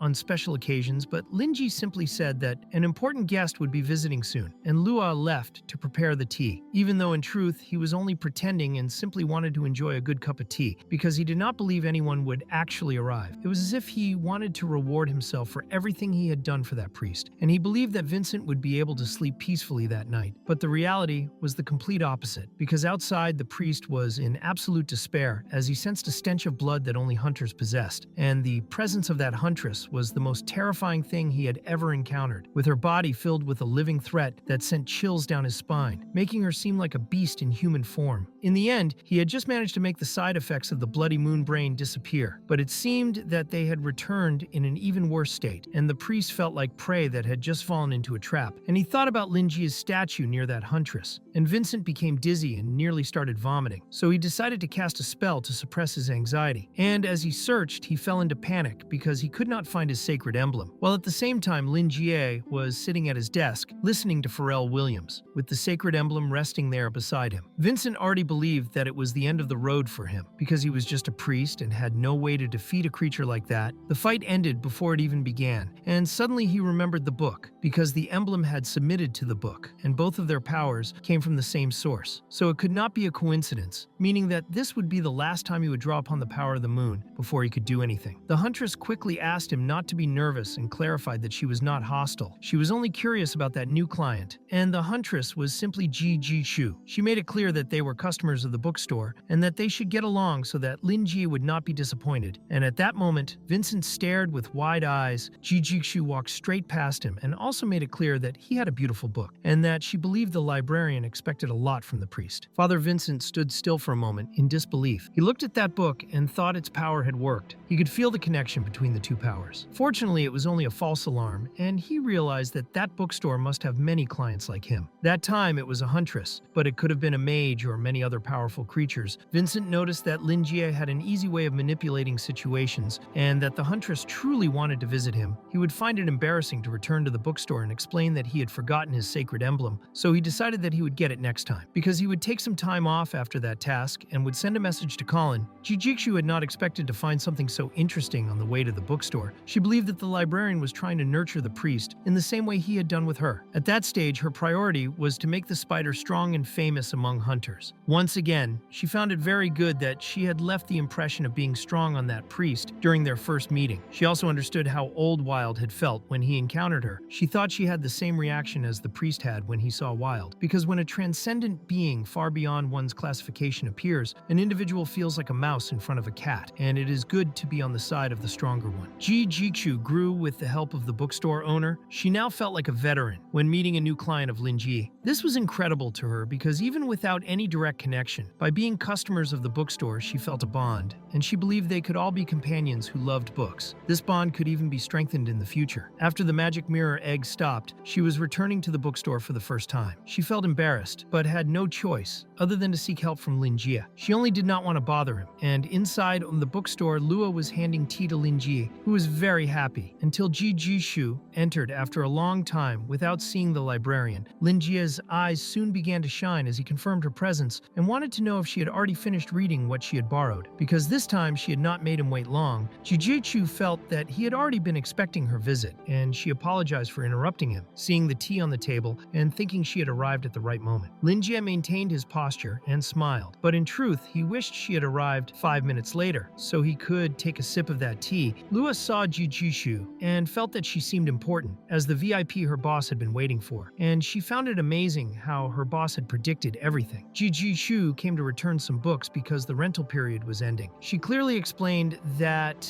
she could not understand all the content of the books at her current level of comprehension, and she also wanted to expand the power of understanding among the people around her. Ji Jishu felt a little embarrassed, but she wanted to know if she could borrow those 2 books for a bit longer, and Lingi obviously had no problem with that, because he wanted increasingly loyal customers. He made it clear that she had done an excellent job getting that far, and that if she completely mastered those books, she would gain a great deal. But she should not worry so much, because there were people who read books their entire lives and understood nothing from them. Ji Chu understood and even agreed with him, because her abilities had evolved greatly after she started reading those books. The destructive level that once seemed beyond her reach had now reached a dangerous peak after an ascent that felt endless. But that was only the beginning for her. She could not imagine what level she would reach after fully mastering those books. She felt excited just thinking about it, and then drank the tea that belonged to him in a single gulp. Lingi was quite incredulous as he watched this, surprised by Ji Jikshu's extraordinary talent and impressive physique, as she was truly incomparable. Lua soon arrived and brought more tea to Ji Jikshu, calling her Miss VIP, which made Lingi bristle. And in the end, Lua told Ji Jikshu that her boss had prepared that special tea especially for her. Lingi had forgotten to introduce the two of them and explained to his client that this was his new assistant, and also told her name. Ji Jishu noticed that just by his tone, Lingi liked that girl who seemed quite cute. Ji Jikshu also sensed a special smell from her. She did not smell like a human being, and it was as if she were made of plastic and steel. Ji Jikshu and Lua greeted each other, and Lingi, seeing how his assistant spoke in an awkward and incorrect way, explained to his client that she did not know how to converse properly and that everything she knew about dialogue came only from what she had learned in books. Lingi then wanted to know whether Jiji Shu had come only to renew the rental of those books, and the huntress was caught by surprise because once again the bookstore owner already knew the reason for her visit from the very beginning. She also informed him that she had achieved her revenge thanks to his guidance and that she was deeply grateful for it. Lingi became quite surprised, while the client also explained that there were some complicated matters she still needed to deal with and that she required his advice. She had brought a box and wanted him to open it. Lingi felt confused at that moment because things were not going as he had imagined. The box looked very delicate to him and also had an exotic and strange design. It looked more like a safe, and he wondered whether it was something left behind by the person she had taken revenge on, thinking that the man must have thought highly of himself to make a safe resemble a treasure chest. Soon Jiji Shu thought that the bookstore owner seemed bothered and that perhaps the seal on the box was too weak and she was wasting his time. The problem was that the original formula of the contaminated blood was the foundation of a hunter organization, and although the runic seal was something very serious and not simple to resolve, Jiji Shu believed it might be child's play for Lingi, and she confirmed that the box had indeed been left behind by that man. She believed it meant nothing to the librarian, but it meant a great deal to her, and she wished to ask for help with it, making it clear that she would repay him with everything she had. In the end, Lingi thought it was a terrible mess involving someone daring to deceive the heiress of a giant company, so that man had probably suffered severe consequences for his actions, and he hoped the man had truly repented when he was about to leave this world. The bookstore owner found the box quite interesting and said that he did not need any repayment from her because everything he had done for her was simply out of affinity. Jiji Shu immediately blushed and apologized for her lapse, while Lingi only wanted her to visit the shop more often. The problem was that she felt bad for not being able to repay him properly because he had truly made a difference in her life. Lingi then asked Lua to take a look at the box for a moment. In the end, Lingi thought his client might just be looking for a key to it, but he also knew that she trusted him greatly and saw him as someone she could rely on for help. He also believed there were not many young people whom his client could truly trust. Soon he remembered Ryan, because the last time Jiji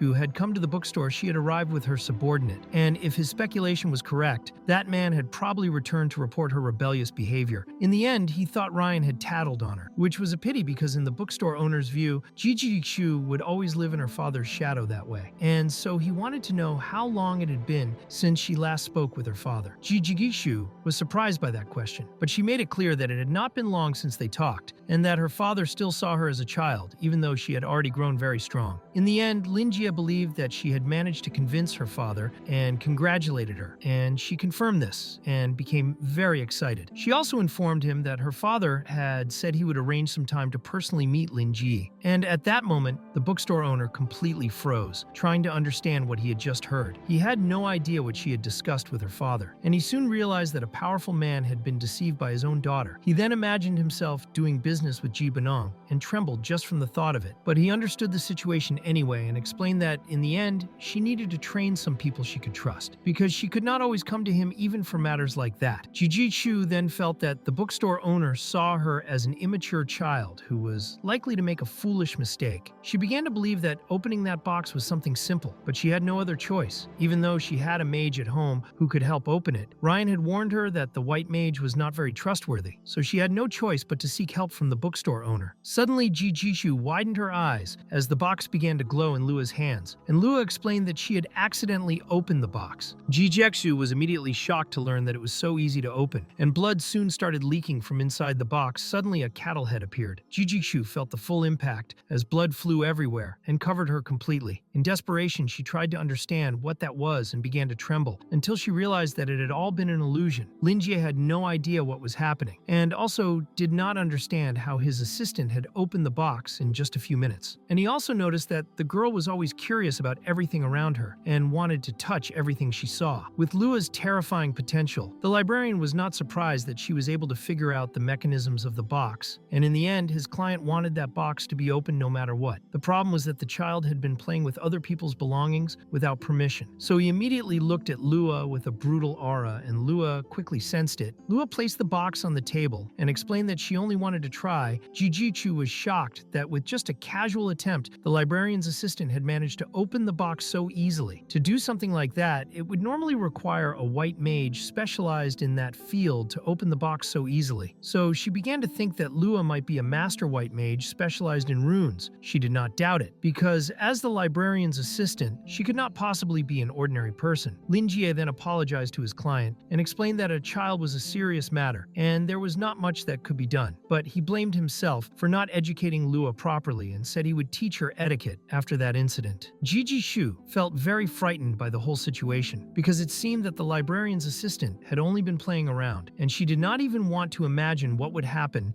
if that little girl took something seriously. It was also at that moment that she realized the librarian was raising that girl, and combining the fact that the girl was learning everything while lacking common sense, Jijutsu began to think about the girl's true identity. But she chose to push that thought away, because it was already terrifying enough. She then explained that she trusted Lingi, and the same applied to his assistant. Lingi was surprised and felt that it would be very easy to deceive that client. He had only seen Jijutsu 3 times, and even though he himself was kind, that did not mean the people around him were the same. He hoped she would not repeat the same mistake and would always remember the feeling she had when she was betrayed. He also made it clear that he would punish Lua, and that Jijutsu herself needed to be more cautious, because that situation involved her privacy. However, Jijutsu believed that no matter what, she could not keep secrets from the librarian, so there was no need to be cautious, but she still thanked him for the advice. She knew that the strong had their own discipline, and Lingi had never even glanced at the contents of the box, and perhaps he simply did not care, because he must have been used to things like that. The formula was extremely special to her, but to him it might not be a big deal at all. She touched the box and was surprised by its beauty, its malice, and its temptation. Soon she felt a powerful pressure behind her and her eyes widened. She felt tremors rising from her own blood, which meant that the original recipe in front of her was genuine and she could finally relax. She now had the original recipe and the white wolves had been completely annihilated, so she could establish her own base. And from that moment on, everything would be considered the true original. Then she noticed 2 letters inside the box and was completely surprised. Both were addressed to Helix, but she felt that reading their contents at that moment would not be wise. They could have been created by a white mage and she might fall into a trap. White mage runes were equivalent to the books from the bookstore, possessing enormous power. And if Helix had placed them inside, then the letters could be just as important as the recipe itself. But as the founder of a hunter association, there was nothing more important to her than the original recipe. And if secrecy was required, she could easily destroy those 2 letters. Her body began to tremble. Perhaps the letters were related to the original recipe itself. And if that was truly the case, she looked at Lingi, who was reading a book, and noticed that he showed no interest in the outcome at all, which might mean that it was safe. She felt that he gave off a sense of security that allowed her to open the letters. And she noticed that the 2 letters had been sent 30 years apart. They were sent from the same place and by the same person. 30 years ago, Helix had just become a hunter, and 30 years later, he had become the leader of the White Wolves. And the scene shifted to several years earlier on Noken Island, where Jijutsu had asked Max to gather all the information about the hunter associations there. Max informed her that everything was ready and handed over the documents. Max believed that only 3 groups had the potential to form a true association, named Black Beast, White Wolf, and Great Shark. Jijutsu wanted to know the strength of those organizations. Max explained that Great Shark only accepted elites. The level of tainted blood was very high, and the mortality rate for newcomers was also extremely high. Black Beast was a hunter association tied to the black market. Its leader was sadistic and turned huntresses into slaves, so joining them was clearly a bad idea for Jijutsu. While White Wolf would be the best option for her, Helix was considered very famous among hunters, and they eventually became the strongest hunter association on Noken. Helix was intelligent and talented, with strong planning ability, and he had started from nothing, beginning as an unknown hunter with no background. Somehow he had obtained the original recipe and was working on it. At that time,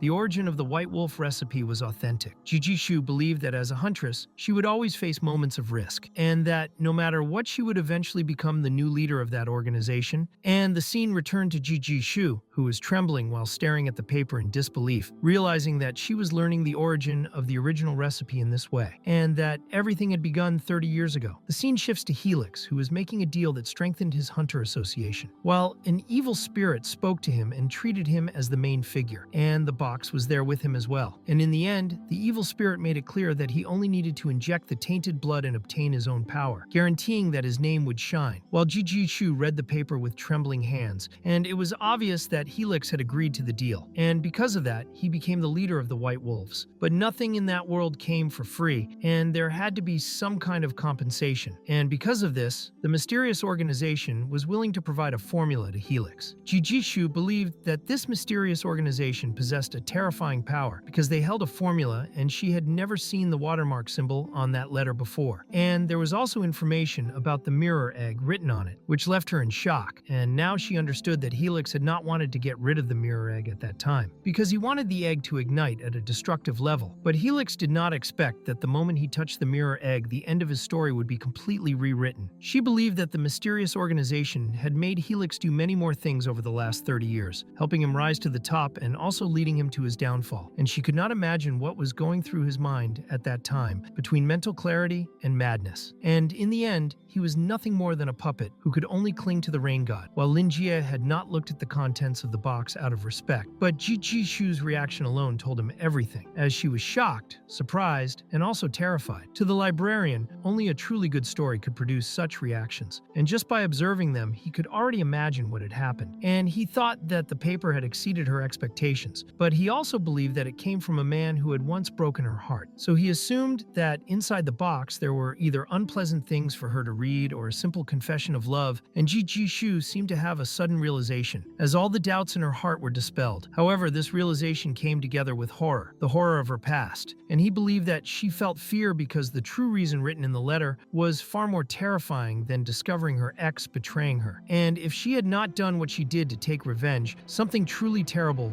would have happened to her and to the bookstore owner. This was the only way the situation made sense. And perhaps even her ex had been part of an organization trying to obtain her money in some way. But in the end, they failed to carry out their plan because she eliminated all of them at once. Now he understood that those who would betray her did so out of envy, and because they had smaller companies and they wanted to affect Jijishu in some way. So he questioned the huntress about whether they were an organization, believing that her ex had been just a pawn who was being controlled and destroyed, and it seemed that her revenge was far from over. While Jijishu confirmed this and admitted that she had never imagined how powerful that organization was, and they seemed to be very well hidden, but even so, she already knew that the truth would be far more terrifying than she had expected. Her revenge would follow a long path, but she would not be the only one involved, and she would do as the librarian had advised, cultivating trustworthy people to remain by her side. And in the end, Lingi discovered that the name of the traitor was Helix, but in truth, he was not her ex at all, as this had all been a product of the librarian's imagination. And he also believed that Helix had become a tool, someone who was used until the end, and with limited resources, he could act against this organization, while business rivalry was Lingi's weak point, so he would not give direct guidance. Since there was no way to advise a fighting tournament to resolve the matter, he decided to leave such things to professionals and only give reminders to his client. And he warned Jijishu to keep her father alert and to remain cautious, because the enemy would show no mercy. And she simply thanked him for the advice, and truly intended to inform her father about it, as that organization was hidden in the shadows and could affect the company. She did not know how many mutants from Helix's group had been nurtured by that organization, and she believed that she would have to face other renowned factions, something completely different from the small disputes she had experienced before. And she still lacked experience, but Lingi could give her guidance, and she found the librarian's perspective terrifying, while Lingi himself was happy, believing that the secret lists held by the wealthy made life more interesting, until he took a sip of tea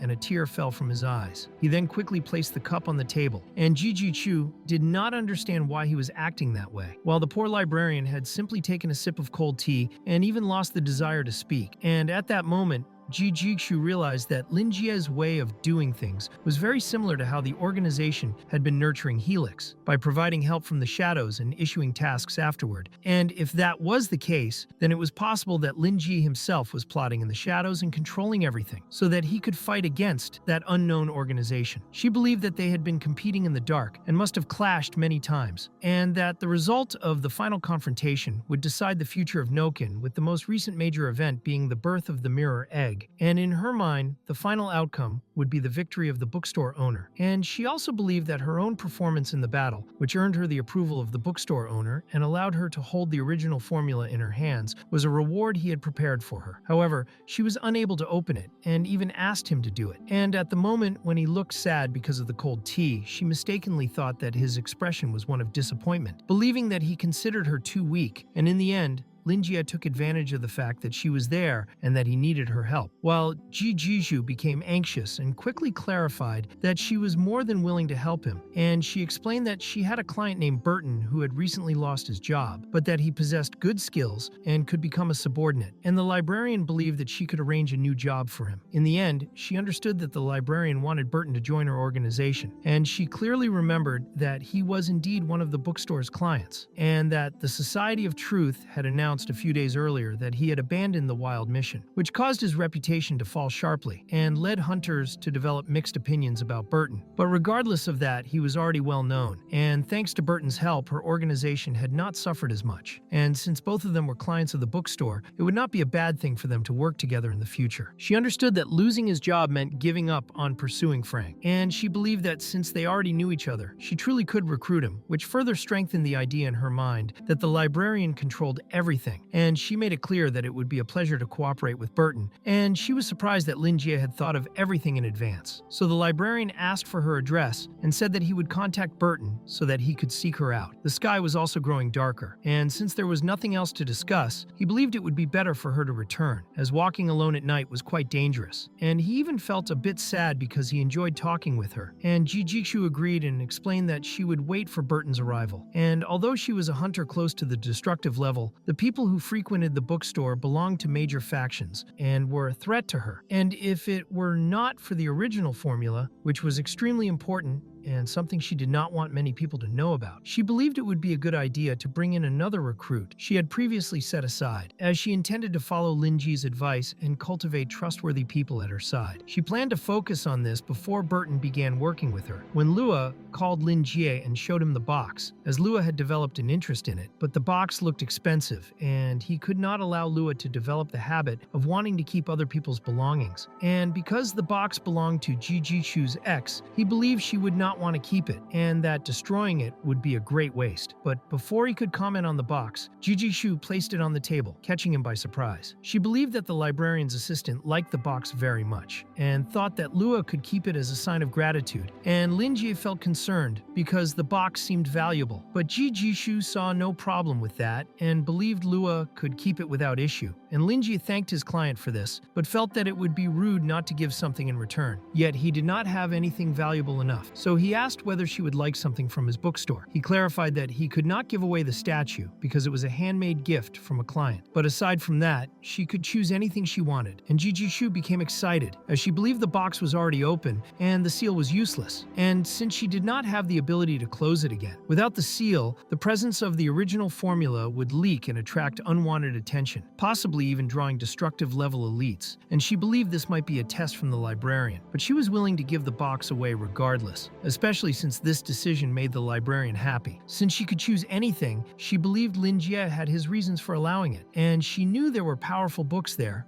but she could not judge how much a book she picked would actually help her, so she wanted to find something that would truly make a difference to her strength. And she ended up noticing the rose that had not been present the last time she visited the bookstore, and she felt something that made her unwilling to look directly at that rose. However, the rose wanted Jijishu to choose it, and it practically commanded the huntress to take it away from that place, threatening that if she did not do so, it would devour her. And Jijishu was shocked for a moment as she received a threat directed straight at her soul, and the flower emitted a terrifying aura that she could not resist with her current strength, forcing her to rely on sheer willpower to block the threat aimed at her soul. But she believed that something possessing such terrifying power and making threats while needing her help was the greatest assistance she could possibly obtain. She then informed Lingi that she wanted his rose, and he was completely confused, as the rose was already close to dying, and he did not understand why Jijishu would want such a thing. But the situation was complicated because Doris had given him that flower as a gift, and he could not give it to someone else, so he believed Jijishu should think more carefully. And he explained that he had forgotten to mention that the flower was also a gift from another client. that he had done his best to take care of it, and it had seemed fine not long ago. But caring for it was difficult, and he was planning to get rid of it in the coming days. He also warned that the one who had given that flower was Doris, and Ji-Ji-Chu was caught off guard by this revelation, and in any case that flower clearly meant something to him, so he wanted her answer only after she had carefully thought it through. And even though he wanted to get rid of the flower, he still believed it should be saved, because simply throwing it away would not be the right thing to do, while Ji-Ji-Chu believed that the librarian was testing her to see whether she was worthy of that gift. And she also remembered that after recovering from her injuries at Doris's house, she had sung that same song to Max. Because of her caution and a strange feeling she had, she asked Max to investigate Doris's background, and 2 days later he presented a shocking investigation report. And it was then that Ji-Ji-Chu discovered that Doris was a great sage of the Iris clan, someone who had possessed destructive level power for thousands of years, and who had focused on searching for the Silver Witch, which allowed her strength to remain unchanged for centuries. And when the war on Street 23 occurred, the council had confirmed that it was her work, meaning that Doris was truly a well-known and influential figure. Ji-Ji-Chu felt embarrassed when she remembered how she had behaved near such an important person as Doris, and she believed that Lingi was warning her that the gift would not only benefit her organization, but would also prepare her to form an alliance with the Iris clan to face a far greater threat, one she had no idea they would have to confront. While in her mind, the librarian had already orchestrated everything, and in the end, Lingi was gathering all those individual hunters to form a hunters association capable of fighting the Tower of Secret Instrumental and the Society of Truth. In this way, the librarian would gain another hidden card to use against the mysterious organization, and all of Nokin would undergo a massive change. And she believed that Lingi's ability to plan was impressive, and that she could not disappoint him. So she sought a resolution for her own destiny, believing that everything she had and everything that existed was for the sake of the librarian. And she explained that he should not worry, because she would not let that gift be wasted, promising that she would do her best to take good care of the flower and live up to the expectations he had of her. Lingi was even startled by her determination, and in the end he realized that he could not reject it, although he still did not understand why she wanted that flower. But since she was wealthy, he assumed she might know how to deal with plants, and after seeing such a beautiful flower deteriorate in his own hands, he understood that perhaps she believed it would be better for her to take care of it, because if it stayed with him, the flower might one day never see the light again, and if he let it die, it would disappoint Doris. So he decided to give her the flower and explain the situation to Doris the next time he met her. In the end, he realized that the two of them knew each other and could resolve the matter through conversation later, meaning there was no need for manipulation, and everything would turn out fine. So he informed the huntress that he would leave the flower in her care, hoping that she could restore the plant. And Ji-Ji-Chu was very happy, as was Lua, simply because that terrifying flower was finally leaving, and Ji-Ji-Chu took the flower and left, since it was getting late, and she wanted to let him rest, once again thanking him for his generosity and promising to take good care of the flower and prove her worth to him. The scene then shifts to Andrew's mansion in the Central District, where a subordinate apologized for interrupting his rest, explaining that she had something important to report, and Andrew believed she should not be so hasty and should maintain her elegance, as she was the head maid, and she reported information related to the Society of Truth, explaining that it seemed his previous orders had reached the Group of Wisdom, a group known for stealing the knowledge of others, and that they had become interested in the bookstore. Andrew nearly collapsed upon receiving this information, but he chose to act normally, saying that he understood perfectly and instructing the subordinate not to involve herself in anything related to that matter from that point on, as he would handle it personally, and he wished her a good night, while she in turn asked him not to overexert himself and to rest properly. And after she left, he pressed a button and a massive image of Doris appeared right in front of him, which immediately made him feel relieved. He wanted to know who was opposing him once again, since those orders had been canceled earlier by him, and someone had intercepted the cancellation order. And the worst part was that he could not even command his trusted people to investigate who was behind it, as he believed that only Doris truly understood his talent and value, and all he wanted to know was whether she was safe, so he abused his authority and used the surveillance network to search for her location. The price he paid was that the surveillance network collapsed and he lost all his authority, but as long as she was safe, he would not regret his actions, and he felt an eternal longing for the elf, believing that she was truly unique in the world. And in that regard, he was not entirely wrong, while at the same time Lingi felt frustrated, because Doris had said the plant was very easy to care for, but he chose not to dwell on it, and only hoped that the flower would have a better life with Ji-Ji-Chu. Eventually, Lingi began to think that Ji-Ji-Chu might want something more from him, remembering how she had wanted wanted to get to know him better when she first arrived at the bookstore, recalling her determination not to disappoint him and how happy she looked when she left with the rose, and he believed there was no way they could work out, as they existed on completely different levels. So he decided it would be better to think about how to explain the entire situation to Doris, feeling guilty and also realizing that he had never been in a relationship before and had no idea what he should do. Then he preferred to put it in his head that it was better to let things follow their course. He had ended up dealing with only 2 customers that day and was already tired and about to close the shop, which showed how lazy he was since he had only attended 2 people, until he remembered that the flower was missing and that the silver emblem was still there. He remembered that he had been so focused on talking with the priest that he ended up forgetting to give the item to him. But it was not only that, because the priest had also forgotten. If he had noticed earlier, he could have run after Vincent to return it. In the end, the priest must have forgotten and left, so he decided to take a look at the silver emblem. He saw that it was a very delicate item with a simple design, but now he could only return it when the priest came back again, and he would not leave something so valuable in the middle of the bookstore. He noticed Lua holding the box. He thought it was a coincidence and remembered that he had just managed to get insurance. So he went to Lua and wanted her to remember the small mistake she had made before because he was going to give her a punishment, and she became very afraid. She had truly forgotten about the punishment because she was very happy about getting the box and because the flower was gone. Then Lingi wanted her to say what her mistake was, so she explained that she should not touch customers' belongings without permission. He thought it was very good that she had learned, but she still needed a punishment, and quickly he placed the silver emblem inside the box. Her punishment would be to take care of that emblem, and when the priest returned, she would have to give it back. Lua promised that she would take very good care of it. He warned that they were going to close the shop and rest while the gargoyle felt very tired of listening to all that talk. After that, they closed the shop, and Lingi had told Lua that when the people from the Ashen Chamber of Commerce came by, she would receive her new identity, and he would even ask them to change the layout of the second floor so Lua could have her own room. He thought she should think about whether she wanted any furniture or accessories when she was free. He said that he was going to bed at that moment and wanted her to change her bandages before sleeping. Then he wished her good night. She went to the room and put the box on the table. Then she took off her clothes and checked the bandages. The small scratches had already healed, but she would reapply the medicine and rest. Now she only had injuries on her back and neck. After that, she lay down and kept the box beside her because her boss had told her to take care of it. And this time, she would need to find a way to break the bad seal on the box to open it properly. So first, she would observe the reaction. And inside the box, the silver emblem began to glow. Lua started to feel sleepy until she woke up a little startled and found herself in another place. She did not understand what was happening, but remembered that she had learned how to break the invisible runic seal on the box. However, she had cheated because she managed to find the core of the runic seal by tracking it. She had tried to go beyond her limits, and her thoughts became confused and overloaded her brain, so she knew that her consciousness was in the dream realm. Then she saw the stars and thought they were very beautiful. The silhouette of a being appeared, and soon a woman emerged, explaining that Lua was a guest and did not need to be surprised, stating that she was truly in the dream realm, and that this meant her destiny would intertwine at that moment. That woman had been waiting to meet her because Lua was the person who had been guided to that place, promised by destiny 10,000 years later. That woman was Walpurgis, and she welcomed Lua to her dream realm, and the scene suddenly changed to Doris, who felt something unusual, while the other elves wanted to know what had happened. Doris explained that something had appeared in her own dream realm, and the other elves were surprised and wanted to know who it was. They began to believe that it was Prada, but Doris did not feel Prada's presence, even though the level of presence was equivalent to that of Prada, and the great wise elf believed it might be another original witch who had blessed her promised person. This was something rare for Doris because nowadays supernatural beings and their species did not know the ancient legends and secrets. Everyone had their own perspectives about the original witch, but they did not truly believe, and it had been a long time since those secrets were scattered everywhere, even into parts considered abnormal and forbidden, such as the plague cult, which never approved the existence of the original witch and considered it an abnormality, and the Dome Church believed in the moon, but did not associate it with Walpurgis, who controls the night, making them two separate forms of resistance. Because of that, the Immortals were the only ones who truly understood the original heritage. A cat suddenly appeared and began rubbing against Doris. But for the great wise elf, this was not a serious problem anyway. The real issue was that the war had left the members of her clan injured, and she was taking care of them while they recovered. So they would need time, and she did not understand why talking cats kept bothering her. The elves saw her starting to pet a cat, and they could not imagine that there were cats among the clan. Doris was not willing to tell the truth to the clan for now, trying to avoid general panic, and dealing with those cats was a great challenge for her. As the Great Wise One, if nothing worked, she already planned to ask Lingi for help. She would visit him when she had time to thank him, and she believed that for him to help and save her, she would need to prepare a gift of gratitude sufficient to repay the debt. She also had no idea whether the librarian was related to the original witch who had entered the River of Dreams that time, but she also thought it was impossible for a dream realm to contain two original witches at the same time, because she was seeing someone being blessed by the original witch she believed in, and she also wanted to know what kind of feelings the promised person was experiencing at that moment. The scene shifts to Lua, who was confused and did not know who Walpurgis was, and Walpurgis thought that this made sense because they were meeting for the first time. So she introduced herself and explained to Lua that she was the guide of day and night, the wing of the twilight slope, that the sun and the moon were her children, while the stars and rivers sang for her. She blessed all things born in that world through day and night, and she had also made vows with all beings who held demonic power. Those who called upon the sun were loved by her, and those who swore by the moon would be caressed by her. Those who were caressed by her were not harmed by darkness and chaos. And at that moment, Lua realized that Walpurgis had guided her before, which Walpurgis confirmed, also thinking that Lua was being well taken care of and that her appearance was much better. She also knew that the girl now had a proper name and wanted to know it. So Lua told her name to Walpurgis, while the original witch gently squeezed her cheeks. And Lua also thanked Walpurgis for saving her. Lua had not realized that Walpurgis was more than enough to overwrite the traditional concept that ordinary people had about the original witch, because she was not only in charge of the night, she was also responsible for a much broader domain that included day, night, and twilight, which meant that she possessed the power to control the time of day, the sun and the moon, the stars and the rivers as her subordinates, and her authority stood far above all of them as she ruled over everything. The original witch Walpurgis appeared more like a goddess and believed that everything was fate, while Lua tried to explain that she was very grateful, but that she was not the person Walpurgis thought she was, and she wanted to understand why Walpurgis had brought her into the dream realm. And while holding back laughter, Walpurgis thought the girl was both very cute and foolish, explaining that in truth it was Lua herself who had entered her dream realm. Because of that, Lua was called the Promised One, and Walpurgis emphasized to the girl that those who believed in her would definitely be helped by her, even if her power was no longer as great as before and people had forgotten her name. And at that moment, Lua quickly understood that she had been drawn into a dream captured by a dream catcher. And as for the medium, she believed it was the emblem of the dome church kept inside the box. She also noticed that her wound no longer hurt and thanked Walpurgis for that. But Walpurgis did not want the girl to worry and explained that she had given her special treatment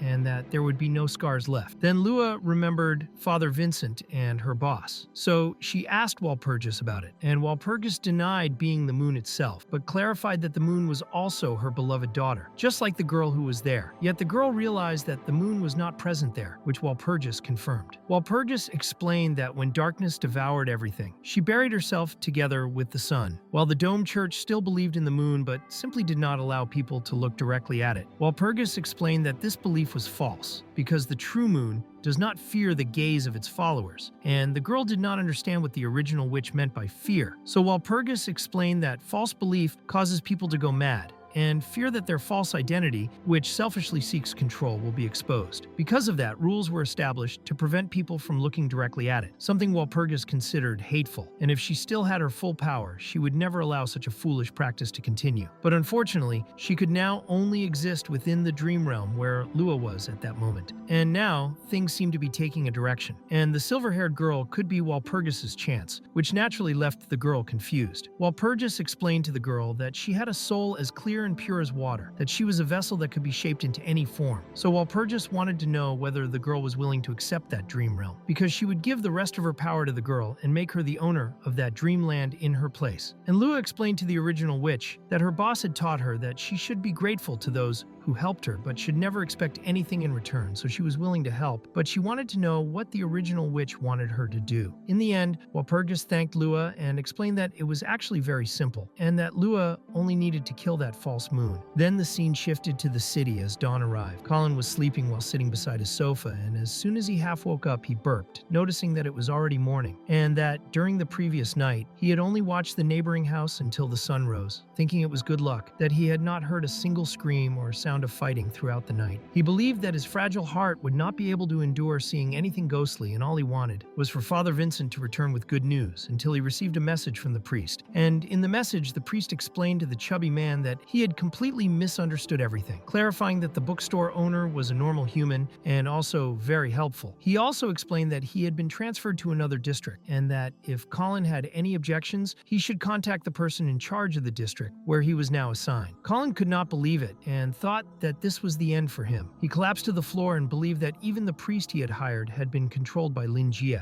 and in his mind, he had treated the bookstore owner as if he were a demon. At that moment, Colin cried even more sadly than when his father had died, while Vincent was sleeping peacefully somewhere, and Colin began to replay everything involving the priest and the police, having no doubt in his mind that they had been brainwashed by a demon and were practically doomed. He only wished that they could rest in peace, and when fear in the human heart reaches a breaking point, it can sometimes turn into anger. So Colin punched the floor and declared to himself that he was tired of this and did not want to be afraid of his neighbor anymore, practically turning himself into a Super Saiyan in his imagination, deciding that he would invade the bookstore and deal with his neighbor. Even if he died, he would expose Lingi and show everyone that he was a demon as soon as he stepped outside. He quickly went back into his apartment and realized that he had almost thought of doing something that would cost him his life, showing how cowardly he actually was. And he also noticed that he had not picked up his exorcism equipment, treating the situation as if he were about to face the final boss of a game. After spilling water on the floor and getting himself wet, he thought he should change his pants as well. Then he decided to look for his holy water until he found it. However, the bottle contained very little holy water and he did not know if it would work, since he believed he needed to hurt the demon he had created in his own mind. He felt he needed something more, becoming quite irritated because Lingi was forcing his brain to think too hard, which only highlighted how lazy he was, when suddenly he heard a noise, glanced sideways, and saw a coin behind the armchair, quickly picking it up. He felt it took great effort just to pick up a simple coin, but the coin felt very familiar to him, and he remembered that it was his family's treasure. He had seen that coin when he was 8 years old and thought it was very shiny and even tried to eat it, but his father punched him on the head, thinking he was extremely stupid for trying to eat the family relic, while the child only complained about being hit. Colin's father explained that their family was only wealthy because of the power of that coin, which they called the lucky coin. Colin understood that it was the coin that had allowed them to open the audio shop, even though it was now broken down. And his father also mentioned that the Ash Market had come to borrow money again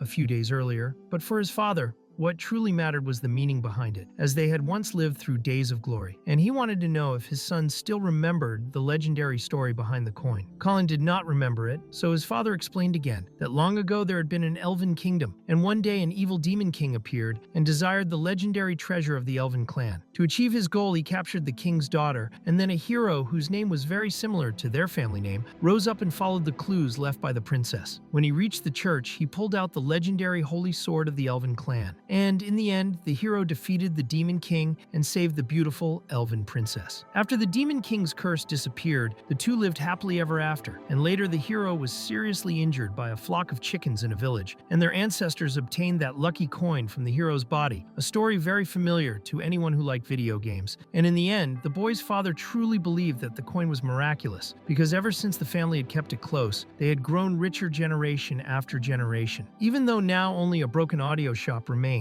the chubby man's father believed that when his son was willing, they could restore the family's days of glory. He wanted his son to understand everything he had done, but the boy did not care at all and kept playing with his toys, thinking the legend was lame and outdated, which led his father to give him a severe beating. The old man had gone mad and looked as if he might kill him, and now Colin found that coin at such a moment and thought that maybe this was the stupid power of luck he had never believed in. But he was still determined to destroy his neighbor, whom he believed to be a demon, and since he did not know whether the legend of the coin was real, he decided to bring it just in case, hoping that the family relics would protect him. He refused to let his neighbor escape this time, so he grabbed his holy water and left his apartment, trying to be a hero at least once before dying, just like the old legend his father loved to tell, feeling like the strongest hero in the world at that moment, which showed how fertile his imagination was. And he arrived at the bookstore with a kick while constantly trying to encourage himself along the way. Then he suddenly realized that there were many people gathered there together with the librarian, and all of them looked completely confused until he noticed that the markings and uniforms were something he recognized, because that was the largest commercial organization in all of Noken, the Ash Market. A little before the fat man arrived, causing a commotion, the people from the gray market arrived, and one of them, who wore glasses, wanted everyone to be cautious, not to touch anything, and not to look at anything.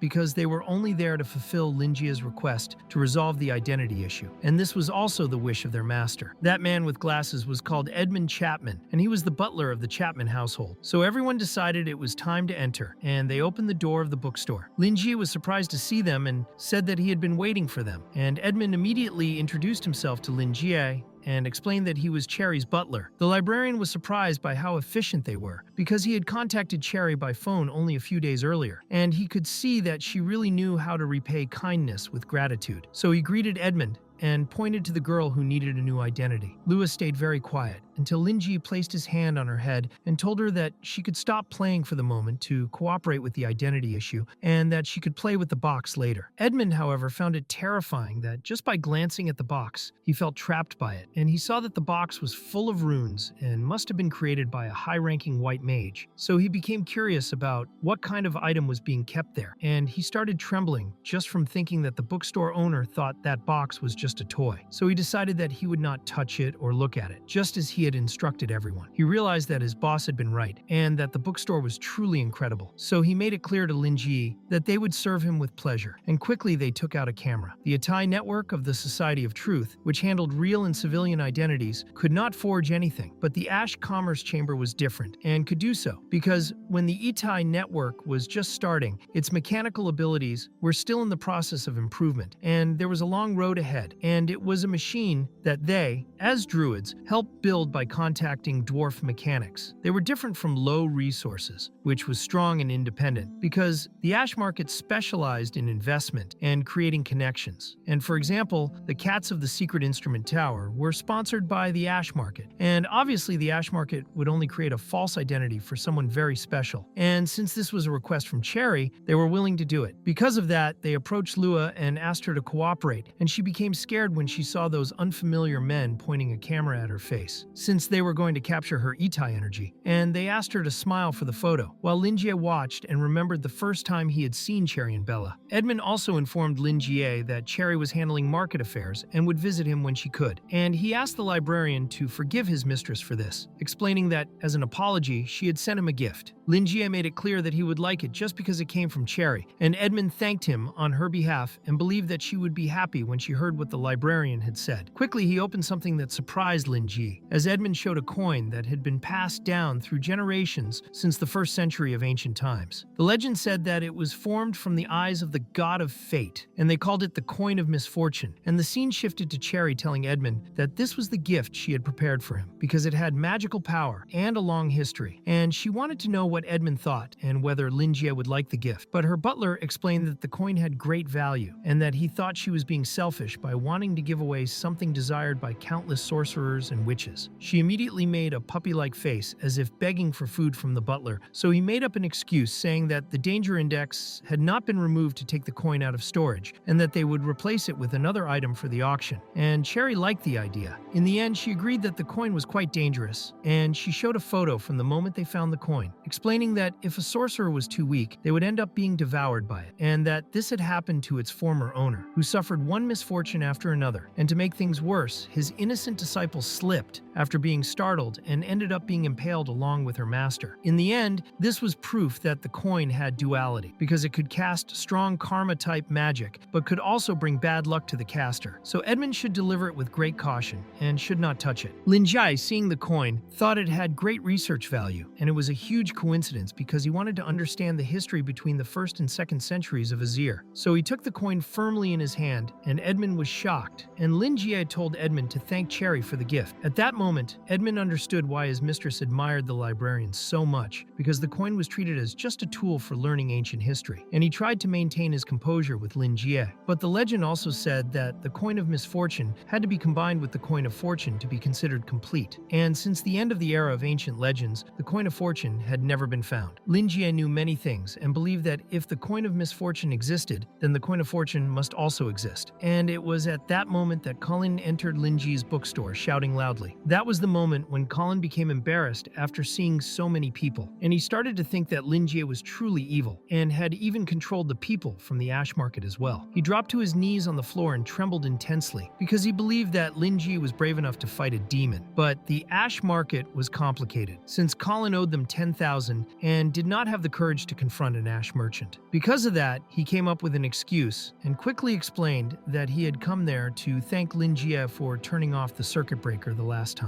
He placed the coin of fortune on Lingi's table and ran away in desperation, leaving everyone confused, while Colin was on the verge of a breakdown. At that moment, Lingi realized that the coin left by the fat man was exactly the same as the coin of misfortune, and he concluded that it was indeed the coin of fortune. Edmund remembered Lingi explaining the existence of the coin of misfortune and the coin of fortune, and he felt that it was no coincidence, because before Lingi even finished speaking, the coin of fortune had already been delivered to him. Ordinary people might believe in coincidences and luck in the world, but those who had walked the path of superhumans already knew that everything in the world was connected by karma, and once the divine level was reached, it was possible to feel, see, or even control these karmas, allowing one to influence the fate of others. In the mysterious world they lived in, there was no such thing as a mere coincidence, and Edmund was now seeing concrete proof in the legendary coin that had been split into two. From the 1st century until the disappearance of the coin of fortune, the two coins had always found ways to repel each other and cause unimaginable trouble like that, with their owners always disappearing or becoming involved in serious incidents, and the coins being separated once again. When fused together, the two coins were extremely powerful in terms of sorcery, and Edmund believed that the coin of fortune had suddenly stopped there because of the power of the librarian. Lingi was extremely surprised to see the coin of fortune right in front of him, because he never imagined that Cherry would give him the coin of misfortune, while Colin would appear with the coin of fortune. Now he just wanted to understand what had happened, and he noticed everyone looking at him with great surprise. Lingi believed that his own luck was so strong that not even the coin of misfortune could take it away from him, and in the end, he thought that it was destiny, since he had always been a romantic person who believed in fate, even if that was not truly who he was and he was only pretending. While he was very happy, everyone else felt uneasy, because no one could believe that someone would give such an important treasure to another person just for helping to turn off a circuit breaker. They all believed that the librarian must have done something and that he was truly cruel. Lingi quickly brought the two coins together right in front of everyone, becoming curious about what kind of material they were made of, and his eyes shone as he looked at them, finding their craftsmanship fascinating. In the end, he told Edmund that he never imagined he would obtain the complete set of the coins of destiny, and Edmund immediately stated that the librarian was very lucky. He smiled only to pretend that everything was fine, while Lingi placed the combined coins into the box where he had previously received only the coin of misfortune, and he believed that his neighbor had gotten himself into some kind of trouble. Edmund then offered his time and his men to go check on Colin for Lingi. Even though Edmund still believed that Colin had gotten into trouble related to the bookstore owner, he only pretended otherwise so as not to displease his mistress. He believed that the librarian would ask them to investigate the fat man or even kill him. Lingi explained that Colin had previously mistaken him for an evil spirit and had now simply decided to apologize by giving away his family treasure. And although Lingi had thought Colin was lazy, he now knew that he was kind and willing to help him. Edmund immediately said that he would send someone to check on Lingi's neighbor at once, believing that the fat man was unlucky for having irritated the librarian, thinking that Lingi was unpredictable, and also believing that the librarian liked to deceive common people as a personal interest. The door was not locked, and Edmund entered Colin's house, where Colin was hiding behind an armchair and trembling violently. And when Edmund called him, he trembled even more, wanting to know what they wanted. Edmund already knew that their company had lent 10,000 to Colin and explained that the repayment deadline was approaching, something Colin had already expected. Even so, Colin began blaming Lingi for what was happening, portraying himself as a victim being intimidated, swearing that he was a good person, and trying to encourage himself to overcome his fear. Edmund continued and explained that they could cancel the loan, and Colin immediately shouted, asking what the price would be. He asked Edmund how much the shop and all the items inside it were worth, and Edmund estimated it at around 30,000. Colin then asked if he could pay the debt using his shop, and Edmund clarified that he could do so, but that the price was only an estimate and would be much lower during the actual transaction. Edmund then asked whether the fat man was facing some kind of trouble, and in the end, he had planned to cancel the debt. But since Colin insisted on paying them back, he would not refuse. As Edmund looked at Colin, he began to think that he was a responsible fat man, and that the bookstore owner was incredible for realizing that his neighbor was truly a good person. In that moment, Colin shouted with happiness, saying that there was no problem at all, and he drooled a lot, because for the fat man, he was finally free and would survive. He grabbed his holy water and a few other things because he wanted nothing else. He did not want family business or profit, since nothing was more important than his own life. So he decided to leave immediately, gathering his belongings and running outside, promising that he would never come back, and looking very happy with the decision he had made. The people from the ash market were completely confused and simply believed that Colin wanted freedom, and Edmund told his men that they would report everything to Lingi. After the librarian learned about it, he was very surprised and tried to understand how he had not noticed that his neighbor was willing to abandon everything and leave, until he suddenly realized that the shop next door was empty at that moment, and his expression changed right in front of the ash market merchants. He noticed it and explained to Edmund that he needed to ask for help once again. But before he could say anything, Edmund showed him the property contract of the audio shop next door that Colin had handed over to them. Edmund understood that the bookstore owner had taken Colin's coin, which meant Colin was in great danger, and that Lingi, together with his bookstore, had used Edmund and his men to give the fat man a small scare and also legally take over his property. Edmund also offered Lingi help to organize the renovation of the shop next door, and Lingi liked the idea very much. He apologized to Edmund for the trouble, and since they were willing to do that, he also made it clear that he wanted a renovation of the second floor layout of the bookstore as well. Edmund shook his hand and made it clear that there was no problem and that they would handle everything quickly, while Lua, listening quietly to the conversation, thought that Lingi probably wanted a nice wool carpet. After that, Lua took the men from the ash market to show them the librarian's room, and they were very frightened by what they saw there. Meanwhile, Lingi went to the property that had belonged to Colin and found it strange that Colin had left some things behind. He even noticed a remote control that was extremely greasy, almost like a bag of cooking oil, and Lingi doubted that the fat man actually worked. It also did not make much sense to open a shop in such a remote place, and clearly the store was not large since the location was small and narrow, and Lingi found it hard to imagine Colin walking through those shelves every day. He also thought it was unsurprising that his neighbor mostly liked to stay on the sofa watching television. As he walked past some shelves, he found several plot protection magazines, and he realized that Colin used an old tactic of placing suspicious items in the most obvious place while putting all the normal movies and music albums on the lower shelves, which was typical of a shop in bad shape. Since it was a rare opportunity, Lingi decided to take a look at the culture of that city, making excuses to himself that he was a professional cultural researcher and that exploring such things was part of culture and tradition. So he examined all the content there while creating many justifications in his own mind. Eventually, he found a table with some ingredients on it, and he picked up a plant and smelled it, which made him suspect that Colin enjoyed making perfume as a hobby. In the end, he realized that he did not truly know his neighbor, because making perfume required delicacy, which did not match Colin's massive appearance. But the presence of salt there made Lingi feel doubtful, since in some cultures salt was used as a tool for exorcism. Even so, he no longer cared, because the misunderstanding had been resolved and Colin had already left anyway. So he decided to go back and call Edmund and the others to organize the place. He also planned to turn that location into a cafe connected to the bookstore after the renovation was finished, and he wanted Lua to take care of it, selling some items for him as a way to attract customers to both shops. After 3 days passed, the opening finally took place, and Lingi could not believe that all the work had been completed. The gray market had been incredibly fast in finishing the renovation in just a few days. He even thought about recommending some books to them, but then remembered that Edmund and his men had left in a hurry. He did not know it, but those men had been extremely scared and wanted to leave as quickly as possible, and Edmund had used the excuse that his boss was waiting for him. After that, Lingi had told Lua that they would close the shop and rest. In the end, he asked her what she thought about the renovation of the second floor, and Lua liked it a lot, especially because there was a wool carpet. He wished her a good night and explained that when the coffee equipment was ready, he would teach her how to use it properly. He also wanted her to dedicate herself to her studies because he planned for her to take care of the shop in the future, so she needed to help it grow. Now Lua had her own room, and Lingi said goodbye to her that night. He had finally recovered his own bedroom and was not sure whether he missed it or not. He still had some time before sleeping, so he decided to use it to analyze research materials that Claude had given him. He saw that the documents had been compiled by Joseph and consisted of an article with several records and related research documents. And there were also 2 other researchers mentioned, one called Plitt Hall and the other Trollop Robert. Robert handled the part about religious enthusiasm, the rise of the kingdom, and homomorphic revenge, while Hall worked on the remaining culture, and Lingi separated only the information that was necessary. The strange part for him was that Robert and Hall were unable to get their hands on the books called The Dark Era Rise and The Fall of the Elves, because that information was confidential and was held by scholars known known as the Society of Truth. And the third point, which was also the most important, was that the conclusions reached by those researchers were exactly the same as what he had previously seen in his dreams. This included the arrival of the gods, which began with worship and fear, then the rapid rise of the Elven Kingdom, and finally the moment when the last Elven King challenged the gods at the end, which resulted in the annihilation of the entire country. And there were also traditions such as the king wearing a crown made of laurel branches and the king holding a coronation ceremony in a white hall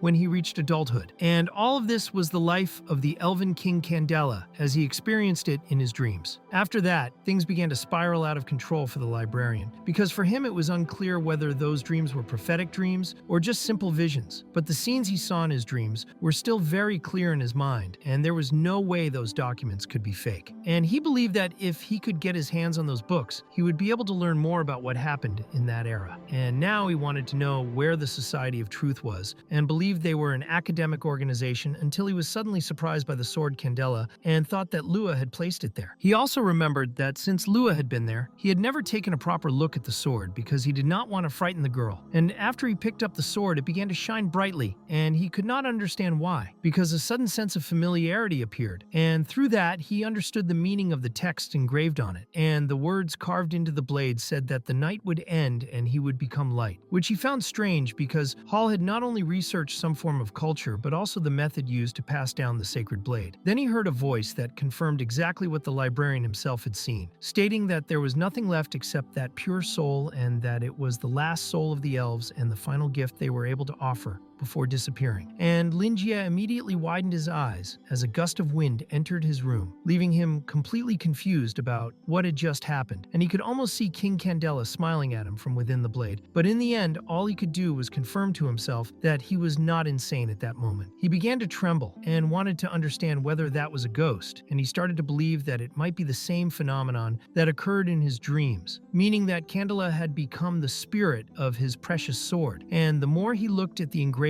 on the blade, the stronger the sense of familiarity became, and bits of information started to surface in his mind, as if he had known them from the very beginning, as if that sword should be sheathed on the altar in the main hall of the White Church, and as if the sword symbolized authority together with the laurel crown. When he woke up from the dream for the last time and looked at the sword, it gave him the same familiarity he used to feel when conquering a battlefield, along with the sensation that he had mastered every sword skill. But now that feeling was not merely an illusion, because he had even mastered a language he had never spoken before. And although he wanted an explanation for all of this, his brain itself was functioning perfectly well. Then he remembered that Candela had also given him something else, which was the crown of the Elven King, and he decided to look for the mark he had on his arm in the dream. But he found nothing there, and that also made sense to him, because otherwise he would have noticed it days earlier. And he did not know whether he should feel regret or relief, and in the end, it felt more like he had sent the Elven King on his own path within the dream. He believed that the sacred sword of the Elven Kingdom, after passing through many generations, eventually became the treasured sword of Joseph's family, or that his family had taken on the role of protecting the sword so that the spirit would not manifest in the world and harm people. But it seemed that everyone had slowly forgotten this duty, and when Joseph handed the sword to him, Candela gained the power to influence his dreams. Lingi found it strange that the king was so friendly toward him, and he believed that the final part of the elf's obsession had been purified through him. And in the end, the most important thing was the life experience of Candela that he had lived through in his dreams, because it was the method chosen by a spirit from an ancient era to allow the entire kingdom to continue existing. And the problem for the librarian was that he did not know how much of those dreams were real and how much of them were false. He still remembered all the knowledge and sword skills that Candela had learned as a palace instructor, but some of the sacred arts, spellcasting, and the memory of the king challenging the gods at the end were very blurred in Lingi's mind, and only fragments of those memories remained after he woke up. So Lingi believed that Azir had once possessed an ancient legendary era, but it eventually vanished along with the fall of the old kingdoms. However, Lingi did not know whether everything had been intentionally hidden, so he wanted to get his hands on that book, because he was eager to uncover the whole truth and wanted to know what kind of existence that god was who annihilated the ancient Elven kingdom. And since rushing would not help, Lingi decided it was better to stop the research for that day, and the coin he had obtained obtained that day was also mentioned in those documents. The coin could be used for divination and was a very important ceremonial tool, and because both sides were identical, it could be used to predict the future. So Lingi drew a smiling face and a sad face on it to distinguish between good fortune and misfortune, and he also believed that he would have a good dream that night. And suddenly the librarian appeared in another place and became frightened because he did not know where he was until the original Silver Witch welcomed him once again. At that moment, he quickly realized that he might once again be inside Prada's dream, and everything was very different from the last time he had dreamed there, and he believed that he had met her on the promised next night, even though that promised night had been delayed. And in the end, this was already the third time he had entered the same dream,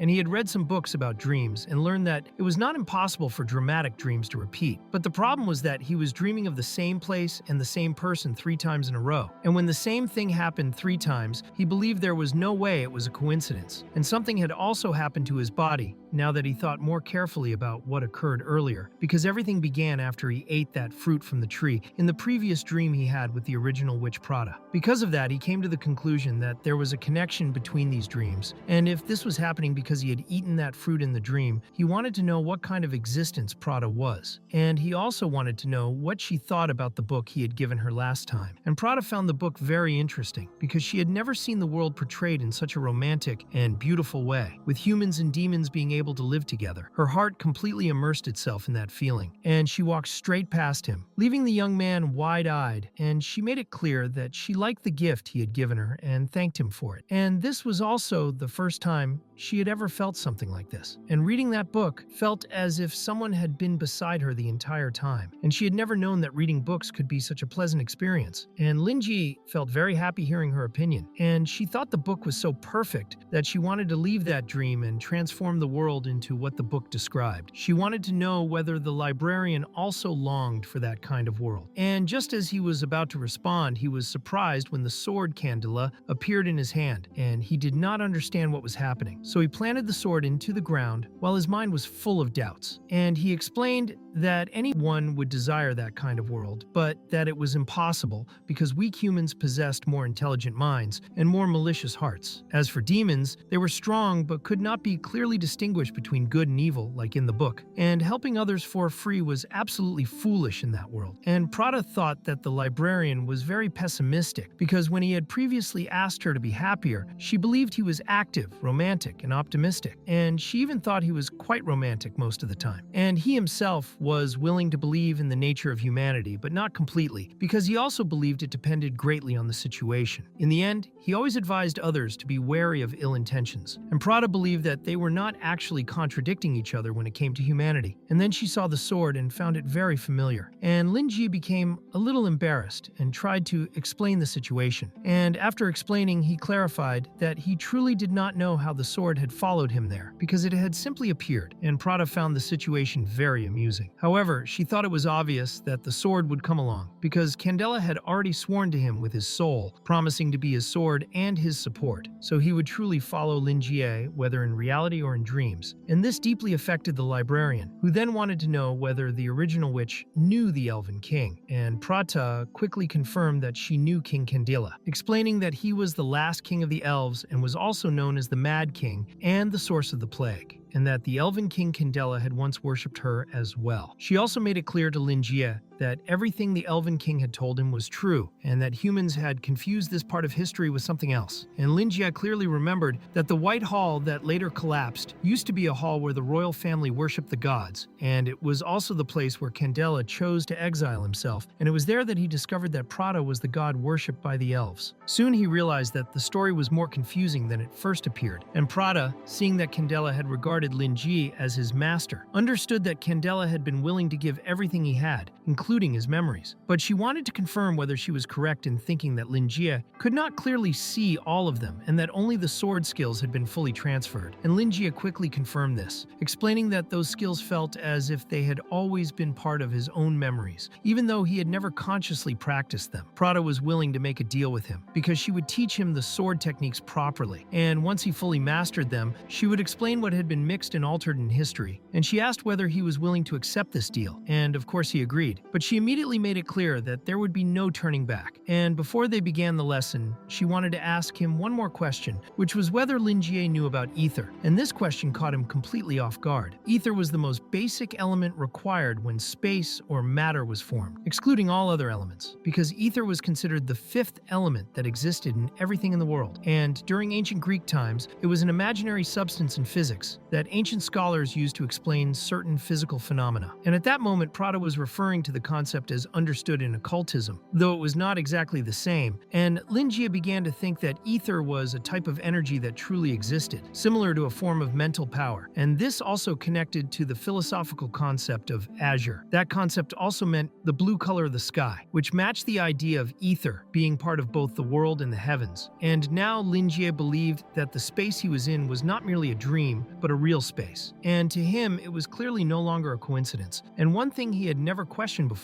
was how the Black Shadow had placed him in that world. So he directly asked the witch Prada whether that dream was in fact ether itself. Prada saw that he already understood more than enough, so she chose not to explain it further. But Lingi admitted that he did not actually know that much, and she therefore decided to skip the basic lessons, which made him panic because he truly did not understand. And he even blamed himself, thinking that he spoke in a confusing way. And now he felt less comfortable asking her questions. And in simple terms, Prada explained that if he could not remember something, it was because Candela himself no longer remembered it, but Lingi still could not grasp the deeper concept behind those memories. To avoid conflicts of knowledge, anything he did not yet understand was automatically censored, and Lingi, feeling a bit awkward, realized that the memory itself was intelligent. And Prada clarified that a normal human did not possess this kind of ability, because when something from a higher level flowed down to a lower level, it was like a flood hitting a dam, and if the dam lacked sufficient strength, it would collapse easily. And Lingi believed that the Black Shadow was the one causing all of this, since it was something he himself could not do. Now he understood that if he wanted the complete version of those memories, he would need some kind of key, and Prada asked him to close his eyes and focus on the sword. And Lingi immediately assumed that she was about to teach him how to obtain that key. And Prada instructed him to sink his consciousness into the blade, though he had no idea how to do that, and suddenly he began to fall. Lingi had thought that Prada had tricked him,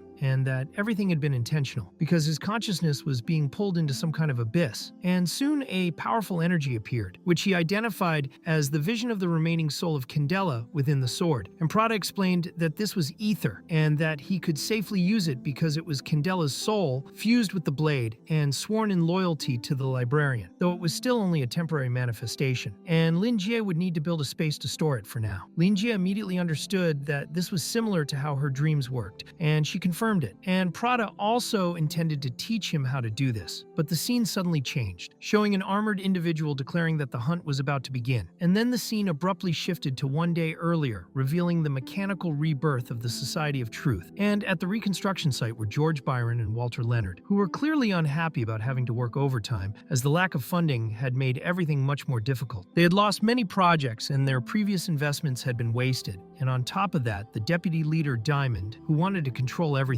had forced Andrew to take full responsibility, putting Raoul Feige in a very difficult position. And the main reason was the enormous consumption of manpower and resources on a project called Dirty Track. Yet the best results they achieved had been taken by someone else, and they observed S-277, where no one was present, and the mechanical division was already in a miserable state, which only worsened after the incident. There were many people on the council who opposed the Dirty Track project and were now blaming them for all the damage, so they halted the project to prevent further losses. And Raoul Feige became so depressed that he announced he would isolate himself to focus on his own research, while Walter wanted to find time to play chess with his old friend. And now the council had redirected its resources to focus on exoskeleton armor that could actually be useful to the public. Eventually they ended up seeing two young men who were arguing, with one of them shouting loudly while the other did not seem intimidated at all, making it clear that they had only taken their knowledge and had not damaged their vitality. The younger man was openly belittling the scholars, while the bald man became extremely angry and wanted to teach that young man a lesson. The young man quickly realized that the bald man was acting purely out of violence, and at that moment the bald man suddenly froze in place and started trembling. However, the young man began to provoke him, because he wanted to see the bald man actually try to teach him that lesson, and he even questioned whether the bald man was too scared to hit him. At the same time, the young man knew that that the bald man was actually worried about what would happen